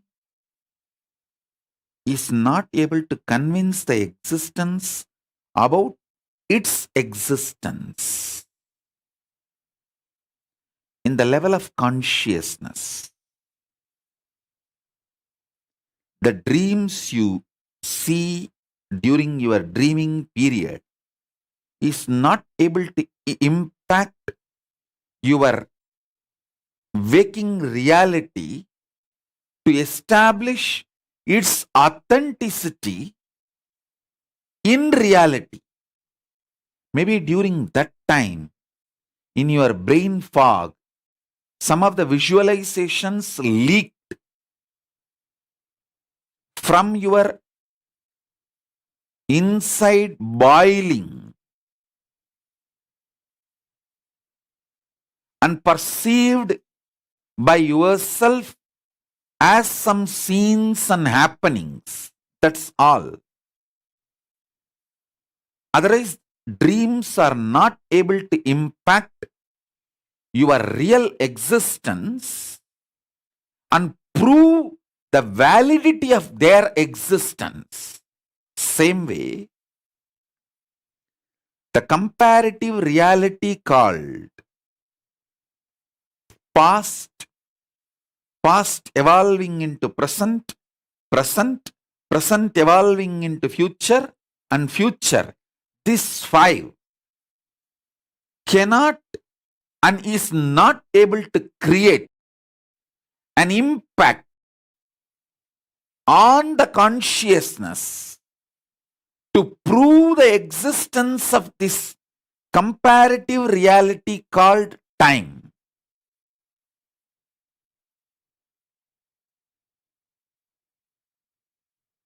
That is why the connecting points of Nityatva and Nirantaratva is called as shadow grahas. Nityatva as cosmic existence. Nirantaratva as no cosmic existence, it only as a comparative existence. The comparative existence is not able to establish. It even exists on the cosmic existence. That is why these connecting points are called shadow graha. Listen, I am not disrespecting your sufferings in the comparative reality. I am not disrespecting you. Women get very angry when you disrespect their suffering, when they come and try to cry and say, I'm suffering, I'm suffering. When you don't listen and disrespect their suffering, they get very angry. And I am telling you, I am not disrespecting your suffering. I am just denying it.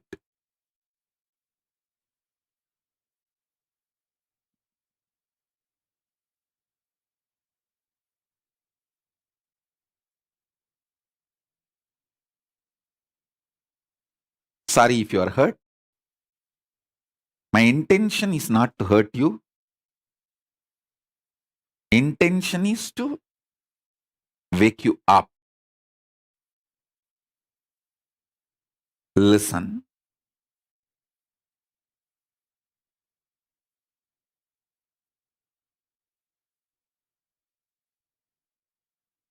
When I deny your suffering, instead of waking up to reality, if you get angry with me, you are only going to delude yourself more and more. Now, you take the responsibility to establish the fact that you are suffering into truth. So you go to any extent to prove that you are suffering. That is where you land in suicidal thoughts, actions, and tendencies. Abhasmara is you deciding to prove your suffering is real and start doing stupid things to prove your suffering is real to others. Just stop being stupid. You are not going to gain anything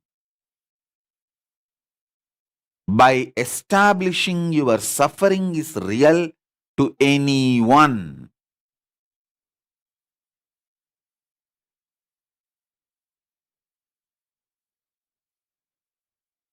I tell you,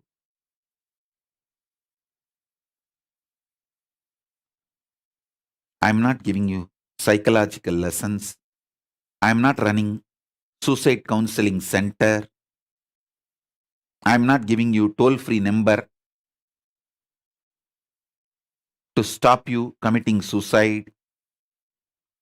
I'm not interfering in your freedom. to commit suicide or to live.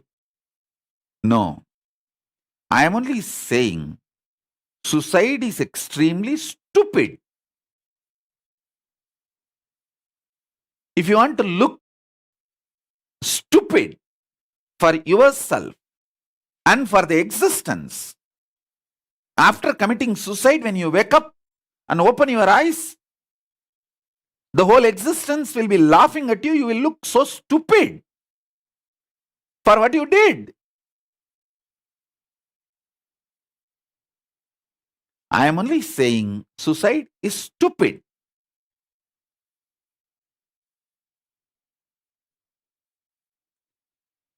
Any suicidal tendency is stupid.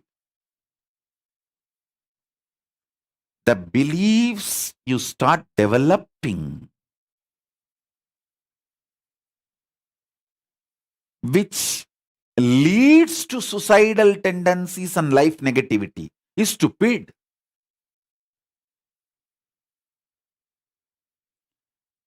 The beliefs, thought currents which shrinks your responsibility. Many times I have seen people, oh, it's okay, I don't want to be in Kailasa, it is too much responsibility. Let me be wherever I am and let me have my cheap freedom to be in shit. The shitty choice. I can choose between harsh shit, bullshit, and different man shit, all different shits. This choice is the great freedom.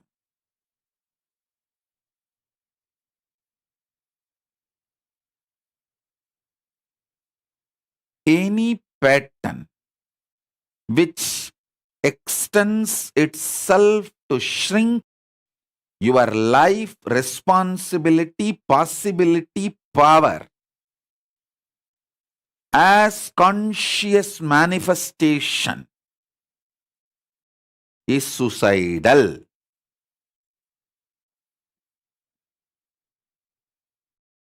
I tell you,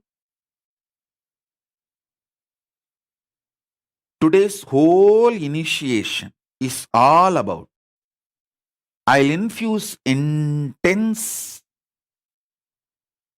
love, trust, amritatva, immortality, the pure pre-past space, post-future space. Deva Guru, Asura Guru.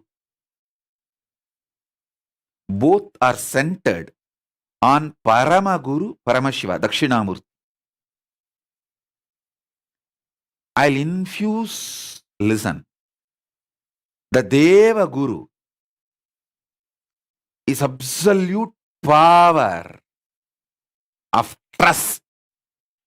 Asura Guru is the absolute power of love. The trust Brihaspati, love Sukra, both are from Dakshinamurti. I'll infuse Dakshinamurti in you with Brihaspati and Shukra. Brihaspati is trusting you, you will become Paramashiva. Sukra is, it's okay, even if you do something once in a while, it's okay, I am here. I'll hug you and just, I'll give my quota. I have my quota, means even stupid fellows, I can push it in the crowd. Hey, all right. Hello. Like honorary doctorate. Any university, if 1,000 people write thesis and get doctorate, the university has the freedom to give a honorary doctorate to one guy, even if they don't write the thesis. Like that, I have my quota. Granting in my quota, okay, that is Shukra. That's why he's Asura Guru. Even for demons, he allows, okay, all right, pass it. The trust, love.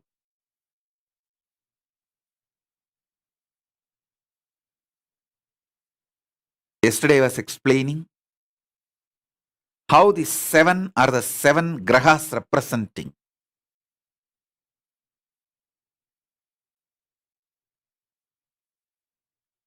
And how these two shadow grahas, maybe later on in further satsangs, I'll explain how each of this dimension is one graha, represented by one graha. Like the past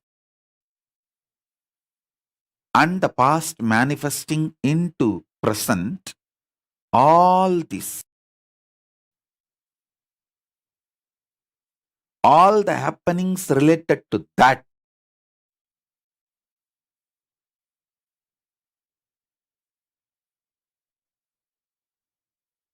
is represented by one planet. The present evolving as future and future evolving as the space beyond the future. All these are represented by each grahas. If I start explaining that, it will be like an astrology lesson. I'll do that little later. Now, I'll focus on initiation. Listen.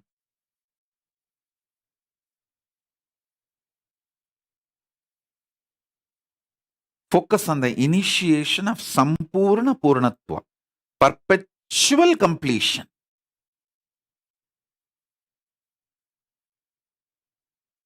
The whole alchemy is focused on perpetual completion. And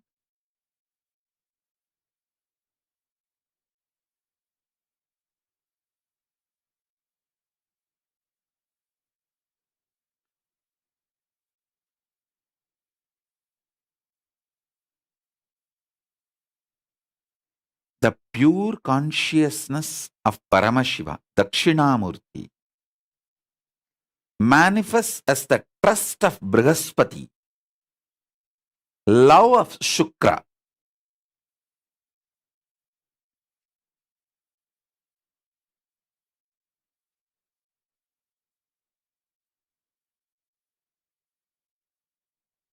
both Devaguru, Asuraguru. Unfortunately, these modern day TV serials are showing Shukra more like a villain character. No. I actually recommend you guys not to see all these modern day TV serials. See only very authentic versions and presentations. Too many of these modern day TV serials are misrepresenting the original signs. Better to read the original Puranas. So you will understand the characterization. See, characterization understanding will give you the understanding about the fundamental principle. Each of these characters are manifestation of the fundamental principle. Yesterday somebody was asking, I think Lumi's Ishana Shivashak. She was asking, oh, please tell me, how can the Ragu represent past? We always say Ragu is future and Kedu is past. I need to know this detail. Only then I can read the horoscope of others. Why do you get into all these stupid, cheap, cheating tactics? Unless you are enlightened, don't cheat others doing this horoscope readings, astrological readings, and destroy others' lives. I warn you guys, Lumis, this will come up as a huge karma on you.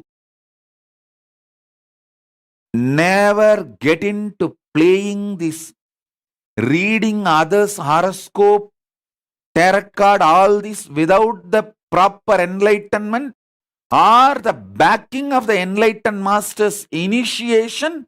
into Sarvanyatva.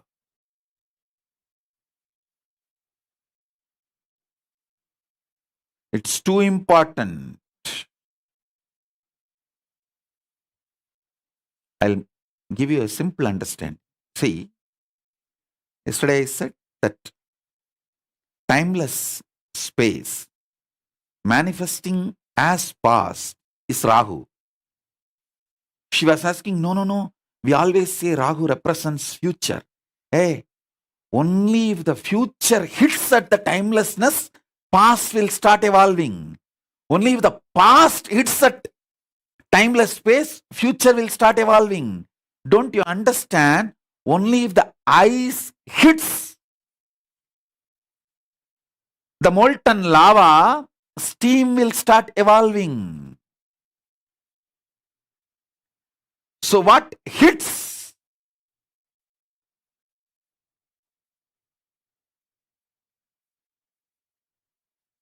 For the steam to happen,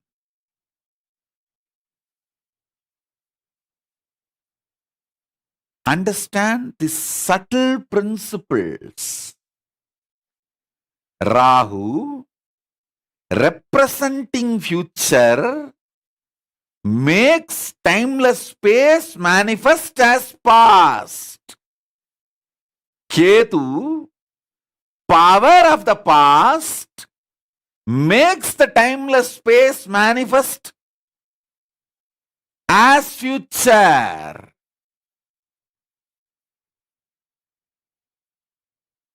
You need to know if what hits the timeless space, the time will start evolving.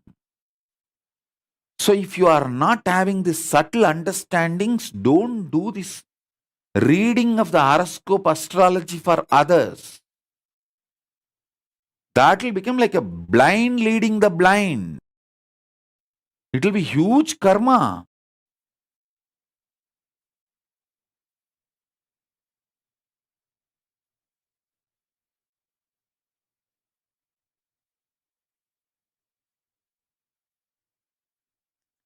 Listen.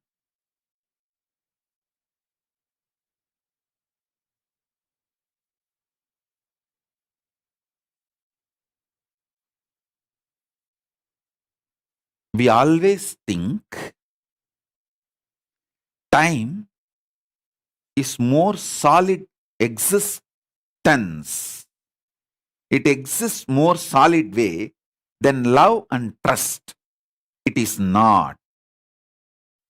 Love and trust as more solid existence than past, present, future and time.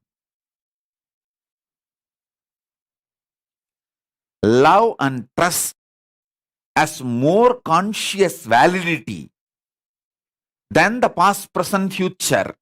The Nirantaratva, the 5 dimensions of the Nirantaratva.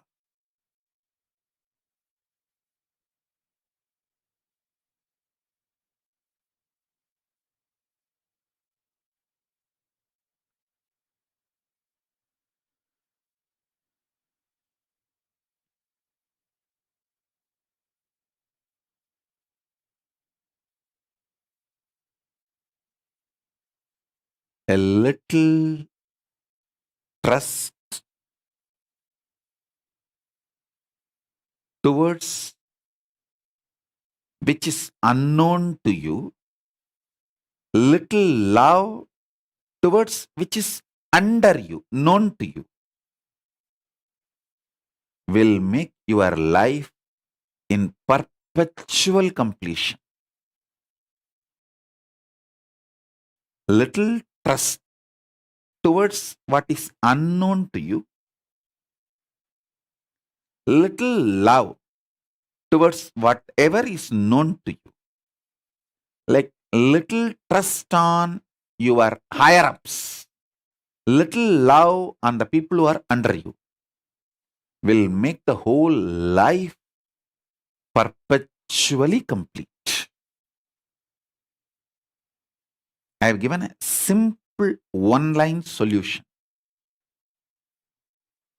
I am not saying go to the extreme of tyaga, sacrifice. No.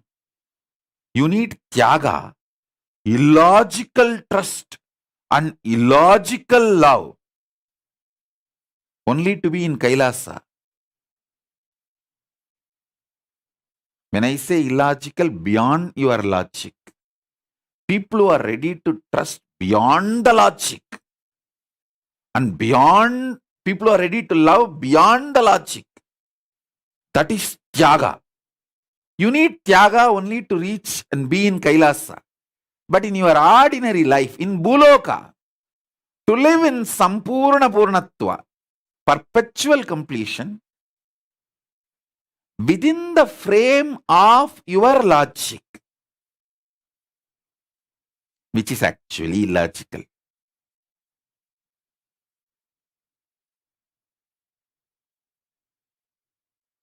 Even within that frame, a little trust towards the unknown, higher ups,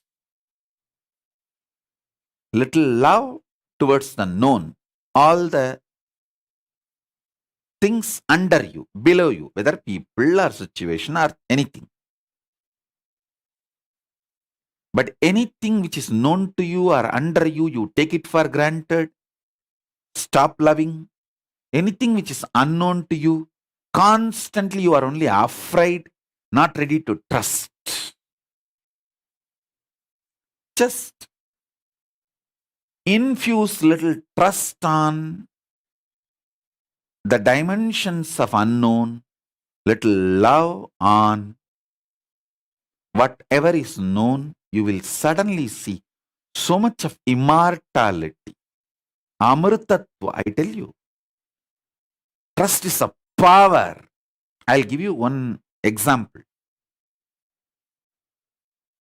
I can give you multiple examples, but I'll give you just one or two examples. One of my personal physician, doctor who takes care of my health, Sona Kamath. She's in US. Anything I wanted to consult about my own health, always she gets the call. Of course, I have a list of doctors, various specialists. Krishna Rao in India, Dr. Shanti, many, a long list. Most of them are women, so I don't want them to feel that, oh, Swamiji did not tell my name. Let me repeat all the names, like Sahasranama, Prema Kodandraman, Ma Devarupa, all.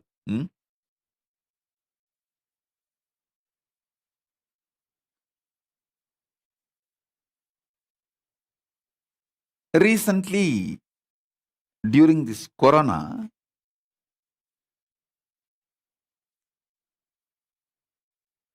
she sent some medicines. If somebody gets corona in Kailasa, to give them. I think I spoke about it once even in the satsang, that she sent her own medicines which was needed for herself. She did not bother for her health and said, no, Kailasa is first. And she sent it. And my team came and presented that with this fact that she sent it, putting Kailasa as a first priority, then her health. It was really too much, really. And I tell you that medicine is not a complete solution for corona. Fortunately, with the grace of Paramashiva, nobody got corona in Kailasa. But that medicine was not a perfect solution for corona. But usually anything is brought and I enter into Samadhi, be in Paramashiva space and touch it. Listen.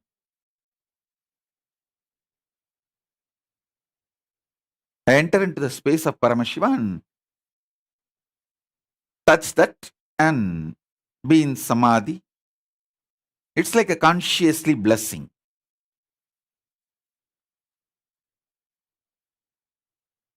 When I touch that medicine which she sent,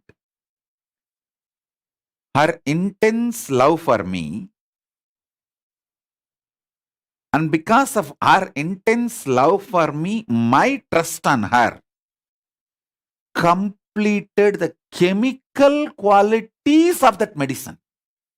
And that medicine became a complete combination needed to cure anyone gets corona. Listen.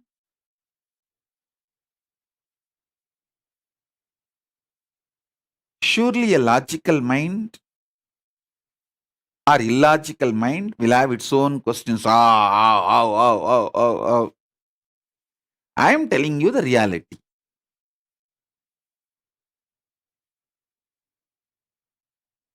Listen. I am under oath in the cosmic court. I have to tell the truth as it is. I can't afford to lie.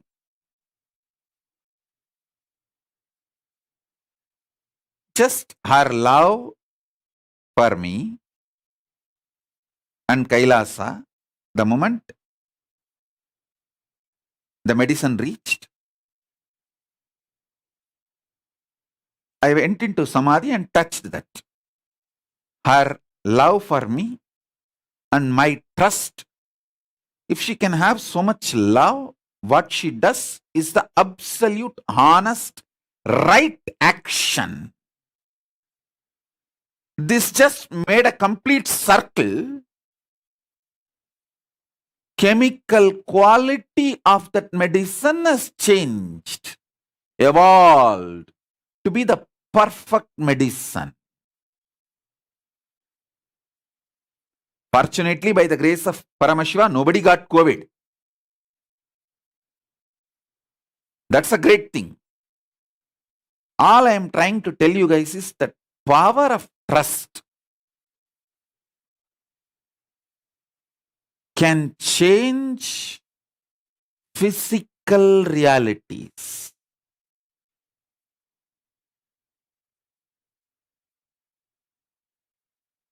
I tell you, I have few Siddha doctors.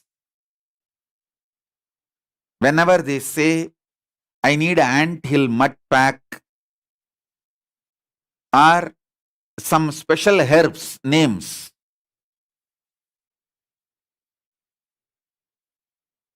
Totta Siningi, all these herbs. They ask me, Swamiji, we don't have them in Biddi. From where can we procure? I tell them, we have Amazon. Order anything, it will come. That is our Kalpavriksha banyan tree. Go and tell the banyan tree. They'll go and tell the banyan tree. This all we need for Swamiji. Within 3-4 days, much quicker than Amazon delivery. The roots of the banyan tree, to the length it has spread, that is a breathing space of the banyan tree. In that land, suddenly the anthill will grow. Suddenly that Tottasiningi herb will grow. All we need will suddenly start growing in my courtyard. From the stone it will grow. Not even from the ground. We have seen this multiple times.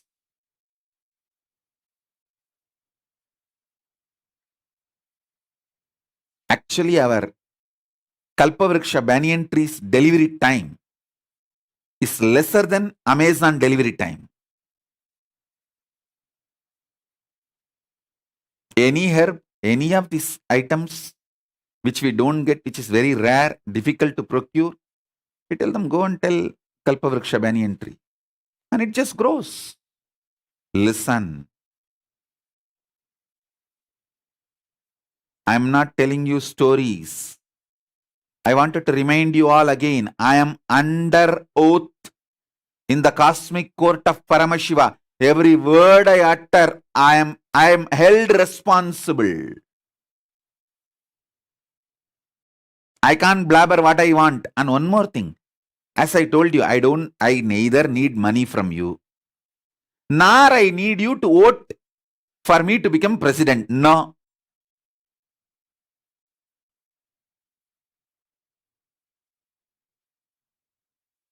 If somebody drops something in my begging bowl, I'm grateful.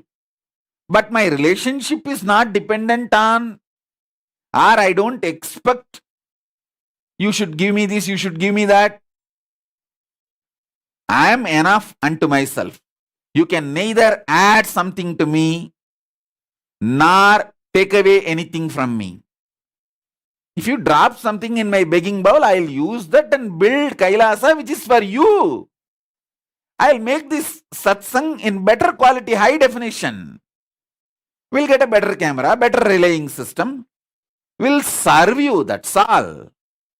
So few pennies dropped in my begging bowl is going to be more useful for you with my labor, which is free of cost. My consultation, labor, everything is free of cost.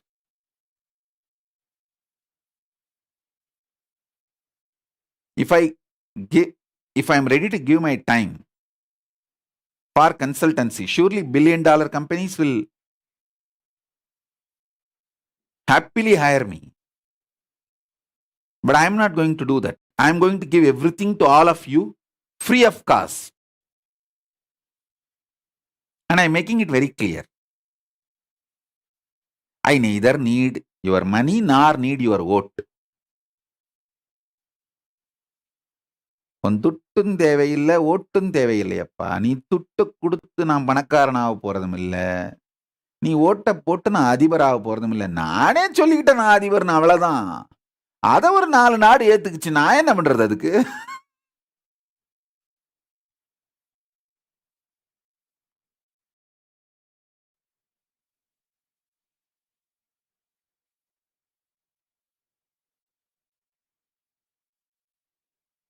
பாஸ்போர்ட்டை கொடுக்க மாட்டேன்ட்டாங்க, இல்லீகலா பிடுங்கிக்கிட்டாங்க. சரி, நானே ஒன்று பாஸ்போர்ட்டுன்னு போட்டு அதுக்கு நானே கை போட்டு வச்சுக்கிட்டேன். அதை ஒரு 4 நாடு ஒத்துக்கிட்டாங்க. சரி சாமி, இதான் உங்க பாஸ்போர்ட், நாங்க ஒத்துக்கிறோம் வாங்க அப்படின்ட்டாங்க. நான் என்ன பண்றது, அவ்வளவுதான். நீ துட்டு போட்டு நான் பணக்காரனாக போறதும் இல்லை, நீ ஓட்டு போட்டு நான் அதிபராக போறதும் இல்லையப்பா.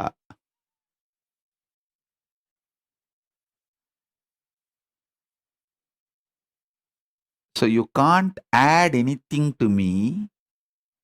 You can't take away anything from me. So I don't need to cheat you. I will tell you the cosmic truths as it is. உன் துட்டும் எனக்கு தேவையில்லை, ஓட்டும் எனக்கு தேவையில்லைன்றதால உன்னை பொய் சொல்லி ஏமாத்த வேண்டிய அவசியம் எனக்கு இல்லையப்பா. பிரபஞ்ச சத்தியங்களை உள்ளது உள்ளபடியே சொல்வேன். Because you can neither give me something nor take away anything from me. My relationship with you all is honest, straightforward, love. Because it is only love, I will tell you cosmic truths as it is. I won't cheat you. And as I told you, I am under the oath in the cosmic court. I am responsible for every word I am uttering.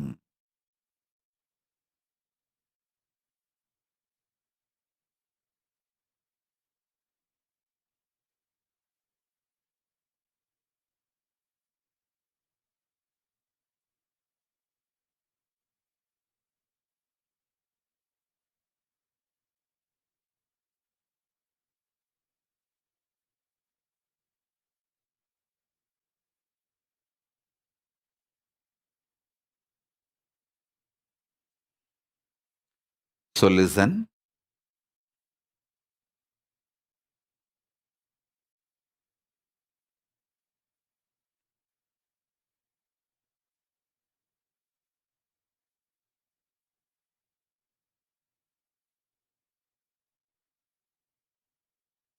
love and trust as different frequency.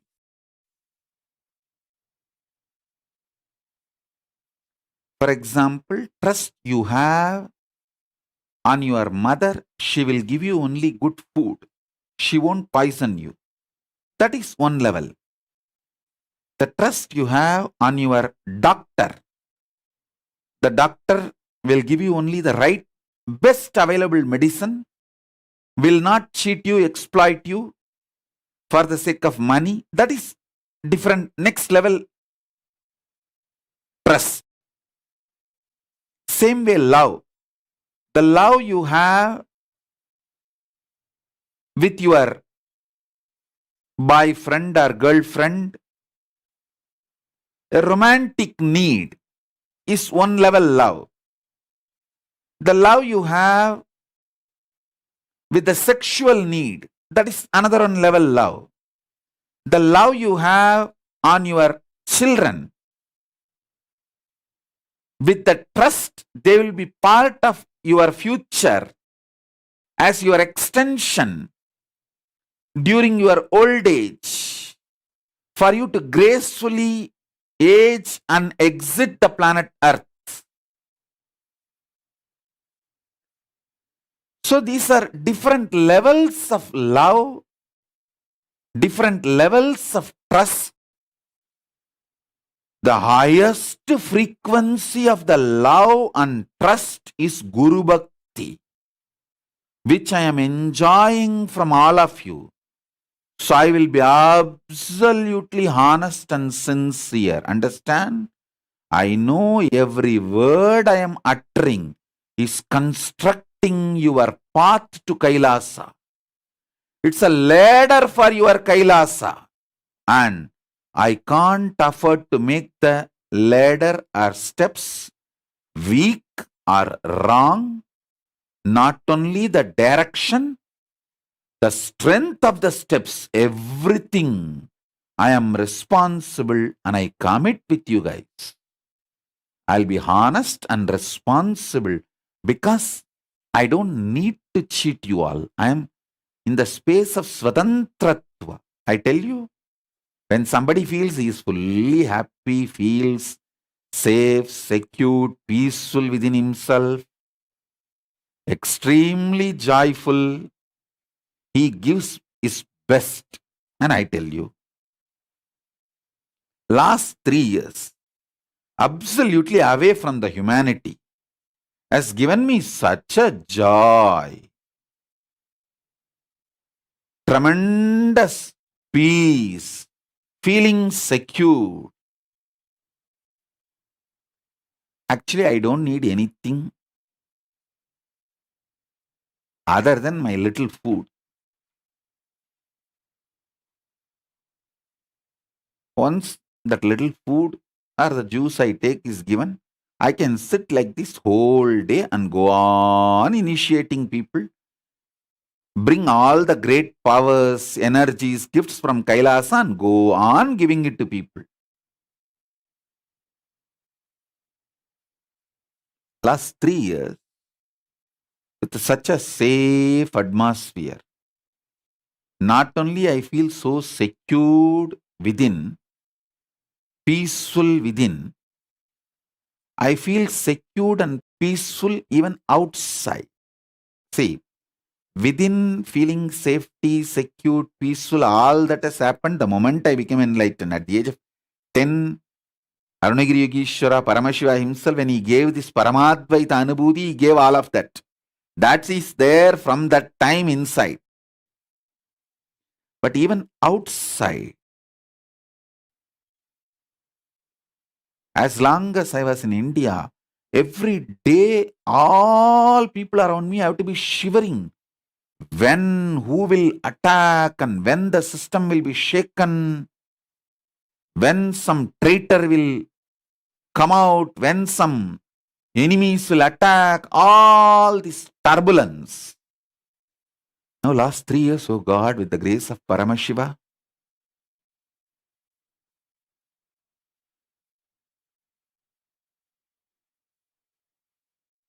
so much of peace, bliss, safe, secured feeling, not only inside me, with the grace of Paramashiva, even outside me.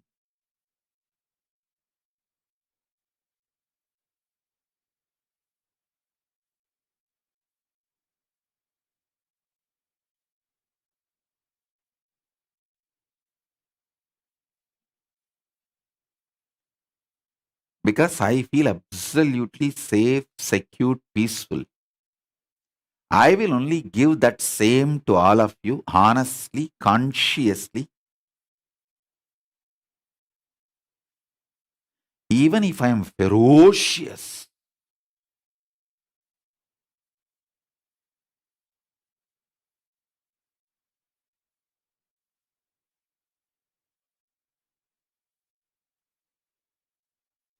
So understand,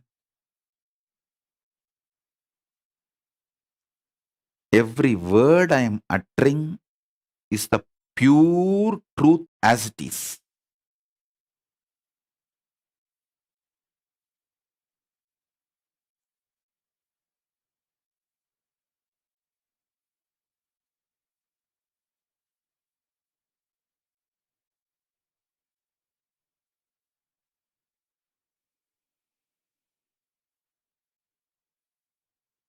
Internalize this.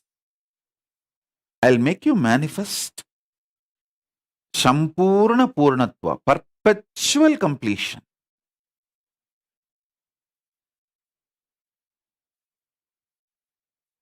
I know all of you who are sitting with me all over the world. I know for many of you it is a work time, sleep time. I know from literally every time zone, people are sitting. Not just this Buloka, even in the Paramashiva space, even in the vertical time zones, beings are sitting and enjoying this satsang.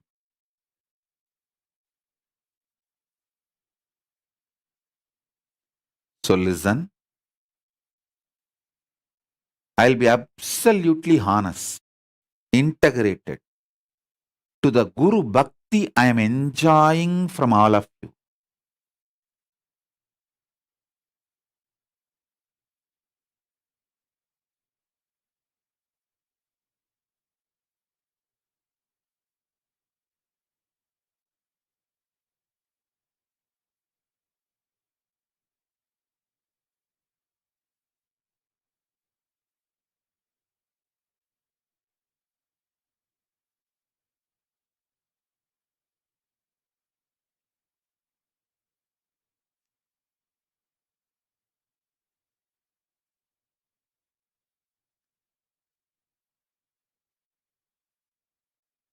I am coming to the 7 great truths for today as an initiation for you to manifest the Sampurna Purnatva, perpetual completion. All of you should know, all my disciples, be assured, actually, I construct your inner space. Most of you have outsourced that job to me. I will do it very sincerely, honestly. You just listen to this truth, that is enough. Don't start worrying, oh, I don't know, will I be able to practice? Will I be able to manifest? Don't worry. As if you manifested, you practiced everything I taught, I only did everything. So you relax. You know, I do a good job. That's why you are franchising all your inner space work to me. I'll do it. You just listen. The time you come and sit with me and spend with me, that is all I need. I will do the job. Now, the first truth, listen. Nityatva the 7 aspects I said, that space before past, past, past evolving into the present, present, present manifesting as future, future, future moving into the space beyond time. This 7 is Nityatva. This Nityatva as a conscious existence.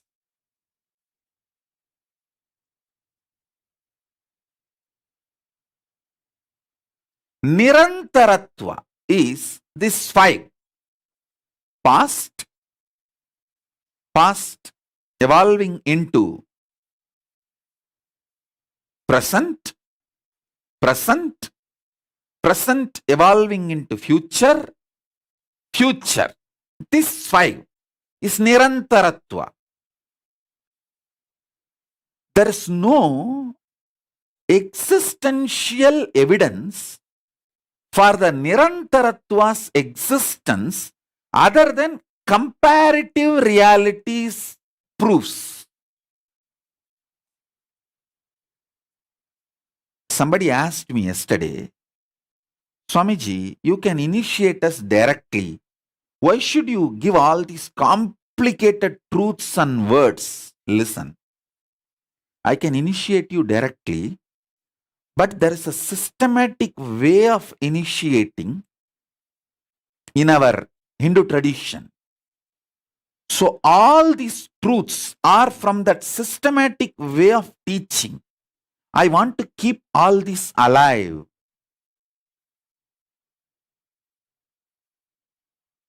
These are the methodology of the Pata, the truths delivered. So later on,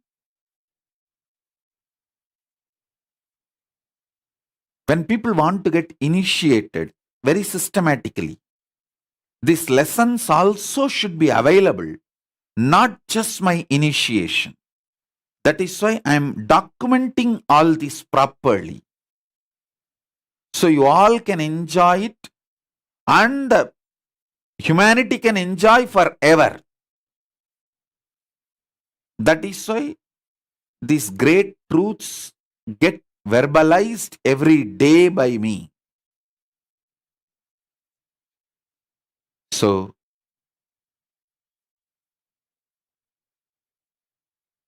next statement, listen. Because the Nirantaratva has no existential reality,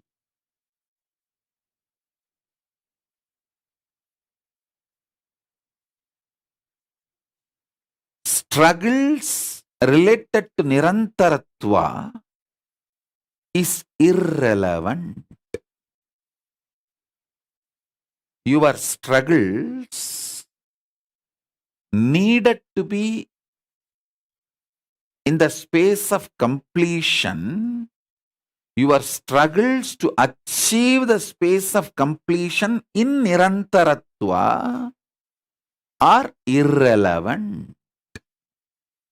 That is why I repeat, there is no such thing as good person or bad person.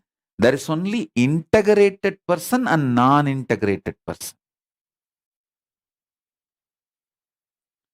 You will never understand the cosmic right wrong if you are stuck in the social right wrong. Social right wrong is defined by the people who want to exploit you. Cosmic right wrong is defined by the beings who want to raise you to enlightenment. All your struggles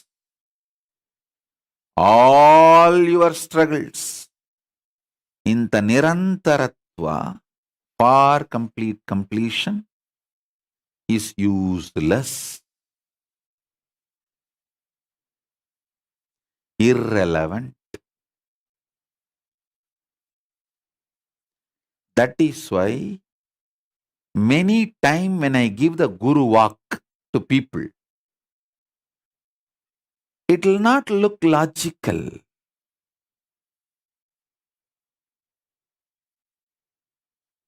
Because it is cosmological. It's from the logic of the cosmos. It may not fit with your logic.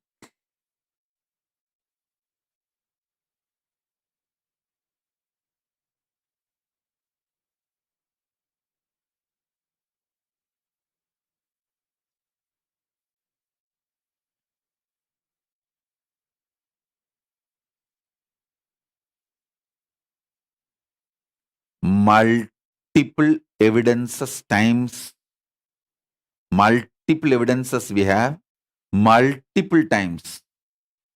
I'll reject somebody's $1 million donation because he was not integrated for $10.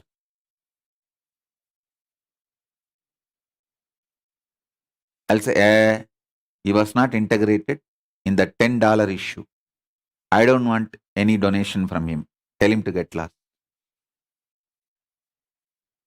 I'll not accept $1 million property, multi-million dollar properties donations because that fellow was not integrated for few cents. Because if he is not integrated in the few cents, he is dumping his property to as a dropping responsibility, not as a donation. So if he is dumping by dropping his responsibility, he is going to repent for donating later on. I don't want that. Many of my decisions you will never catch in your logic. Many of my guru walk you will never catch in your logic. You will think, oh, it is such an unbusiness, unprofessional like decision. And the other day somebody was criticizing, Swamiji, what is this you are telling? Even if you are not able to be in Kailasa, it's okay, you give birth to a baby and bring up that baby, and after the age of 7, send that baby to Gurukul. People think that I am calling people to Kailasa to be productive. No, I am calling people to Kailasa for getting enlightened and manifesting enlightenment. Many of the devotees are messaging, Swamiji, you should call people who are already grown up, productive, inspire them to become Kailasavasis. Instead, you are telling, you give birth to a baby, at the age of 7, you send that baby, and even if that baby comes, then after that 20 years, we have to groom that baby, grow that baby, train that baby, and by that time, it will be 25. We don't even know whether that baby will be, want to be, when that person, when he grows up, he wants to be part of the Sangha, Kailasa, or he will leave. I said, listen, my focus is on enlightening more people. It is easy, very easy for a kid to grow up in this ecosystem and get enlightened. How many kids manifest powers and enlightenment is my productivity. That is the cosmological productivity. You can never understand the cosmological productivity by your logic. For you, the productivity means the money and number of people or the impact, influence we generate. No. For me, the productivity is how many kids, how many people manifest powers, and enlightenment is conscious truths. So my logic is cosmologic.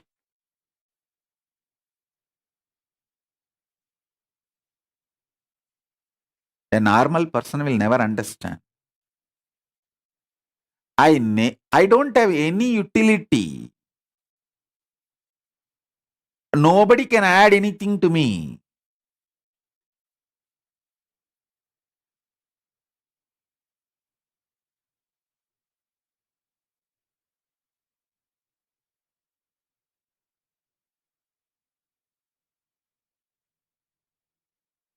If you are interested in enlightenment, power manifestation, I'll go to any extent to make you feel as part of me. That's all. I'll do anything to make you feel as part of me. That's all. So, the way my logic functions is cosmologic.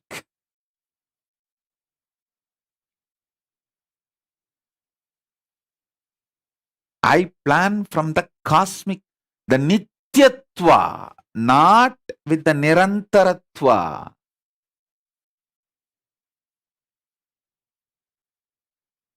Even if it takes 25 years, when you give birth to a child and that child gets enlightened, that's the most productive for you. Understand, I am repeating. One of your DNA extension, anyone who gives one child to Kailasa, when that child starts manifesting powers and raises the consciousness, you will reach Kailasa when you leave the body. You will straight reach because the DNA gets empowered. That is why all Shastras in all Sampradaya says,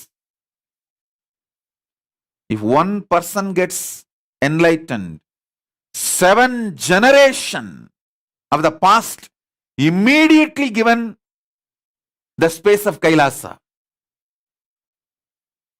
Suddenly, some 7 generation elders will be picked up from the Pitruloka and said, you have been given a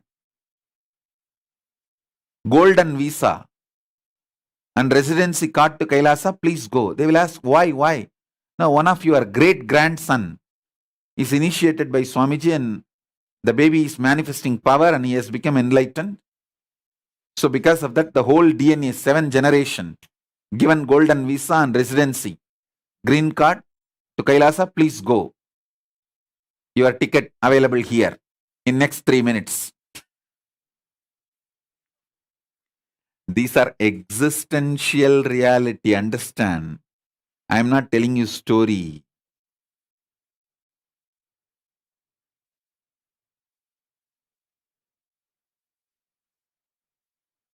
Do you know the amount of struggle it takes to bring up, train the kids, evolve them, and make them manifest powers? And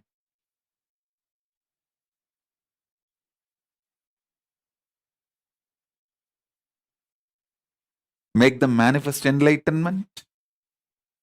But I tell you, that is the real productivity.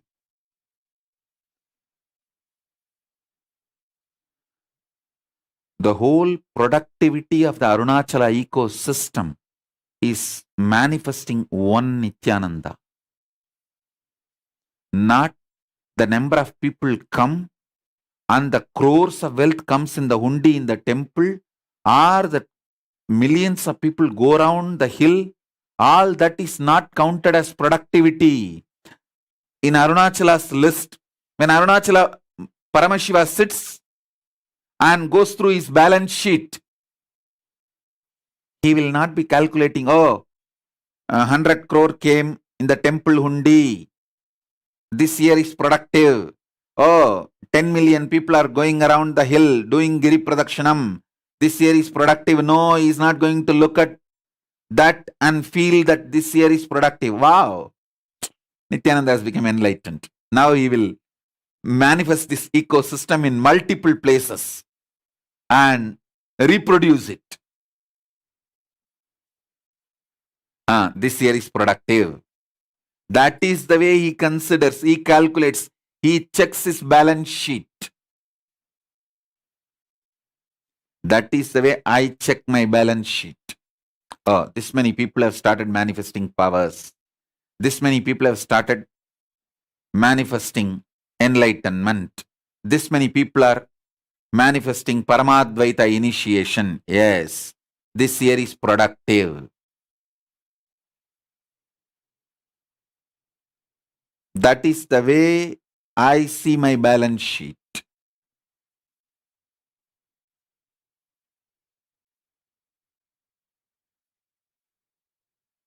The whole ecosystem of Arunachala, which Paramashiva created thousands of years ago, the productivity of that ecosystem is Nityananda manifesting Paramadvaita.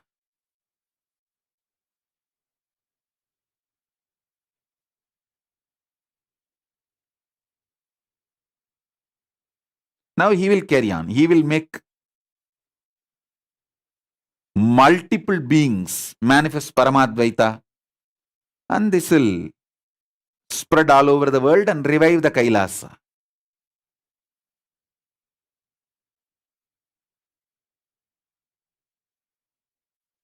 So understand,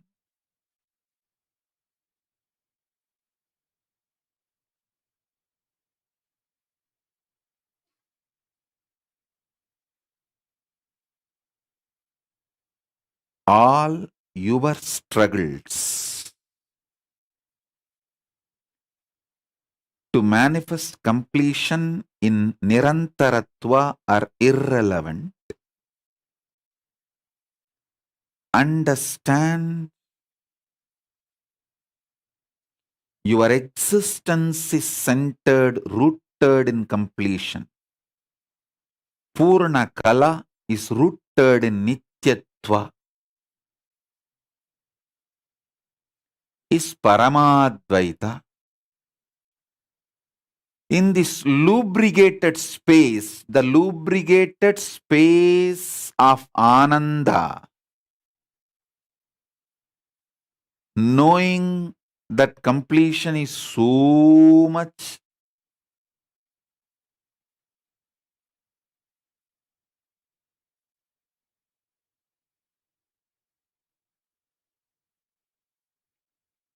living inside me, I am very much part of the completion.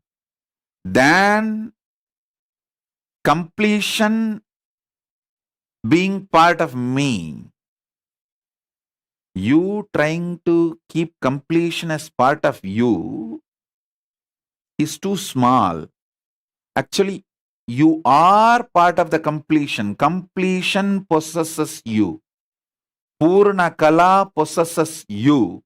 Not that you possess Purna Kala.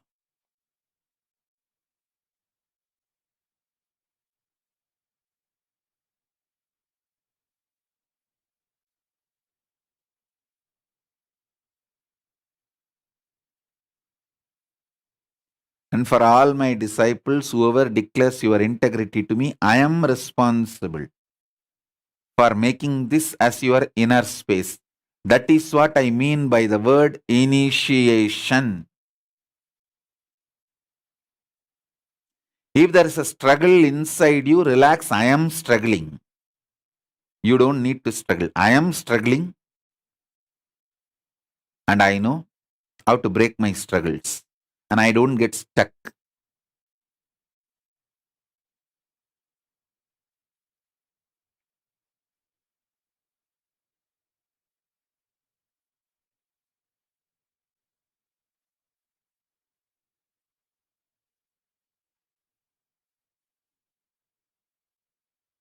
Indu Priyal is putting a question. Only now she understands the difference between Nityatva and Nirantaratva, and still not getting the full difference. No, no, no, you struggle with your husband and family. I'll teach you ferociously, don't worry. You don't need to understand now. I'll teach you with life, through life, and I won't get stuck. I will make it happen. Because you don't listen to my words directly, I'll teach you through life, don't worry. See, when I teach you directly, you get angry with me. So I'll hide behind the life and make the life teach you. I have many proxies. They will come to you in your life.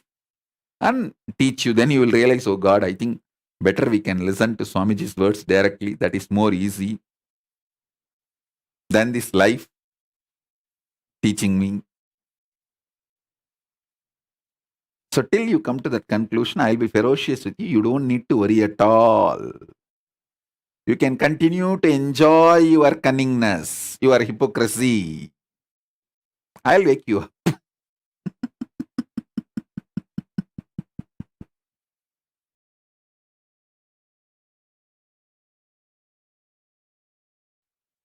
See, only thing you should not do is moving away from me. Other than that, anything is okay.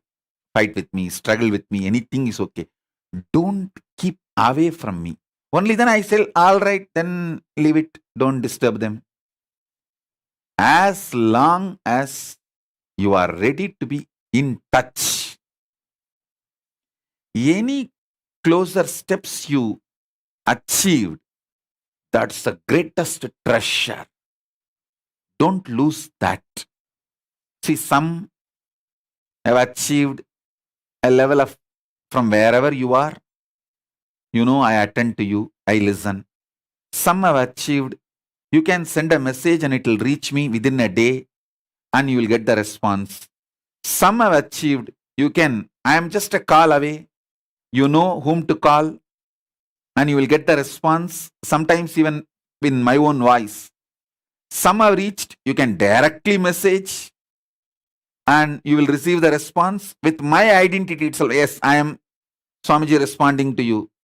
Some will get the response, no, Swamiji is busy. We will give the message to him and get his response to you. Any level of closeness you achieved, don't lose that. That's all. Nothing else need to be worried. Because I will not rest till you manifest Paramadvaita.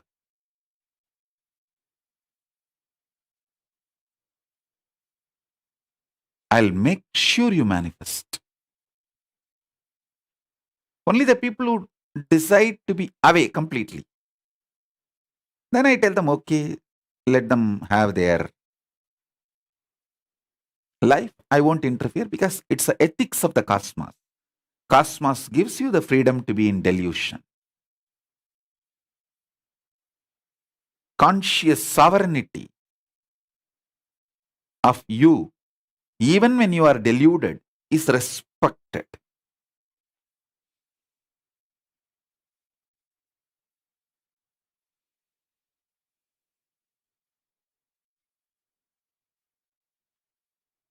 So understand, if you are in touch with me, if you are able to get your questions answered by me, instructed by me, then don't worry at all. All your struggles are mine. If you know, I remember you. Like how I remember today Sona Kamat and answered.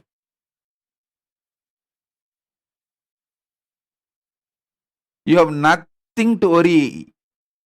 All your struggles are mine. So in the Priyal, you have nothing to worry. You will be dealt ferociously. Enjoy the ferociousness of life.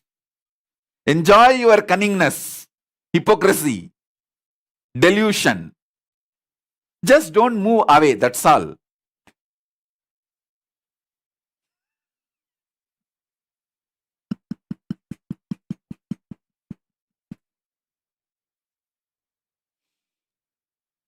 Other than moving away, anything is okay.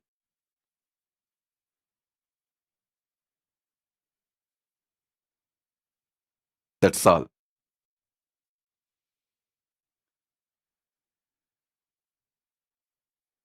Because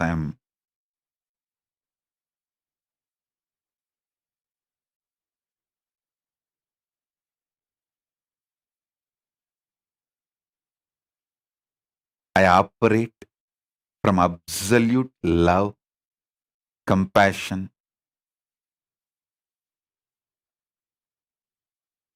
I'll do anything, I'll go to any extent to make you feel you are part of me when you want enlightenment, Paramadvaita from me.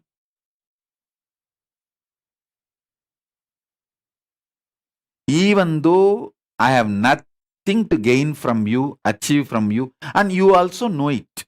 Many times, people feel that deeply. Oh, he doesn't need me. Yeah, that is the truth. What do you want me to do? I don't need you. I shower me on you, make you feel you are part of me because I want you to manifest Paramadvaita. Other than that, I have nothing to gain from you. I don't need you. People are deeply hurt when they know that I don't need them. But what to do? That's the reality. Because I don't need you only, I won't cheat you. I won't exploit you. I'll only shower me on you. And if you keep you away from me, then it's up to you. What can I do? That's the way the relationship with Paramashiva works.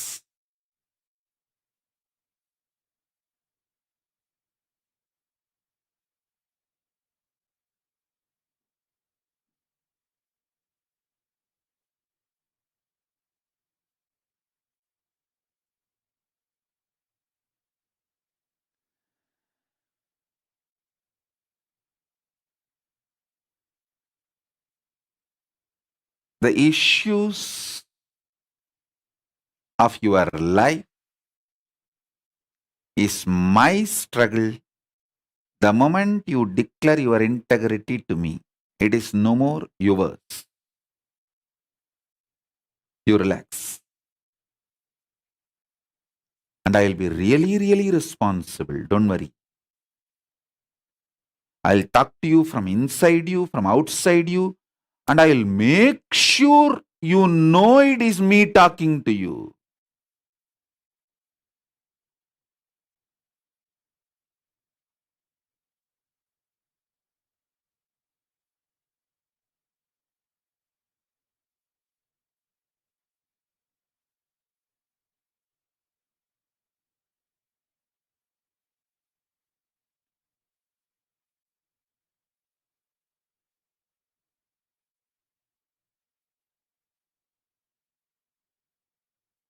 My message will be always loud and clear because I'm a loud mouth.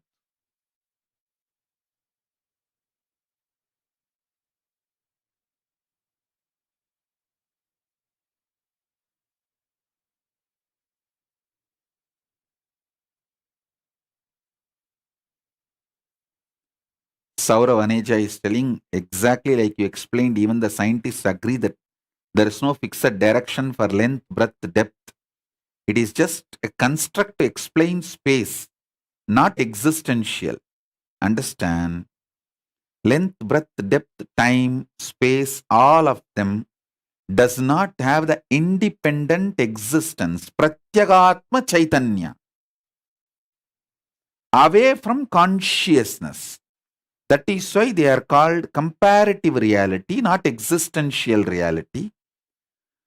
I am shifting your focus to the existential reality. So all the problems of comparative reality melts down and you have a vast inner space for manifesting life you wanted. Listen,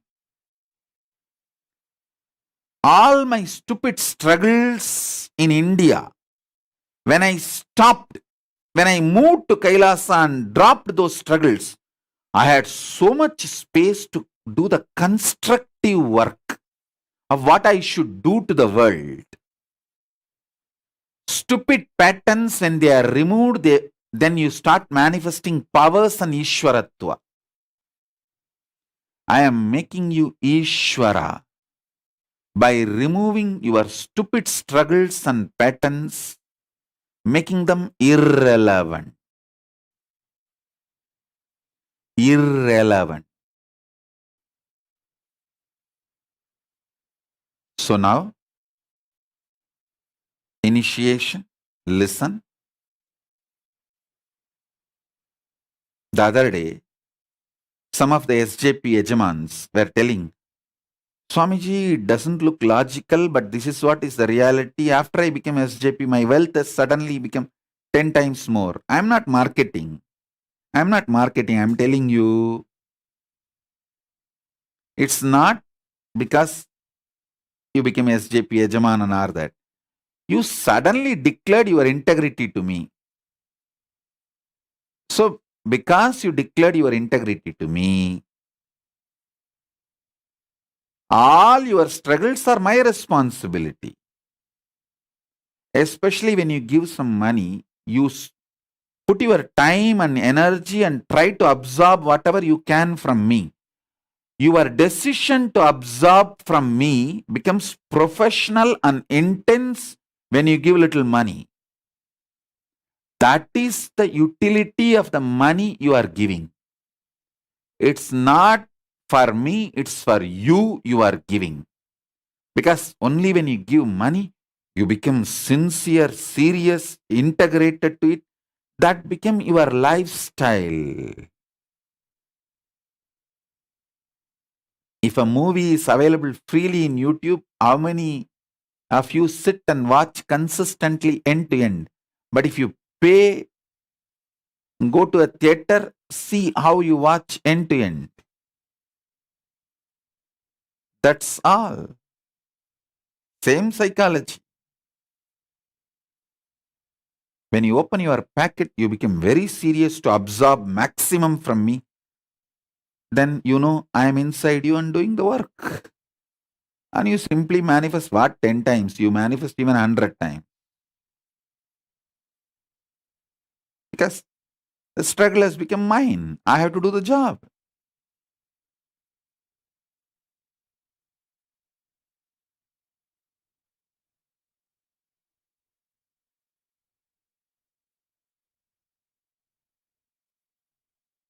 Sometimes people tell me, oh, Swamiji, when I bring my child to satsang, when I bring my kid to the satsang, kid sleeps, that is okay.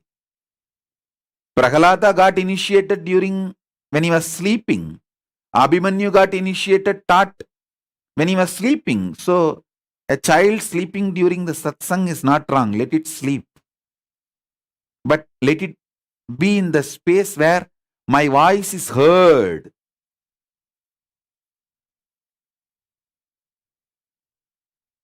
Prahalada learnt the whole Veda, Agama, Purana, Shastra and got initiated while he was sleeping inside mother's womb.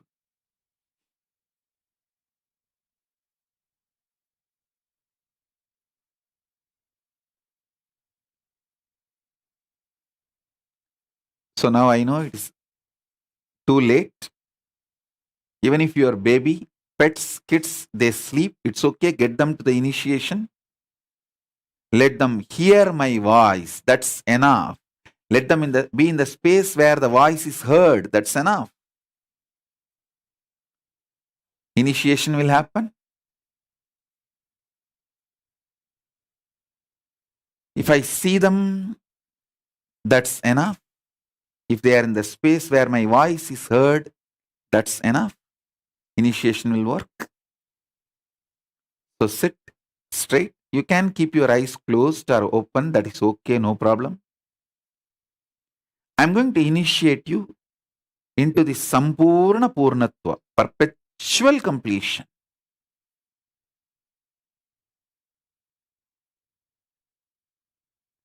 I'm just going to shift your consciousness, Pratyagatma Chaitanya, to the Nityatva, eternity.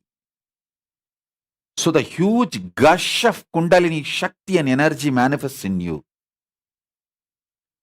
The Paramashiva's Paramadvaita manifests in you as Dakshinamurti.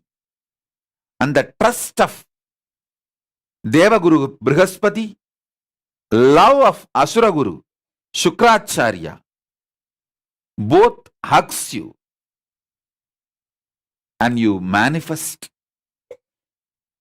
Sampurna Purnatva, perpetual completion, and that automatically manifests as love, trust, wealth, health, joy, so many things. The other day, Vedaswarupa has put a message. Swamiji, you give us gold, but tell us how to convert that into currency. Vedaswarupa, just by following the instructions I gave, how you achieved the ultimate health, your ability to handle your heart, you should know, especially NRIs, top, like a Monday blew up, they die in heart attack. Not only you don't have heart diseases, your heart is absolutely perfect and healthy. It is simply because of the trust. So understand, Guru Bhakti is the way the gold becomes currency. Cherish that, that is enough. Guru Bhakti is the answer for Vedaswarupa's question. He put a question the other day, how to convert the gold into currency. Guru Bhakti converts the gold into currency and continues to shower gold in your life.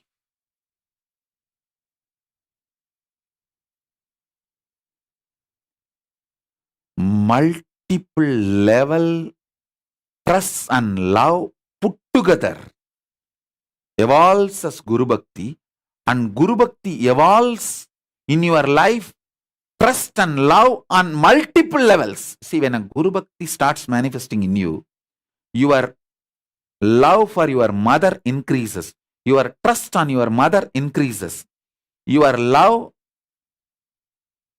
for your spouse increases, your trust on your spouse increases, your love for your team members increases, your trust on your team members increases, your love for your family increases, your love for your team increases, your trust for your family increases, your trust for your team increases. More and more healing starts happening. More and more completion starts happening. Even if you are struggling, know it, it is my struggle. The moment you declare your integrity to me,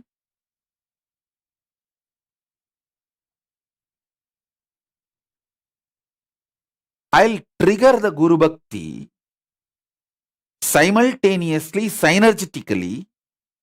And even if you are struggling, relax, it's my struggle. I will open it. I will clear it. I will never be stuck. I'll clear all the struggles. I'll give a breakthrough. I will be constantly breaking all the struggles and all the obstacles. It's my life. It's my job. So anybody who declares your integrity to me, don't worry about any struggle in any level. I'll go on be infusing energy and continuous breakthroughs in multi-level.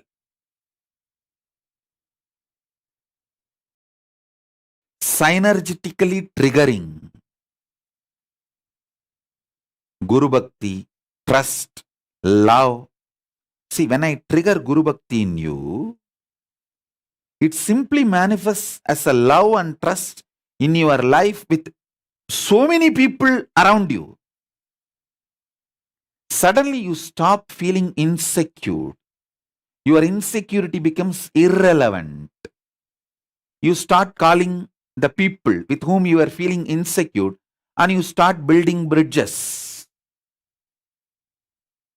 You start building relationships.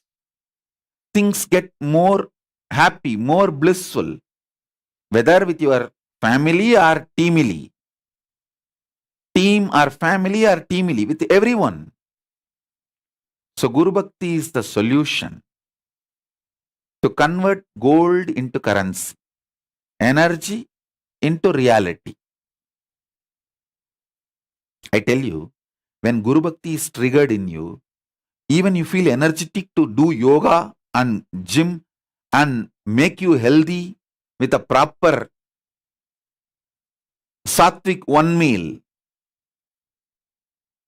See, I wanted to make this as a law of Kailasa. All Kailasians will eat only vegetarian one meal a day, a rich meal, vegetarian, one meal a day. Whether you are part of the Kailasa, see, I am not going to stop giving meal. In all Kailasa Adhinams, 3 meal will be available. I'll make it available. Leave this as a spiritual practice for you. Slowly evolve. This rule is only for the major, means after 18. Not the minors below 18. Minors below 18 have to eat because it's a compulsory as per the law of your land. But all adults, slowly align yourself to a rich, full meal per day. Because that will evolve a very powerful system.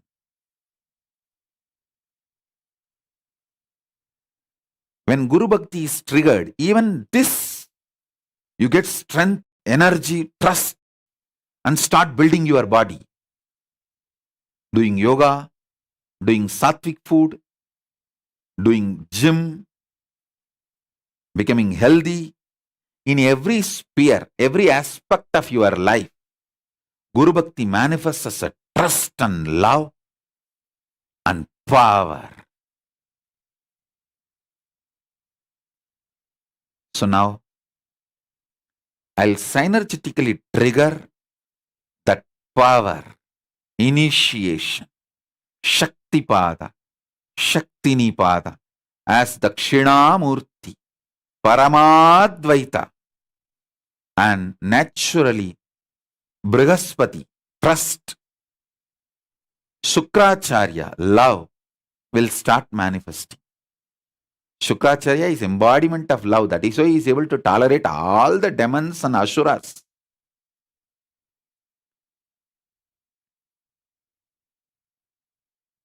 You guys are having wrong opinion about Shukracharya. Shukra is extreme love.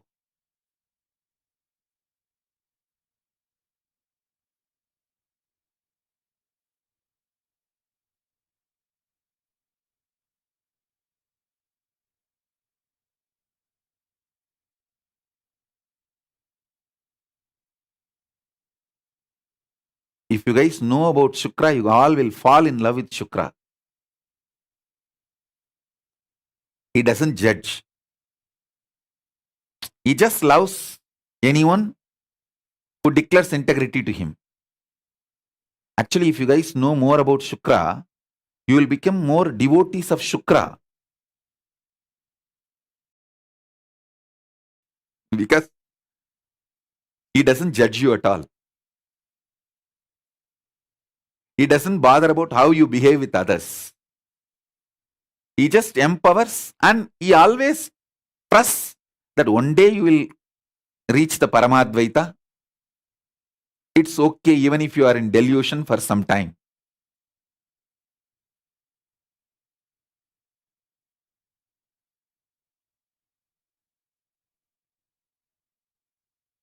Many times, people who have seen my Brihaspati dimension get angry when I show my Shukra dimension to somebody. Oh, why only that person is tolerated so much? I am questioned, trained, but that person is tolerated. Hey, he is enjoying my Shukra. You are enjoying my Brihaspati. Why are you fighting with him? Always these devas are jealous of asuras. Oh, we are so disciplined, so organized. We also get power by doing tapas. And these fellows, demons, are so unorganized, disorganized, but they also get powers by tapas. Hey, they are enjoying Shukra. Why are you so jealous of Shukra's people? It's okay.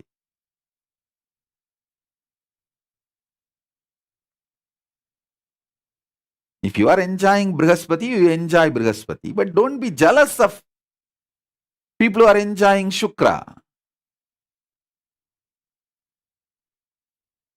So now I'll trigger all three: Dakshinamurti, Paramadvaita, Paramaguru, and Devaguru Brihaspati, trust. Asura-guru Shukra, love. All three. Come on, sit. You will all enjoy Sampurna Purnatva, perpetual completion.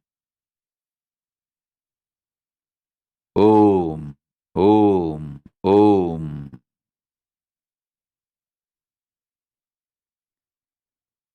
Om, Om, Om.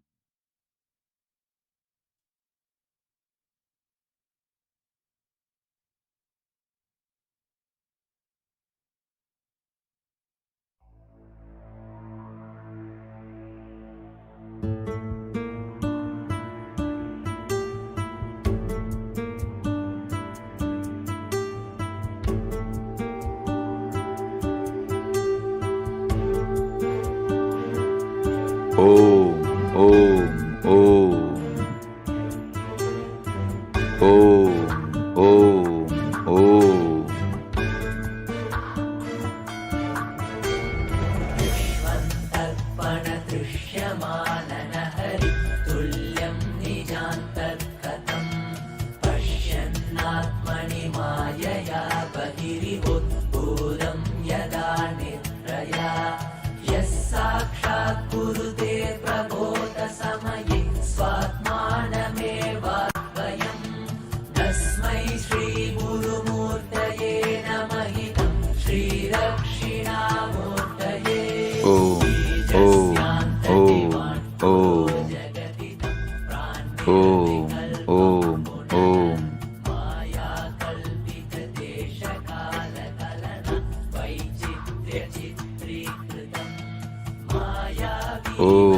Om, Om, Om. Om, Om, Om.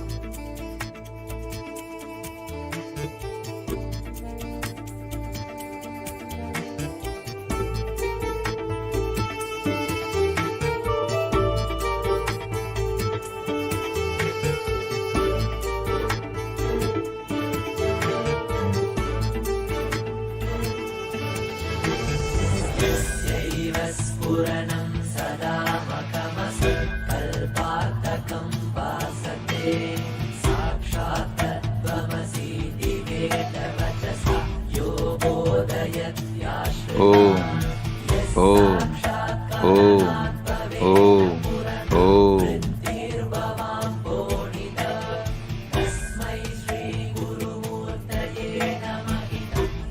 Om, Om, Om.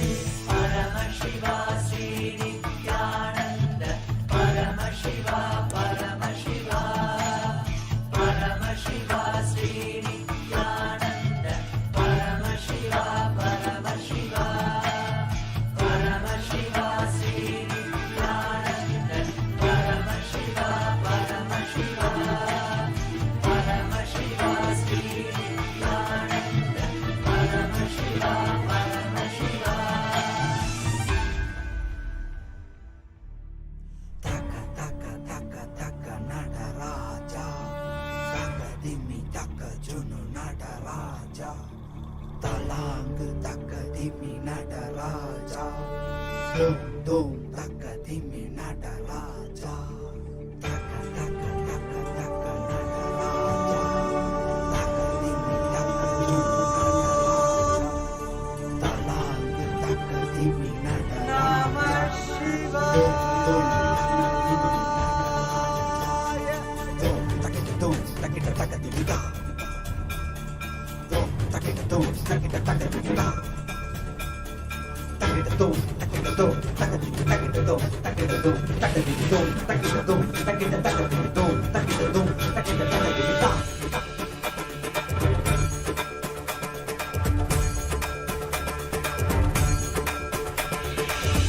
ஆடுகின்றான் அவன் கூத்தனாக திருபாதம் தூக்கி மறையோதுகின்றான் பிறை சூடி அந்தணரின் பாடலுக்கு தினம் ஆடுகின்றான் அவன் கூத்தனாக திருபாதம் தூக்கி மறையோதுகின்றான் பிறை சூடி அந்தணரின் பாடலுக்கு என்று இயலிசை நாடகமாய் முத்தமிழ் இயற்றிய நாயகனே தடதிமி தாளமொடு தில்லையில் ஆடிடும் தாண்டவனே இன்மைக்கும் ஈரேழு பிறவிக்கும் துயர் நீக்க விரைந்தோடி வருகின்ற யமயாலும் நடராஜா பயமாகி மயமாகி வலியாகி ஒளியாகி சித்தத்துள் முக்தி தர நித்யனாய் வந்தவா நமச்சிவாய வாழ்க வாழ்க நாதன் தாழ் வாழ்க வாழ்க இமை பொழுதும் என் நெஞ்சில் நீங்காதான் தாழ் வாழ்க நமசிவாய வாழ்க வாழ்க நாதன் தாழ் வாழ்க வாழ்க இமை பொழுதும் என் நெஞ்சில் நீங்காதான் தாழ் வாழ்க அண்டாண்டம் பிண்டாண்டம் அதிலாடிய கூத்தணி நாடலை பார்த்திடவே ஆண்டாண்டு காலமொடு மானிட கூட்டமும் ஏங்கியதே ஆடுகின்றான் ஒரு பாதம் தூக்கி அவன் கூத்தனாக மறையோதுகின்றான் பிறை சூடி அந்தணரின் பாடலுக்கு திரணனா திரணனா திரணா திரணா திரணனா திரணனா திரணா திரணா சரி சரி சரி சரி சரி சரி சரி சரி சரி பாபா நிச சனி பாபா பாபா நிச சனி சரி சரி சரி சரி சரி சரி சரி சரி பாபா நிச சனி Baba Baba நிச திரணா திரணா திரணா திரணா tajom takida takadimi tajom takida takadimi tajom takida takadimi tajom takida takadimi சிதம்பர திரு சபையில் நயமுடன் ஆடிடும் நர்த்தனனே உமையாம்பிகை நாயகனே உன்னை பாடிட வந்தேனே நால்வர் புகழ் பாடும் ஆடிய பாதத்தை நான் தொழ வேண்டும் அடியார்க்கும் அடியோனே அண்ட சராசரனே உடுக்கை ஒளிதனிலே இருமொழியை தந்திட்ட தாண்டவனே முதல் மொழி தமிழ் மொழியாய் மறுபுறம் வடமொழி உயிர் மொழியாய் மதி மாறாமல் மனம் போகாமல் விதி சேராமல் உன்னை பற்றிடுவேன் 64 கலை கட்டிடவே அருள் புரிந்திட எம் அம்பல தரசே அச்சை அல்ல நீ அச்சம் நீக்கவே அண்டம் வந்த என் அம்பலவாணனே நமச்சிவாய வாழ்க வாழ்க நாதன் தாழ் வாழ்க வாழ்க இமை பொழுதும் என் நெஞ்சில் நீங்காதான் தாழ் வாழ்க நமசிவாய வாழ்க வாழ்க நாதன் தாழ் வாழ்க வாழ்க இமை பொழுதும் என் நெஞ்சில் நீங்காதான் தாழ் வாழ்க ஆடுகின்றான் அவன் கூத்தனாக திருபாதம் தூக்கி மறையோதுகின்றான் பிறை சூடி அந்தணரின் பாடலுக்கு தினம் ஆடுகின்றான் ஒரு பாதம் தூக்கி அவன் கூத்தனாக மறையோதுகின்றான் பிறை சூடி அந்தணரின் பாடலுக்கு இயலிசை நாடகமாய் முத்தமிழ் இயற்றிய நாயகனே தடதிமி தாளமொடு தில்லையில் ஆடிடும் தாண்டவனே பயமாகி மயமாகி வலியாகி ஒளியாகி சித்தத்துள் முக்தி தர நித்யனாய் வந்தவா நமச்சிவாய வாழ்க வாழ்க நாதன் தாழ் வாழ்க வாழ்க இமை பொழுதும் என் நெஞ்சில் நீங்காதான் தாழ் வாழ்க நமச்சிவாய வாழ்க வாழ்க நாதன் தாழ் வாழ்க வாழ்க இமை பொழுதும் என் நெஞ்சில் நீங்காதான் தாழ் வாழ்க நமச்சிவாய வாழ்க வாழ்க வாழ்க இமை பொழுதும்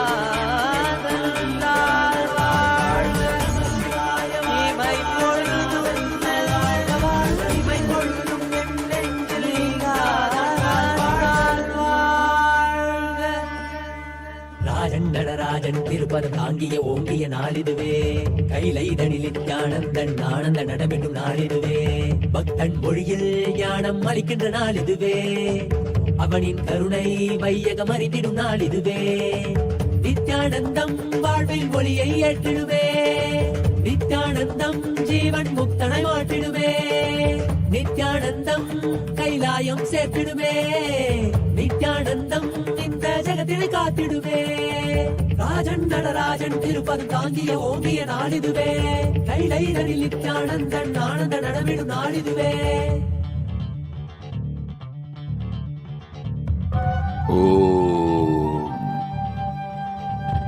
ஓம்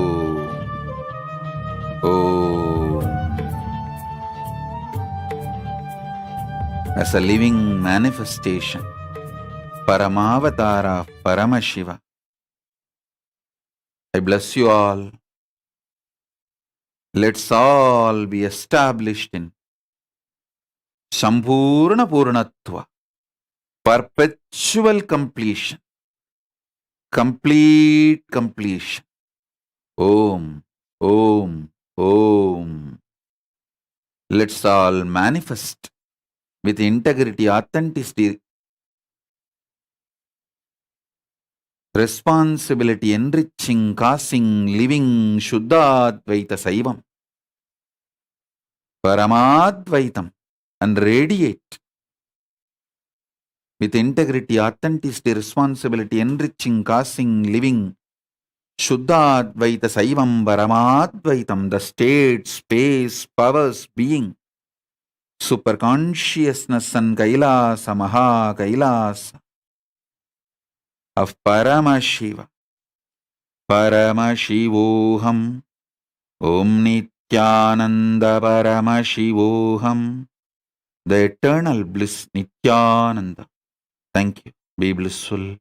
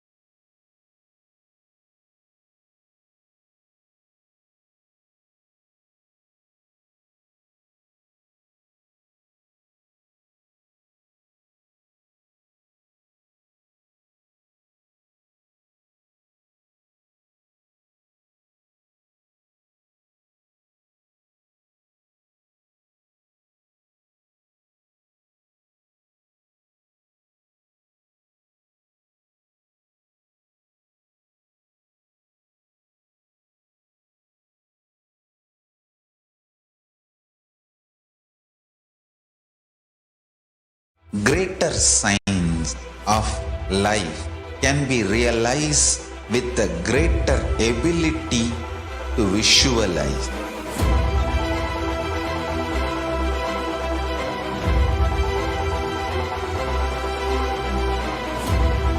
Greater science is the equivalent word for Hinduism.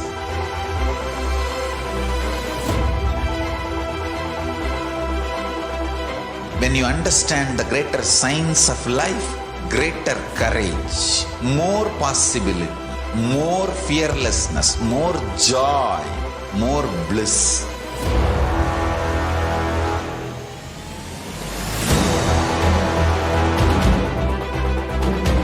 When you visualize Paramashiva with 25 heads, 75 eyes, 50 hands, your consciousness becomes ferocious, and that ability to visualize, you will get involved in everything deeply.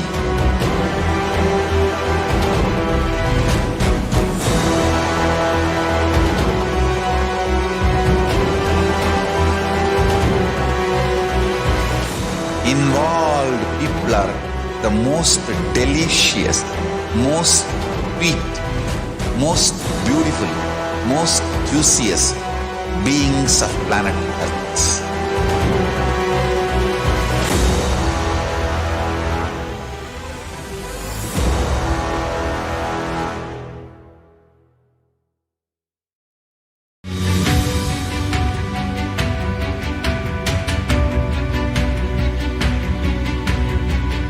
The moment you decide, your consciousness is the supreme identity you have.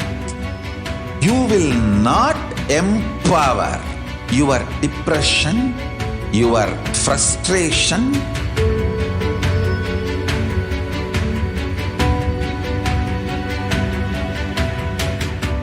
deal your problems, whether it is simple headache or depression or the worst suicidal patterns or life negativity, only through consciousness. Don't go for any other solution.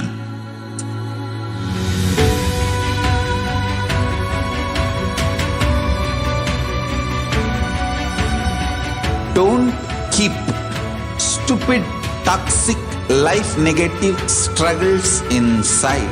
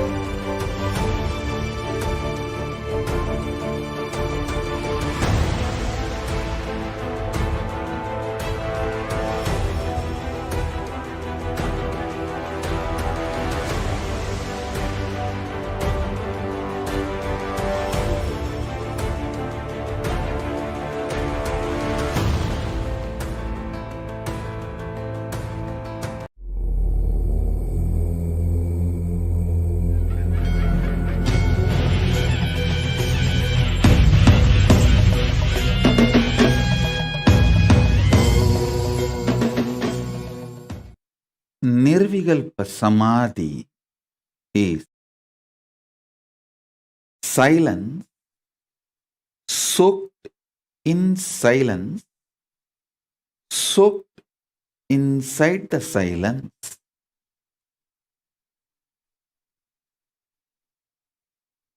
Shanti, soaked inside the Shanti, soaked inside the Shanti. Listen. I'll repeat. Nirvikalpa Samadhi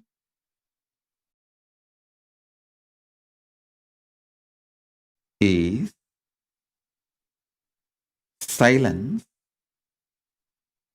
soaked inside the silence, soaked inside the silence.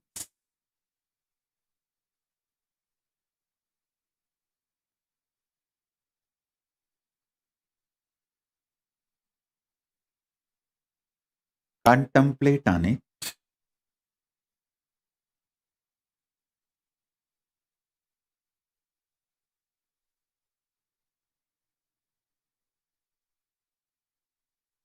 Contemplate on it.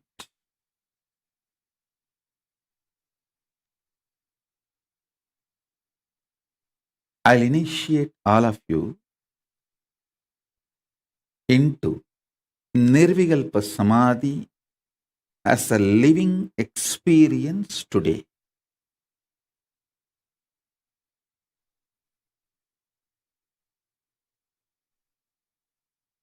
If you are a person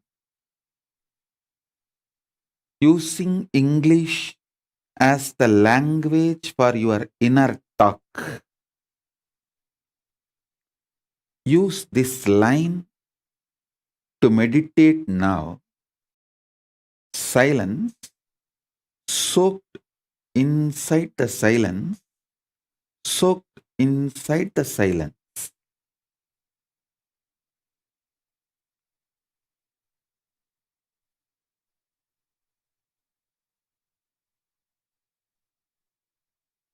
Understand? I'm going to fill you with intense, ferocious, powerful, living silence, not dead silence. Living silence. The silence I'm going to inject into your being will touch your Swadhisthana chakra, means it will just terrorize the patterns and fears in you. The fears and patterns will melt down like how the metals melt in the extreme heat.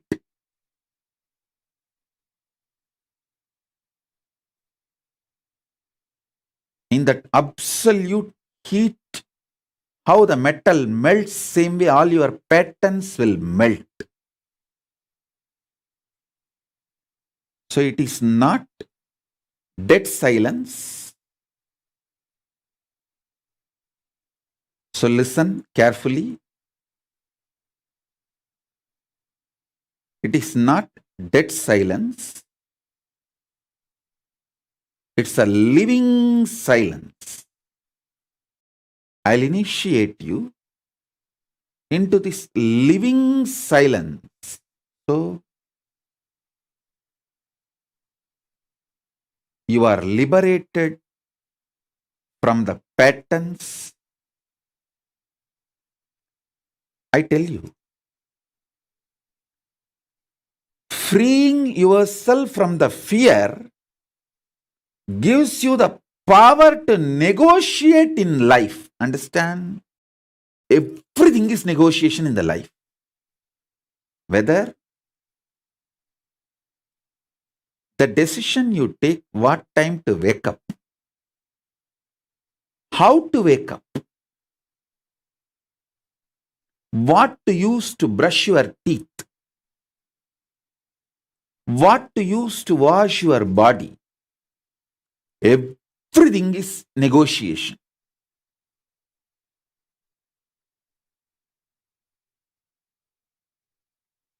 Whether you talk to yourself and convince yourself for some activity, or convince your spouse for something, convince your team, your boss, your subordinates, your assistants, everything is all about negotiation. It's all negotiation. All relationships are negotiation.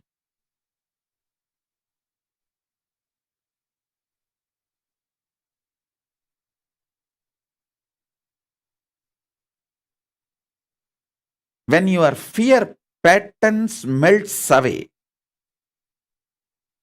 you will be so clear about the negotiation with the life. You will create such blissful, happy, powerful ambience around you.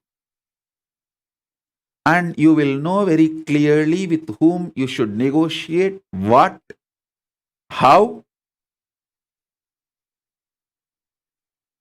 You will be the boss of your life if you master your fears and ability to negotiate. That's all. That's all is life. So with this infusing Nirvikalpa Samadhi in you,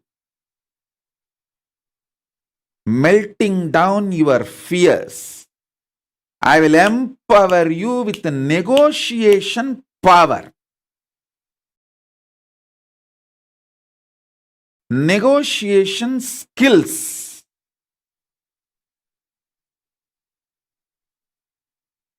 When you start negotiating in life, in business or personal relationships or with yourself, many times,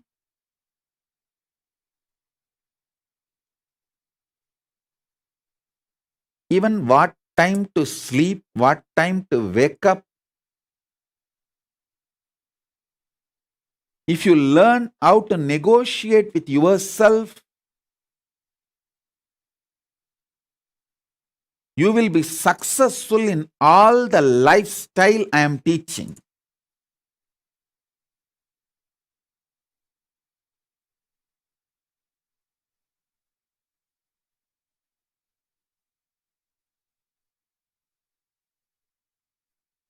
I'll continue the initiation into Nirvikalpa Samadhi.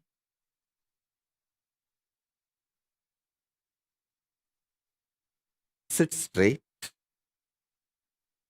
Remember this one line. Silence. Soaked in silence. Soaked in silence. Silence. Soaked in silence. Soaked in silence.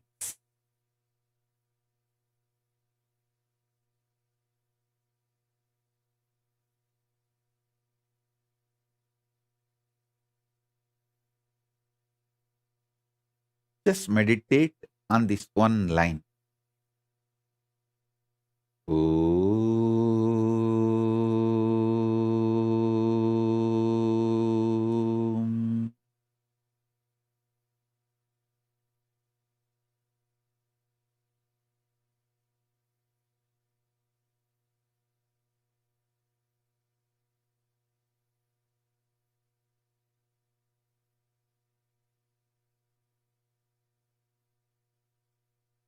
With the grace of Paramashiva, let unclutching Nirvikalpa Samadhi happen in every being here.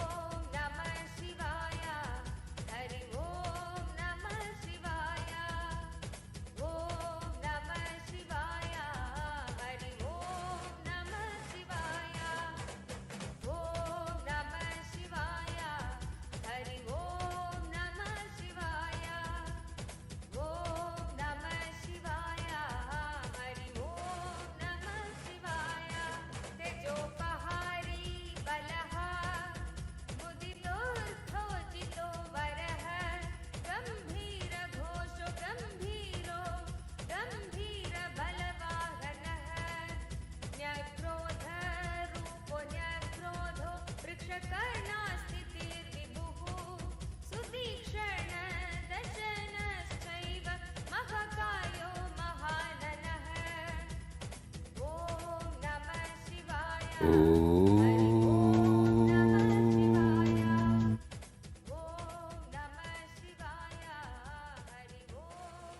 I bless you all to experience Nirvikalpa Samadhi in Nirantaratva, Nityatva. Om, Om, Om. With this, I bless you all. Let's all radiate with integrity, authenticity, responsibility, enriching cause, living Shuddha-Advaita Saivam Paramadvaitam. The state, space, powers, being, superconsciousness, and Kailasa, Maha Kailasa of Paramashiva. Paramashivoham. Om Nithyananda Paramashivoham.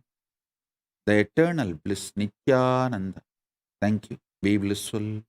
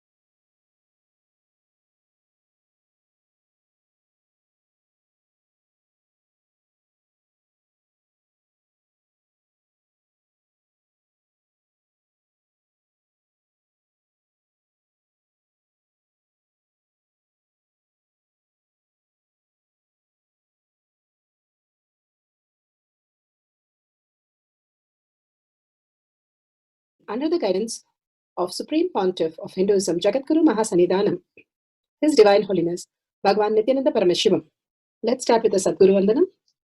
Nithyanandam Paramasukhanam Kevalam Jnanamurtim Dvandvatitam Gaganasadushnam Tattvamasya Lakshmyam Ekam Nityam Vimalamachalam Sarvadi Sakshi Bhutam Bhavatitam Trigunarahitam Sadgurum Tam Namami. Let's go through the disclaimers. Security measures. No photography, video, audio recording. Important cautions.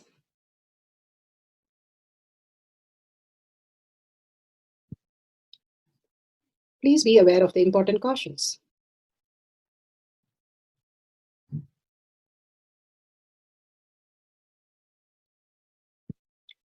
What is spa manifestation? Let's hear from Bhagavan himself explaining what is spa manifestation. All the 25 states of consciousness, when they happen in you, due to your chemicals and hormones, ups and downs, it is powerlessness. When it happens in you, out of your free will and consciousness, it is powerfulness. That's all. When you fall into sleep, it is powerlessness. When you enter into sleep, it is powerfulness. When you fall into dream, it is powerlessness. When you decide to dream, it is powerfulness. So I have added the ultimate powerfulness, Turiyatita, in your whole being and doing. Manifest all the powers. Understand, power manifestation is nothing but cognitive shift. It is not work. It is cognitive shift. Understand? It is just cognitive shift. It's not work. Work is a 4-letter word. Power manifestation is cognitive shift. Playing life. Playing with being alive. Static matter, dynamic activity, strategic existence. All these three has no boundary. You are one with it. You are alive in everything. Everything listens to you. Everything decides as you want. Power manifestation is cognitive shift, raising your frequency, not work.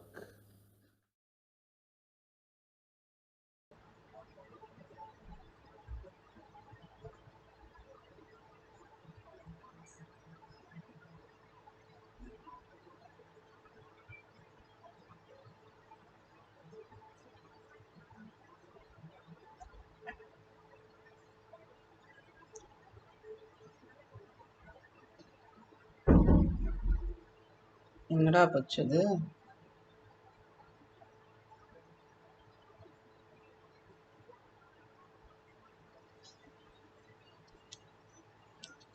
Beautifully, Bhagavan spoke on power manifestation.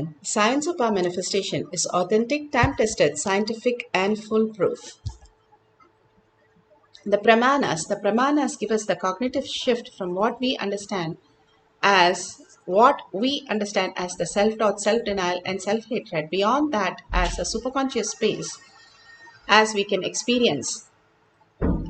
And the Shastra Pramana, the eternal, unchangeable truth revealed in the source scriptures, the authentic scriptures, Shrutris, the Veda Agama stands as a foundation for Hinduism.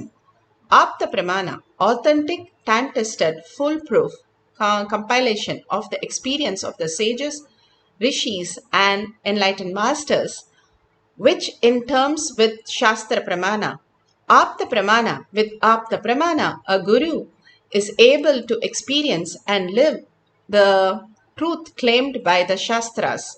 Shakshi Pramana, the manifestation and experience of the guru initiation in the disciple of a particular lineage which is demonstrated to the world. Pratyaksha Pramana, have the truth validated with a scientific study. What happens in our brain when we manifest powers every single day? What happens when we manifest the powers? The thoughtless space that happens, and the prefrontal cortex, the third eye, gets awakened. And more, the space, how we experience the reality, starts shifting as the perception starts shifting in us. Let's go to the Shastra Pramana for the power of Sarvanyatva. For the power of Sarvanyatva, it's taken from the Sarvanyatva Agama, verse 15.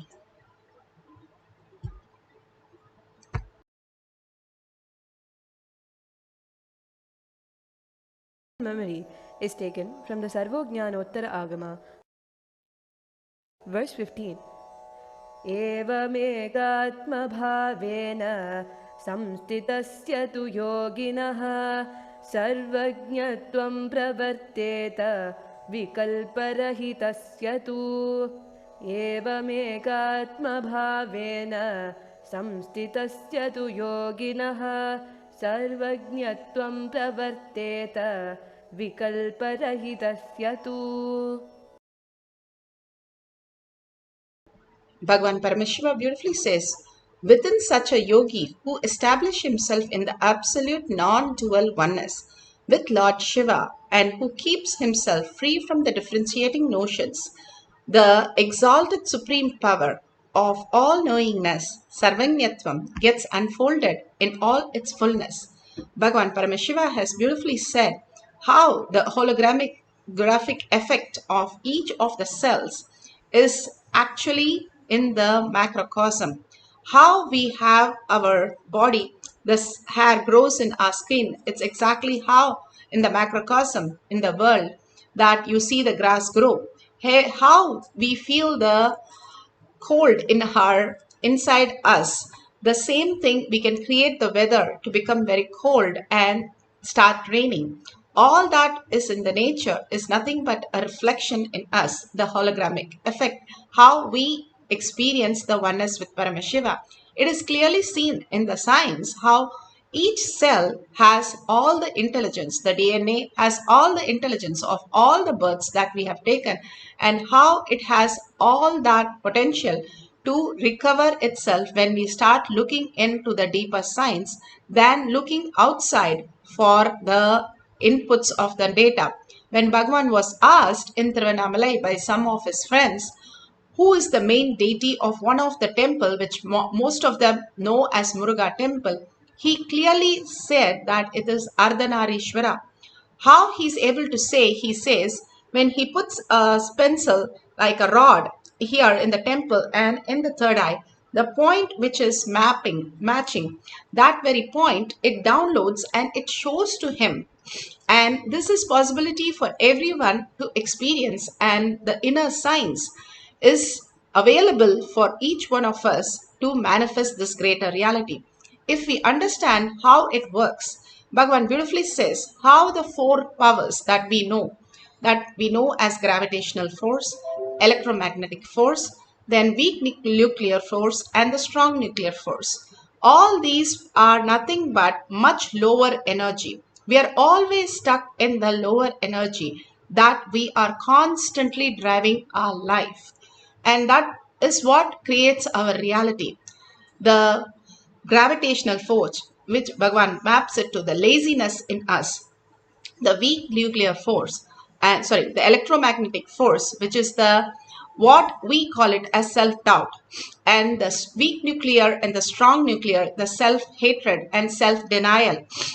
Our consciousness is much more powerful than all that. We are going through all this, that is correct, but we are not that. Even if you're going through the worst of the worst situation in your life, when you're in the deep sleep, you have no idea about it. So where it is disappear when we are in deep sleep, because it did not exist, it did not touch us at all, it does not hurt us, or it does not do anything less of the consciousness. Whether we manifest or not, whether we understand or not, we are consciousness, we are Paramashiva. Paramashiva is not some person. It is a principle, Bhagavan says, how we feel connected in a deeper space. If you're connected in deep love with somebody, you know how you feel. It is not some person. The love itself is an energy that you feel the feeling connection with that person. When you have the same love towards the higher reality, higher self of you, consciousness, you feel much more deeper, and it sucks you into the next dimensions, next possibility, the parallel universe, and you face yourself in different loka, experiencing different reality. But all this possibility is stuck by our differentiation notions, the ups and downs that we are going through. Constantly, we are experiencing the ups and downs because we give value to that. When we disconnect ourselves completely from what is happening, just by witnessing what is happening, yes, it is happening to us. We are responsible for it, but that is not us. It is like Bhagavan says, if you're going through something, the screen is full of all the, one day it is fire scene, one day it is the flood scene, but nothing touches the screen. The screen remains as screen. Same way, consciousness is pure you. You holding to that, I am consciousness, I am Paramashiva going through this, I am Paramashiva going through that. Somebody asked Bhagavan, you said you're Paramashiva, then why would Kalabhirava allow poison into your body and give you so much of trouble that you're going through? Bhagavan Paramashiva says, oh, I didn't know I was going through so much of chaos. I thought it is regeneration. Whatever the poison in my body has made my body so strong and become Kaya Kalpa, I thought it is good what is happening. He sees only as auspiciousness, even somebody is ready to kill him or something is happening. So, yes, he is protecting himself. That is the responsibility, but he does not fall into any thought that it could be something wrong happening in his life. There is nothing wrong happening at all. Bhagavan says there is no good or bad, no good people or bad people. They are only integrated to certain things and they behave in certain ways. If you understand everything is around you is Paramashiva, you are Paramashiva. If you understand you are Paramashiva, everything around you has to be Paramashiva, because Paramashiva is not a person. You experiencing gratitude, you experiencing peace, you experiencing bliss, and you're seeing the people around you experiencing that quality of you that you have raised to the higher self of you, not getting deluded by the all the impossibilities that is constantly sucking you inside. If you're not doing that, you are in the space of Paramashiva. You're waiting for all the gifts to be showered on you as reality. Bhagavan says he has brought lots of gifts for us to experience the reality. Now let's listen to the Apta Pramana. Apta Pramana, Valmiki Rishi, he was a criminal. He did all the crimes, he killed people, he did everything. And finally, Narada Muni comes to him and asks him whether his family could take the sins also, part from his sins, take part in the sins also. His family completely refused, and then he realized the real self, the root shock woke him up, and he said, "What should I do?" And Narada Muni actually gives him a mantra which is the opposite of the Rama. He said, "Mara, Mara, go and chant." And he did not question, why are you giving the mantra in the reverse way? He did not question his guru. He simply said, my guru knows what is the best and the easiest way to experience the ultimate. He surrendered all his thoughts at the guru's lotus feet, sat down and started chanting till the ant hill grew. And ant hill grew so much that one day he just broke open that and became Valmiki. Ant hill means Valmiki. So then from there, he was in such a peace and such a oneness with the nature. One day he was witnessing near his ashram beautiful two birds sitting and enjoying in the river. And one hunter just shot one of the bird and the other fell in misery. Such a space that he was in, he did not even know but a sloka, a curse that just happened to him as words, as Sanskrit sloka when he cursed. And seeing this, Brahma came down and said, "Oh, you are the right person. I bless you now to write the Ramayana, the first poem, the beautiful poem on Rama. You are chosen for that." And simply after that, Valmiki is said to write the whole Ramayana just by seeing the words that appeared. He was able to see the whole thing as reality, and then Rama comes down to enact the whole play. This is given in the Valmiki Ramayana book, Balakanda, chapter 3, verse 2 to 6. Beautifully, Bhagavan gives us the powerful cognition in the Atma Pramana, making us more and more in the space, understanding consciousness is real, Paramashiva is real. Feeling tries to include. As long as these movements are happening in you, what you perceive inside you and outside you is Jagat, changing. When this thought and emotion, which tries to include and conclude, merges, and that Shanti, silence prevails, you will understand whatever you perceived as Jagat also is nothing but Isha. I can say the whole Sanatana Hindu Dharma starts and ends in this first line.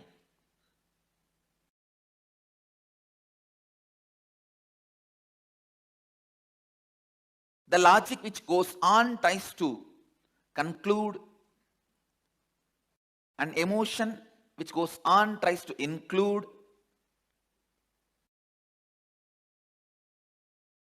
This both, when they are moving, when they have not completed with each other, when there is an incompletion, only when there is an incompletion there will be movement.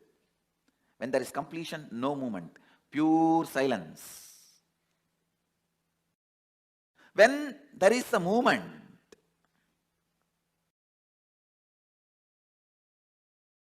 listen, when there is a movement,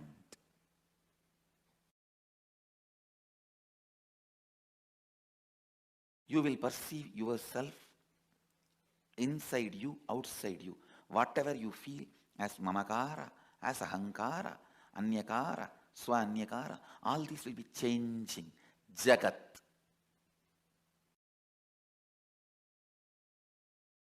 Listen, even when something is changing, it is Isha. Even when you think, when you perceive, it is changing, it is Isha. When you reach the silence of you, when inside there is no movement, there is no incompletions, there is only completion, you will perceive you inside, outside as Isha. Understand? when there is a change in you in the form of thinking or feeling, what you perceive and what you perceive inside and outside is called Jagat, universe, which is changing. And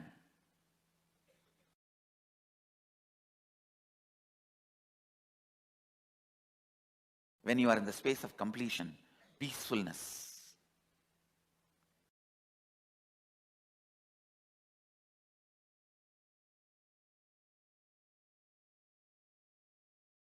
then what you perceive as you and everything else is God. Here, the Upanishadic rishis are declaring, Upanishads are declaring, I should not even use the word Upanishadic rishis are declaring, no, Upanishads are declaring. Dharma declares its authority by itself is Upanishads, without the help of any author or the authority of any author. Author not only brings authenticity, he brings authority also. Here, Dharma does not need authenticity or authority from anyone else. The person who lends authenticity naturally lends authority also. When he lends authenticity, he has authority. Upanishads does not need anybody to authenticate it. So nobody has authority over it. That is why Apaurusha, no author. It is declaring its own grandeur and beauty by its own existence. Please understand. Now what I am revealing is layer by layer Akashic records about this one verse.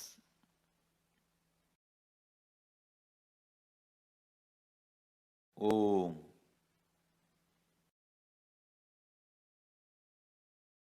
If I have to expand on this.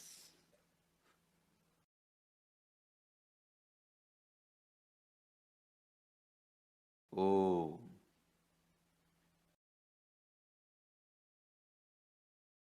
The sound of whatever is, the vibration of whatever is still vibrating, vibration of whatever is still vibrant. Om.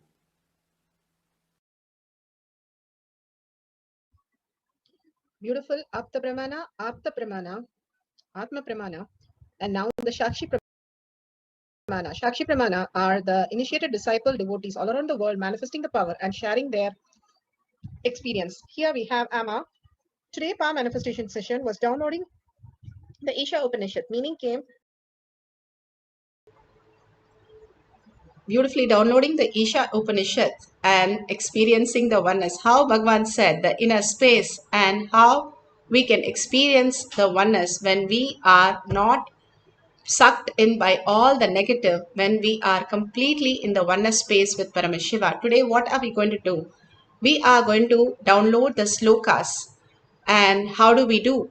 Either you can ask your partner to give you a sloka which you don't know. For example, you can ask them to give you Shiva Gayatri sloka, and you can download that and Google that and find that. Or you can write down a sloka that just appears in front of you. Write the meaning of that and Google it and find out what is that Paramashiva has given you as the gift from Paramashiva today, KAILASA today. All that are our gifts that we receive every day. Only thing, we are not ready. When we are ready, it happens fully. The same thing in the outer world. The more and more we are in the space of oneness with Paramashiva, we start understanding the greater science, how it gets downloaded. All that we need to do is, Bhagavan says, it's very simple. How you get up and go and get some coffee. That is all it is. You command and it simply happens. How you command your hand to move, it's same thing. Power manifestation is nothing extraordinary. Only that we have to do is let Paramashiva function the next gear, next possibilities, next dimensions. We are trying to do everything ourselves is where we get stuck. When we dissolve ourselves at the lotus feet, we raise in the higher space where Paramashiva starts downloading, learning that science is power manifestation. That is the tapas. Now, you can put away everything once you have set up everything and sit straight with the head, neck and spine in a straight line. Bring Paramashiva to the listening to the third eye, the initiation, the darshans, and such a powerful vibration that he has created for you to experience the higher reality. So absolute unclutching from anything that you know as the outer world.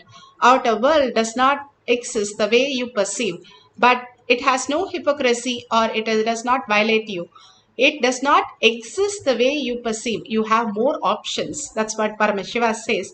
When you let go the differentiating notions, you have more options to create the wealth, auspiciousness, abundance, bliss, everything you attract towards you when you understand Paramashiva is real, and just surrendering to Paramashiva at his lotus feet and deeply holding the powerful space, not powerless space, not begging in front of him. Prayer is not begging him. He says prayer is you becoming one with him, experiencing the joy, and you know that he is there for you. Holding that powerful space and manifesting your life. Holding in everything powerful space, he is there for you and he is manifesting as reality for you. Holding that and chanting the Mahavakya in deep love and deep gratitude, just surrendering and just getting absorbed by him into the oneness space, the sweetest space that you experience when you sit for his darshan or when he calls out your name, how you feel. Hold that space continuously. Just be in the space of bliss with Paramashiva. He is real. Whatever he does to you, he is real. He cannot disappear. He is the one who's manifesting. You're listening, you're hearing. So he is more real. He is more listening. Only thing, we are not listening back from him. For that to happen, remove all that unclutch from everything so that you remove all the noise so you can hear him very beautifully inside your heart, and you can write down all the details, whatever he shows you into reality, and whatever comes as reality you can share at the end of the session. Now let's entangle with Bhagwan in the oneness space. He is already in the quantum, all the oneness capsule. He is in the quantum space. Now when you vibrate in the same space as him, when you chant the Mahavakya with the deep listening, you start manifesting the Nirvikalpa Samadhi and you go into the inner space. Absolutely, you go inner and inner. You don't find anything to have thoughts on. You just reside there as Paramashiva. You start experiencing the deeper you and you start experiencing Paramashiva as reality. Now let's hold that for a few minutes, all of us collectively, collective integrity, and start chanting the Mahavakya deeply from our navel center and listening to the chanting that we are chanting along with the what we are experiencing from the computer. We chant deeply, continuously with a continuous listening, and whatever appears, start writing down, and whatever Sarvajñatva happens in you, we can verify at the end of the session. Let's start chanting the Mahavakya intensely. Om Nithyananda Paramashivoham. Om Nithyananda Paramashivoham.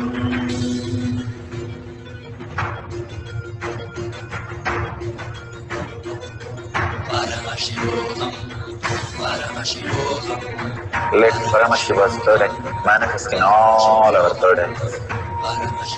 Let the Amrita pour, let the Varni open up, manifest in all of us.